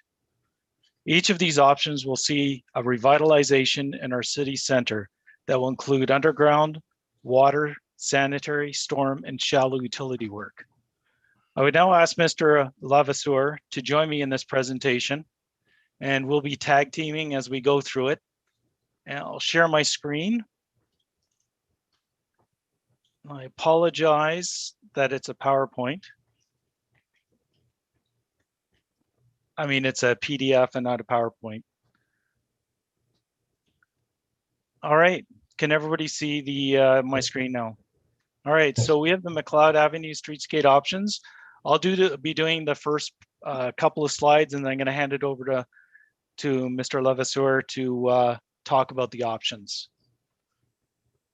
So the first slide we're looking at right now is our base. So this is what we all had envisioned a couple years ago when it was presented as the area redevelopment plan.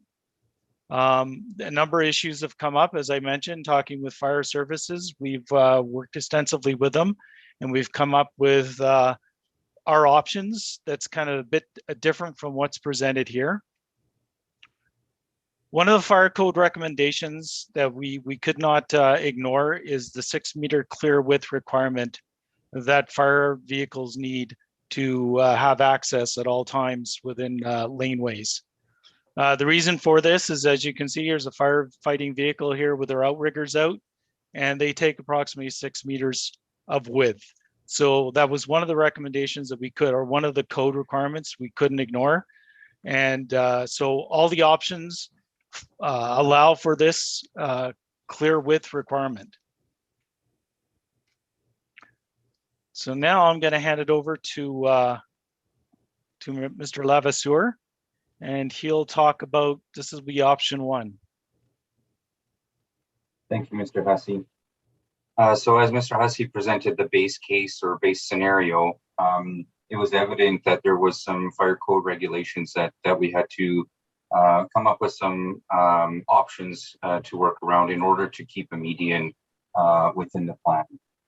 So we worked, as Mr. Hussey alluded to, very closely with fire services to come up with some different options for a median. And so we'll present 2 median options this evening, as well as 1 non-median option for council's consideration. So this first option, as council is aware, with the 2-meter planted median, we are proposing tree median. This particular option also utilizes the furnishing zone for another 2 rows of trees along the corridor. So you can see from this cross section, and it will be a theme for the next option as well, is in order to get the 6-meter drive lane, you can see that we reduce the lane width or increase the lane width from a typical 3.5 meters to 4. And then there are 2 1-meter strips along the laneway or driving lane to account for the additional space requirements to allow for the 6 meters it is proposed that it be of a different treatment, perhaps a different elevation, in order to get to the parking spaces of the regular standard 2.5 meters. So this will allow a fire truck or apparatus on both sides of the median to have that 6 meter spacing. So in order to gain the extra space requirement with the given right of way, you can see here that the pedestrian zone is a 1.5 meter pedestrian zone. So that is the width, to give you an example, the width of a standard sidewalk.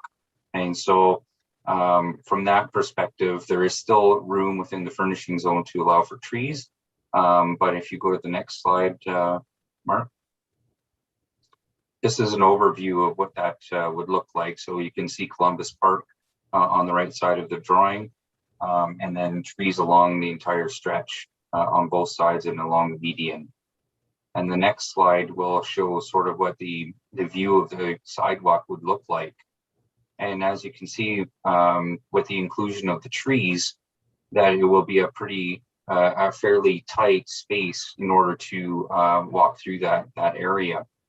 And so passing strollers, etc., as a similar 1.5 meter sidewalk will be difficult without some maneuvering by pedestrians.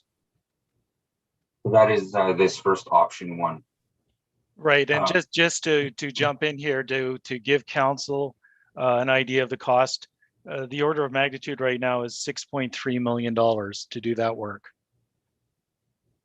Now Yes, we'll go on to option 2. Thank you for the reminder, Mr. Hussey. So we'll be presenting roughly the budgets for the streetscape, so that council has an appreciation of the difference of scope and cost.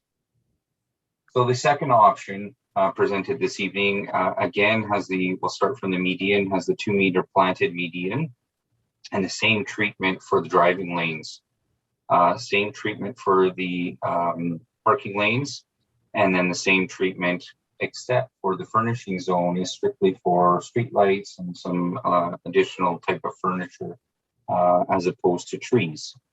So from a streetscape cross section, it doesn't look as full, I'll say, as the option 1 that was presented a few moments ago.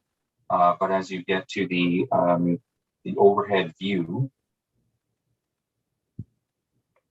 if you could just scroll ahead there.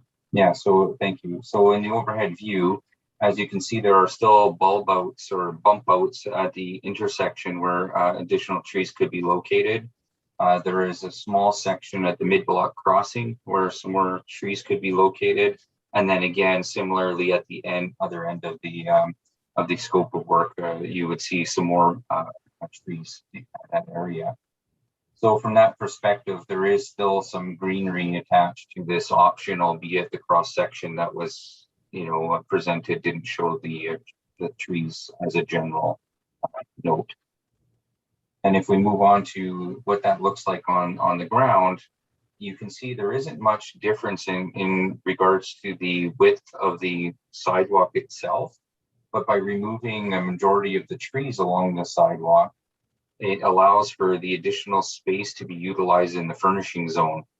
So then the sidewalk will in fact feel a little bit wider. And so from that perspective, we feel that there's a little bit more positive impact to pedestrians and their experience. And I'll turn it over to Mark for the approximate budget. And to carry on with the budget, so the order of magnitude we've got so far for option number 2 is $5.7 million. We'll move on to option 3. And as I mentioned at the beginning of the presentation, this is the no median option. And so as you can see, the drive lanes are back down to the 3.5 meter, which is the sort of standard drive lane widths. However, if a fire apparatus were to require the space, you can see the 3.5 and the 3.5 is more than adequate to meet the 6 meters required by the fire apparatus. And then the parking widths remain the same as in all options. Sorry, yeah, no worries. The major difference between options 1 and 2 and this option 3 You can see that the pedestrian zone is quite a bit enhanced, and so there's a large space for pedestrian walkway as well as spillover of businesses should they wish to have sort of patios and the like. And then an overhead view, as you can see, the trees are removed from the center as there's no median, and the trees are largely on the outsides of the roadway. And the last one is again the view from the walk space, and you can see that the width really is demonstrated here with the patio spilling over and still an ability for a wide walkway and trees. And then I'll turn it over to Mark for the And the budget, the order of magnitude budget for this option 3 is $5.33 million. So that ends our presentation. Actually, I'll just jump in. We did receive, and it is attached with council's package, a letter from the City Center Business Association. So we had the opportunity as administration to meet with City Center Business Association to run by the options that are presented here this evening for council's consideration. We had a very good discussion, and it was followed up with the letter within your package this evening. There were some general comments. The option that was preferred by the City Center Business Association was option 2, and they did like some of the features of that particular option. One of the items that we did talk about was the trees within the furnishing zone, and some of the businesses did feel that it would potentially block the face of their businesses should those be incorporated. So they were particular to this options without the trees. That being said, there was some discussion in around some possibilities of maybe some lower sort of plantings or planters and benches or something that we could incorporate as part of that furnishing zone to help enhance the area without blocking the facades.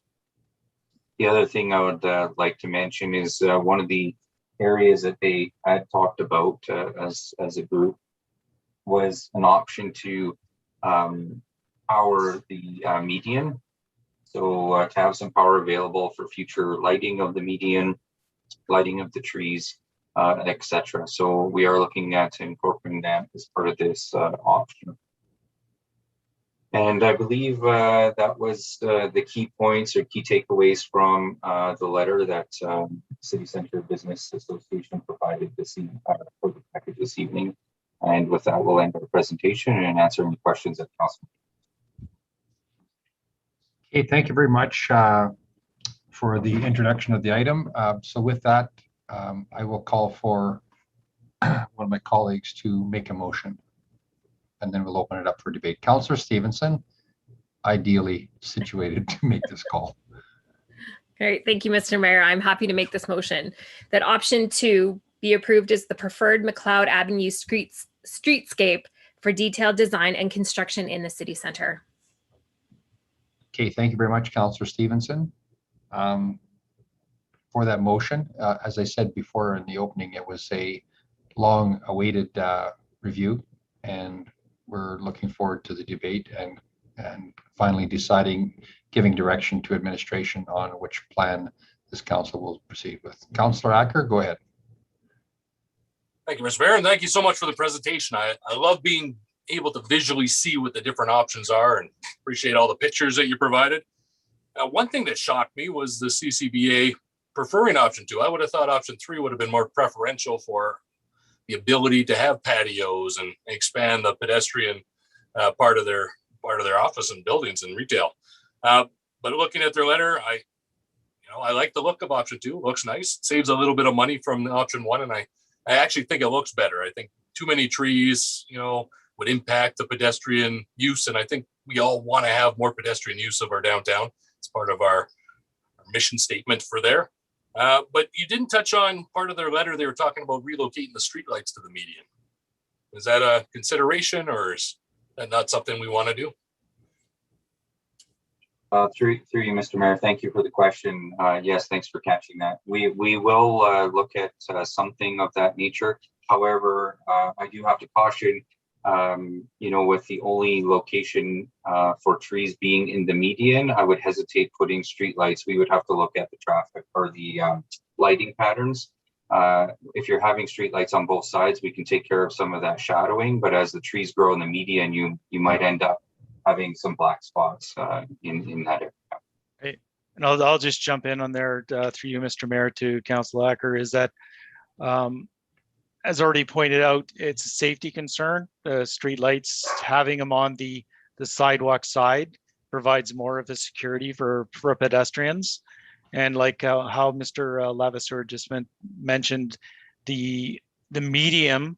So when we put those trees in, there's going to be these planting cells. We need those planting cells as big as possible for healthy, larger trees. So the more we put in there, the smaller they become and the more stunted our trees become. So we have to balance that all up.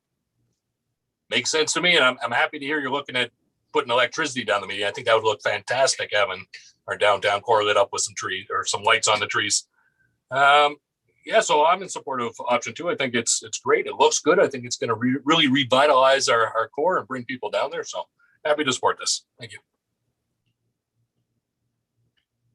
Okay, thank you very much, Councillor Acker. Any other? Councillor Roth, go ahead. Thank you, Mayor Houston. I don't think I can support this one. I worry about the pictures look beautiful and all that, and it looks really pretty with all the trees in the middle, but I'm more concerned and I worry about functionality. I don't think that option 2 is as functional as option 3. Years ago, when we were redeveloping Highway 16A, you'll remember that we put some trees and other plants in the median on Highway 16A. And I don't think it turned out to be such a good idea. It was pretty and all that, but the salt from the road killed a lot of the plants and the trees.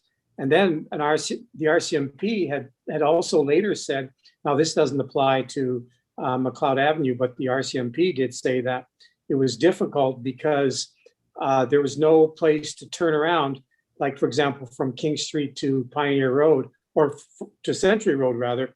If they had to do a U-turn to pursue somebody, they couldn't do it because there's no place to turn around. That doesn't apply here, but the point does. And my point is that sometimes we choose something because it's beautiful, but not necessarily functional. I think optional 3 would be more functional. I would rather not have the median in the center of McLeod Avenue and give more space on the sidewalk. I think we can dress up the sidewalks better and also provide more opportunity for businesses, restaurants, and so on to have outdoor patios. I think that would be a more functional design. Thank you. Okay, thank you very much, Councillor Roth. Councillor McKenzie, and then Councillor Bielke, and then Councillor Oldham. Yes, thank you, Mr. Mayor, through you to administration. And I apologize if this was said, because anyways, when we're looking at the option 2 and we look at the 6 meter with the fire vehicle access, and we have the 1 meter on either side, as much as I love this plan, and I do, my concern is sometimes when you give that extra space, it increases speeds. And the whole point of the downtown is it's more of that downtown feel, and you want to kind of slow things down and that sort of thing. Is there any concern about that? First question. To you, Councillor McKenzie. Maybe I'll get started and then Mr. Husky will jump in. Part of the reason for some of the changes in design was to avoid a 6 meter single drive lane, which would allow perhaps, to your point, speeding, but it would also be difficult for someone to navigate, thinking that there's perhaps 2 lanes there, or there would be sort of space for meandering as you're driving. And so the thought about the 1 meter on either side being a slightly different treatment and or elevation would allow the space to be squeezed down a little bit, not to the point of the 3 meter regular spacing, but still remain at 4. So there is potentially some options that we can look at for speeding become a problem. But I suspect that with a median in this location, it would naturally slow traffic down. Perfect. And then I guess the only other thing is, was there any consideration to look at maybe even doing a 0.5 meter on one side and then 1.5 on the other, and allowing for some sort of bike transportation?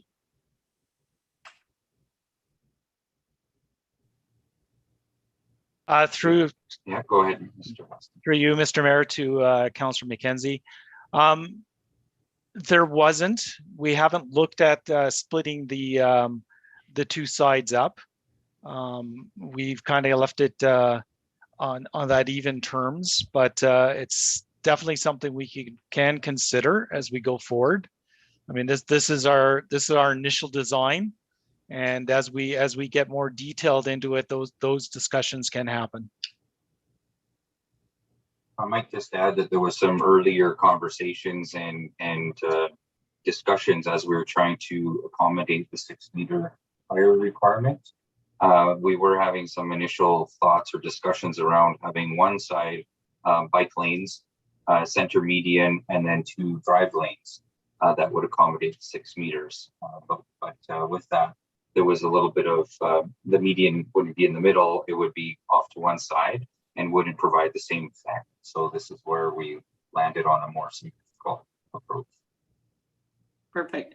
No, and I know when we looked at the downtown section, we do have ideas of bike lanes down alleys and such. And I really do want to make sure that we are looking at all sustainable modes of transportation and that sort of thing, and adding that in, especially bringing people downtown, and hopefully not everybody brings their car, and that sort of thing. So it would be great to look at that. I know having the bike lane next to the parked vehicles is often an issue. So, I looking at this, I was like, oh, well, that'd be kind of cool to have it, in the middle there, or looking at something. So thank you, Mr. Hussey. And hopefully as we move forward, that is pursued and looked into. Thank you. I appreciate that. And I am definitely in favor of option 2. I mean, just add as well, Councillor McKenzie, the transportation master plan that really guides how all these active modes of transportation develop is contained within our 2012 transportation master plan. And so it is in need of update, and we are looking at coordinating that sort of work with NDP updates. So the municipal development plan updates. So, that might incorporate some new thinking around bike lanes, etc. Okay, thank you very much for the question, Councillor McKenzie, and for the response, Mr. Lavisser. Okay, we're going to go to Councillor Grilke and then Councillor Oldham. Thank you, Mr. Mayor. Through to you, to our presenters. I just want to say thank you so much to Mr. Skrepnik, Mr. Lavasser, Mr. Hussey. They all came and presented to the CCBA, and Councillor Stevenson will probably reiterate this. I think the level of engagement with the CCBA was very appreciated by myself and Councillor Stevenson for sure, and the CCBA. And so in this decision, I really take their opinion with some levity, because they're the ones that are going to be having to live through the months, if not multiple seasons of construction and disruption. And their thoughtfulness and their response was appreciated. And I think the challenge that I heard and that was said that I would like to reiterate, the challenge with option 1 and option 3 with the trees at the frontage zone was concerned that it would affect, and I think Mr. Lavasser said this, it would affect the visibility of signage for the businesses, which is counterintuitive to what we're trying to accomplish. So I really think that speaks to the median with the trees in it.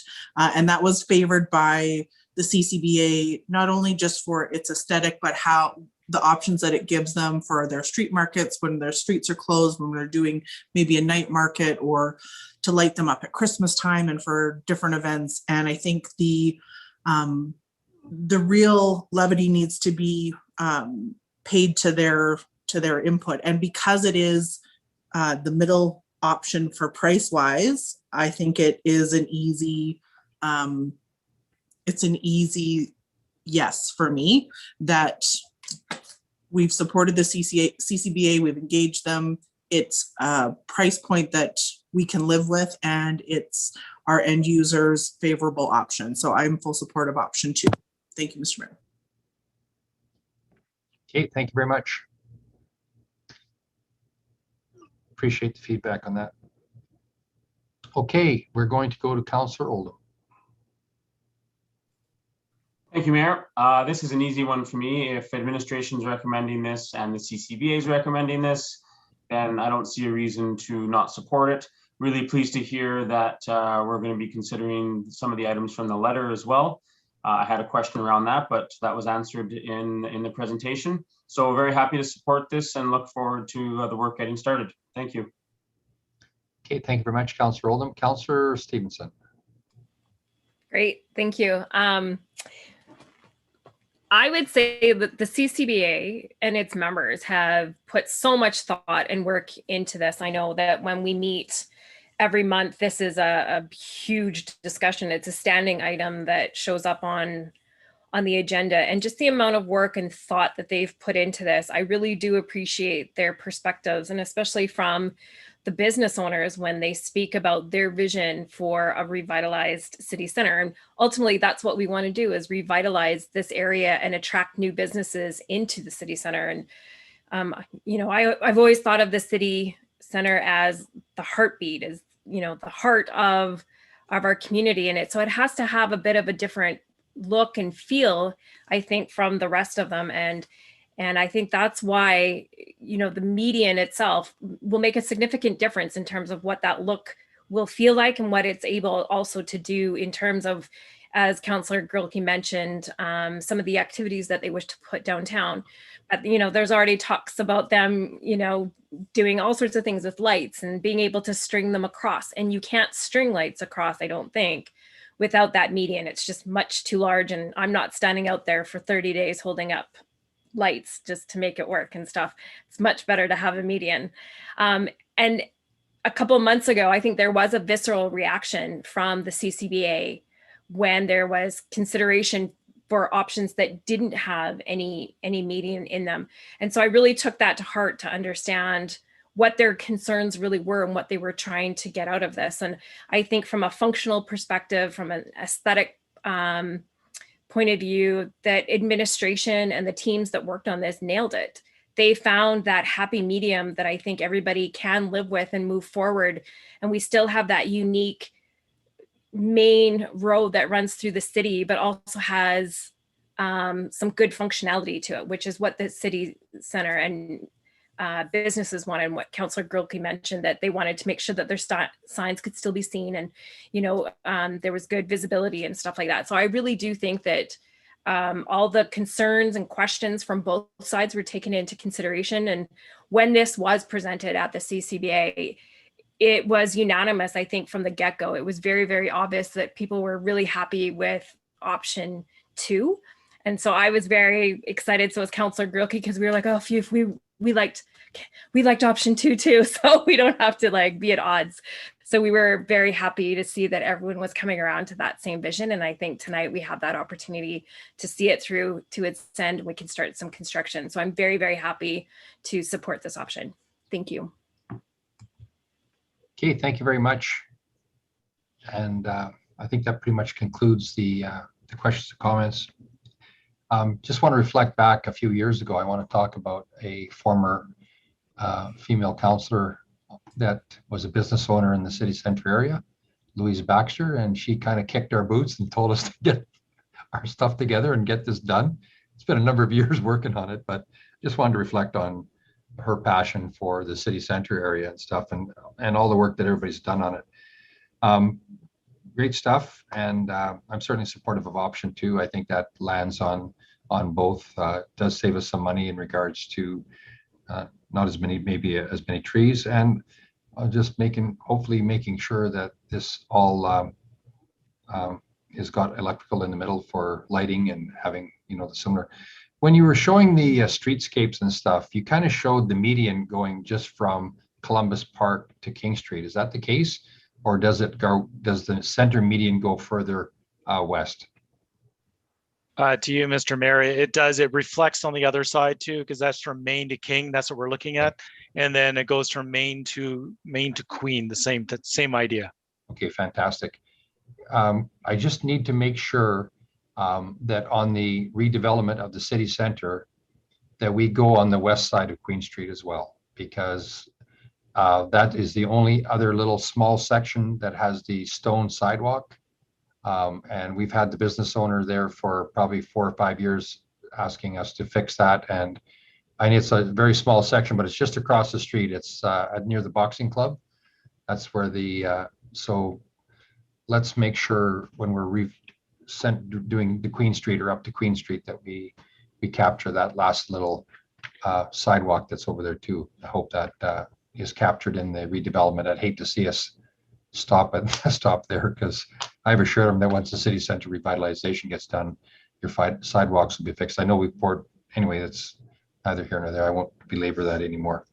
Just wanted to bring it to your attention. But anyway, fantastic report and all the options, and a lot of work went into it with the consultants, and I will conclude. So with that, I'll call the question on the motion for the recommendation. We do have a motion on the floor, don't we? Yes, we do. Councillor Stevenson did that. So with that, I will call the question on Councillor Stevenson motion. Those in favor, opposed? Okay, that's been carried. Thank you very much for the conversation. Okay, to Councillor Roth, we're going to be going into closed session. Just to be sure, if you can make a motion to extend past 11 o'clock if need be. I'll make the motion that we extend the meeting past 11 p.m. If necessary. I don't know if the words "if necessary" need to be in there. Okay. Okay, thank you very much. So we have a motion to extend if necessary. With that, I will call the question on the motion. Okay, that's been carried. Okay, our various boards and committee minutes under 12A were under the consent agenda, so we don't need to deal with those, and we've already moved the Air Services Opportunity Fund off the agenda that was dealt with earlier. So, and the decorative waste cart program is gone. So let's go. Can I get a motion, please, to go into closed session? Councillor Acker. Thank you, Mr. Mayor. I'll move the council go into closed session under section 24(1) of the Freedom of Information and Protection of Privacy Act, respecting advice from officials. Okay, thank you very much. We have a motion to go into closed session. I'll call the question on the motion. Thank you very much. That's been carried. Wait for breakout room.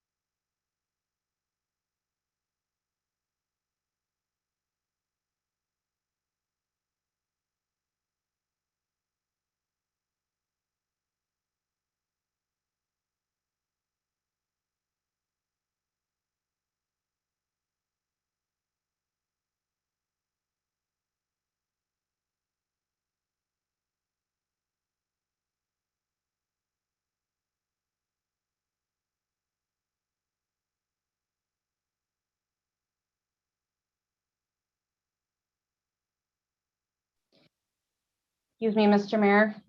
You are on mute. Thank you. Just automatically mutes me when you come back into the other room. Okay, great. Thank you very much, Ms. Gray.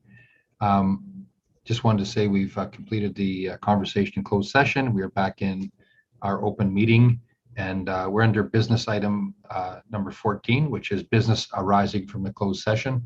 Councillor Roth, could you please make a motion? Thank you, Mr. Mayor. I'll move that the recommendations of the 2021 Awards of Excellence Committee be approved as amended. Okay, thank you very much, Councillor Roth. With that, I'll call the question on the motion. Thank you very much. That's been carried. I'd like to get one more motion.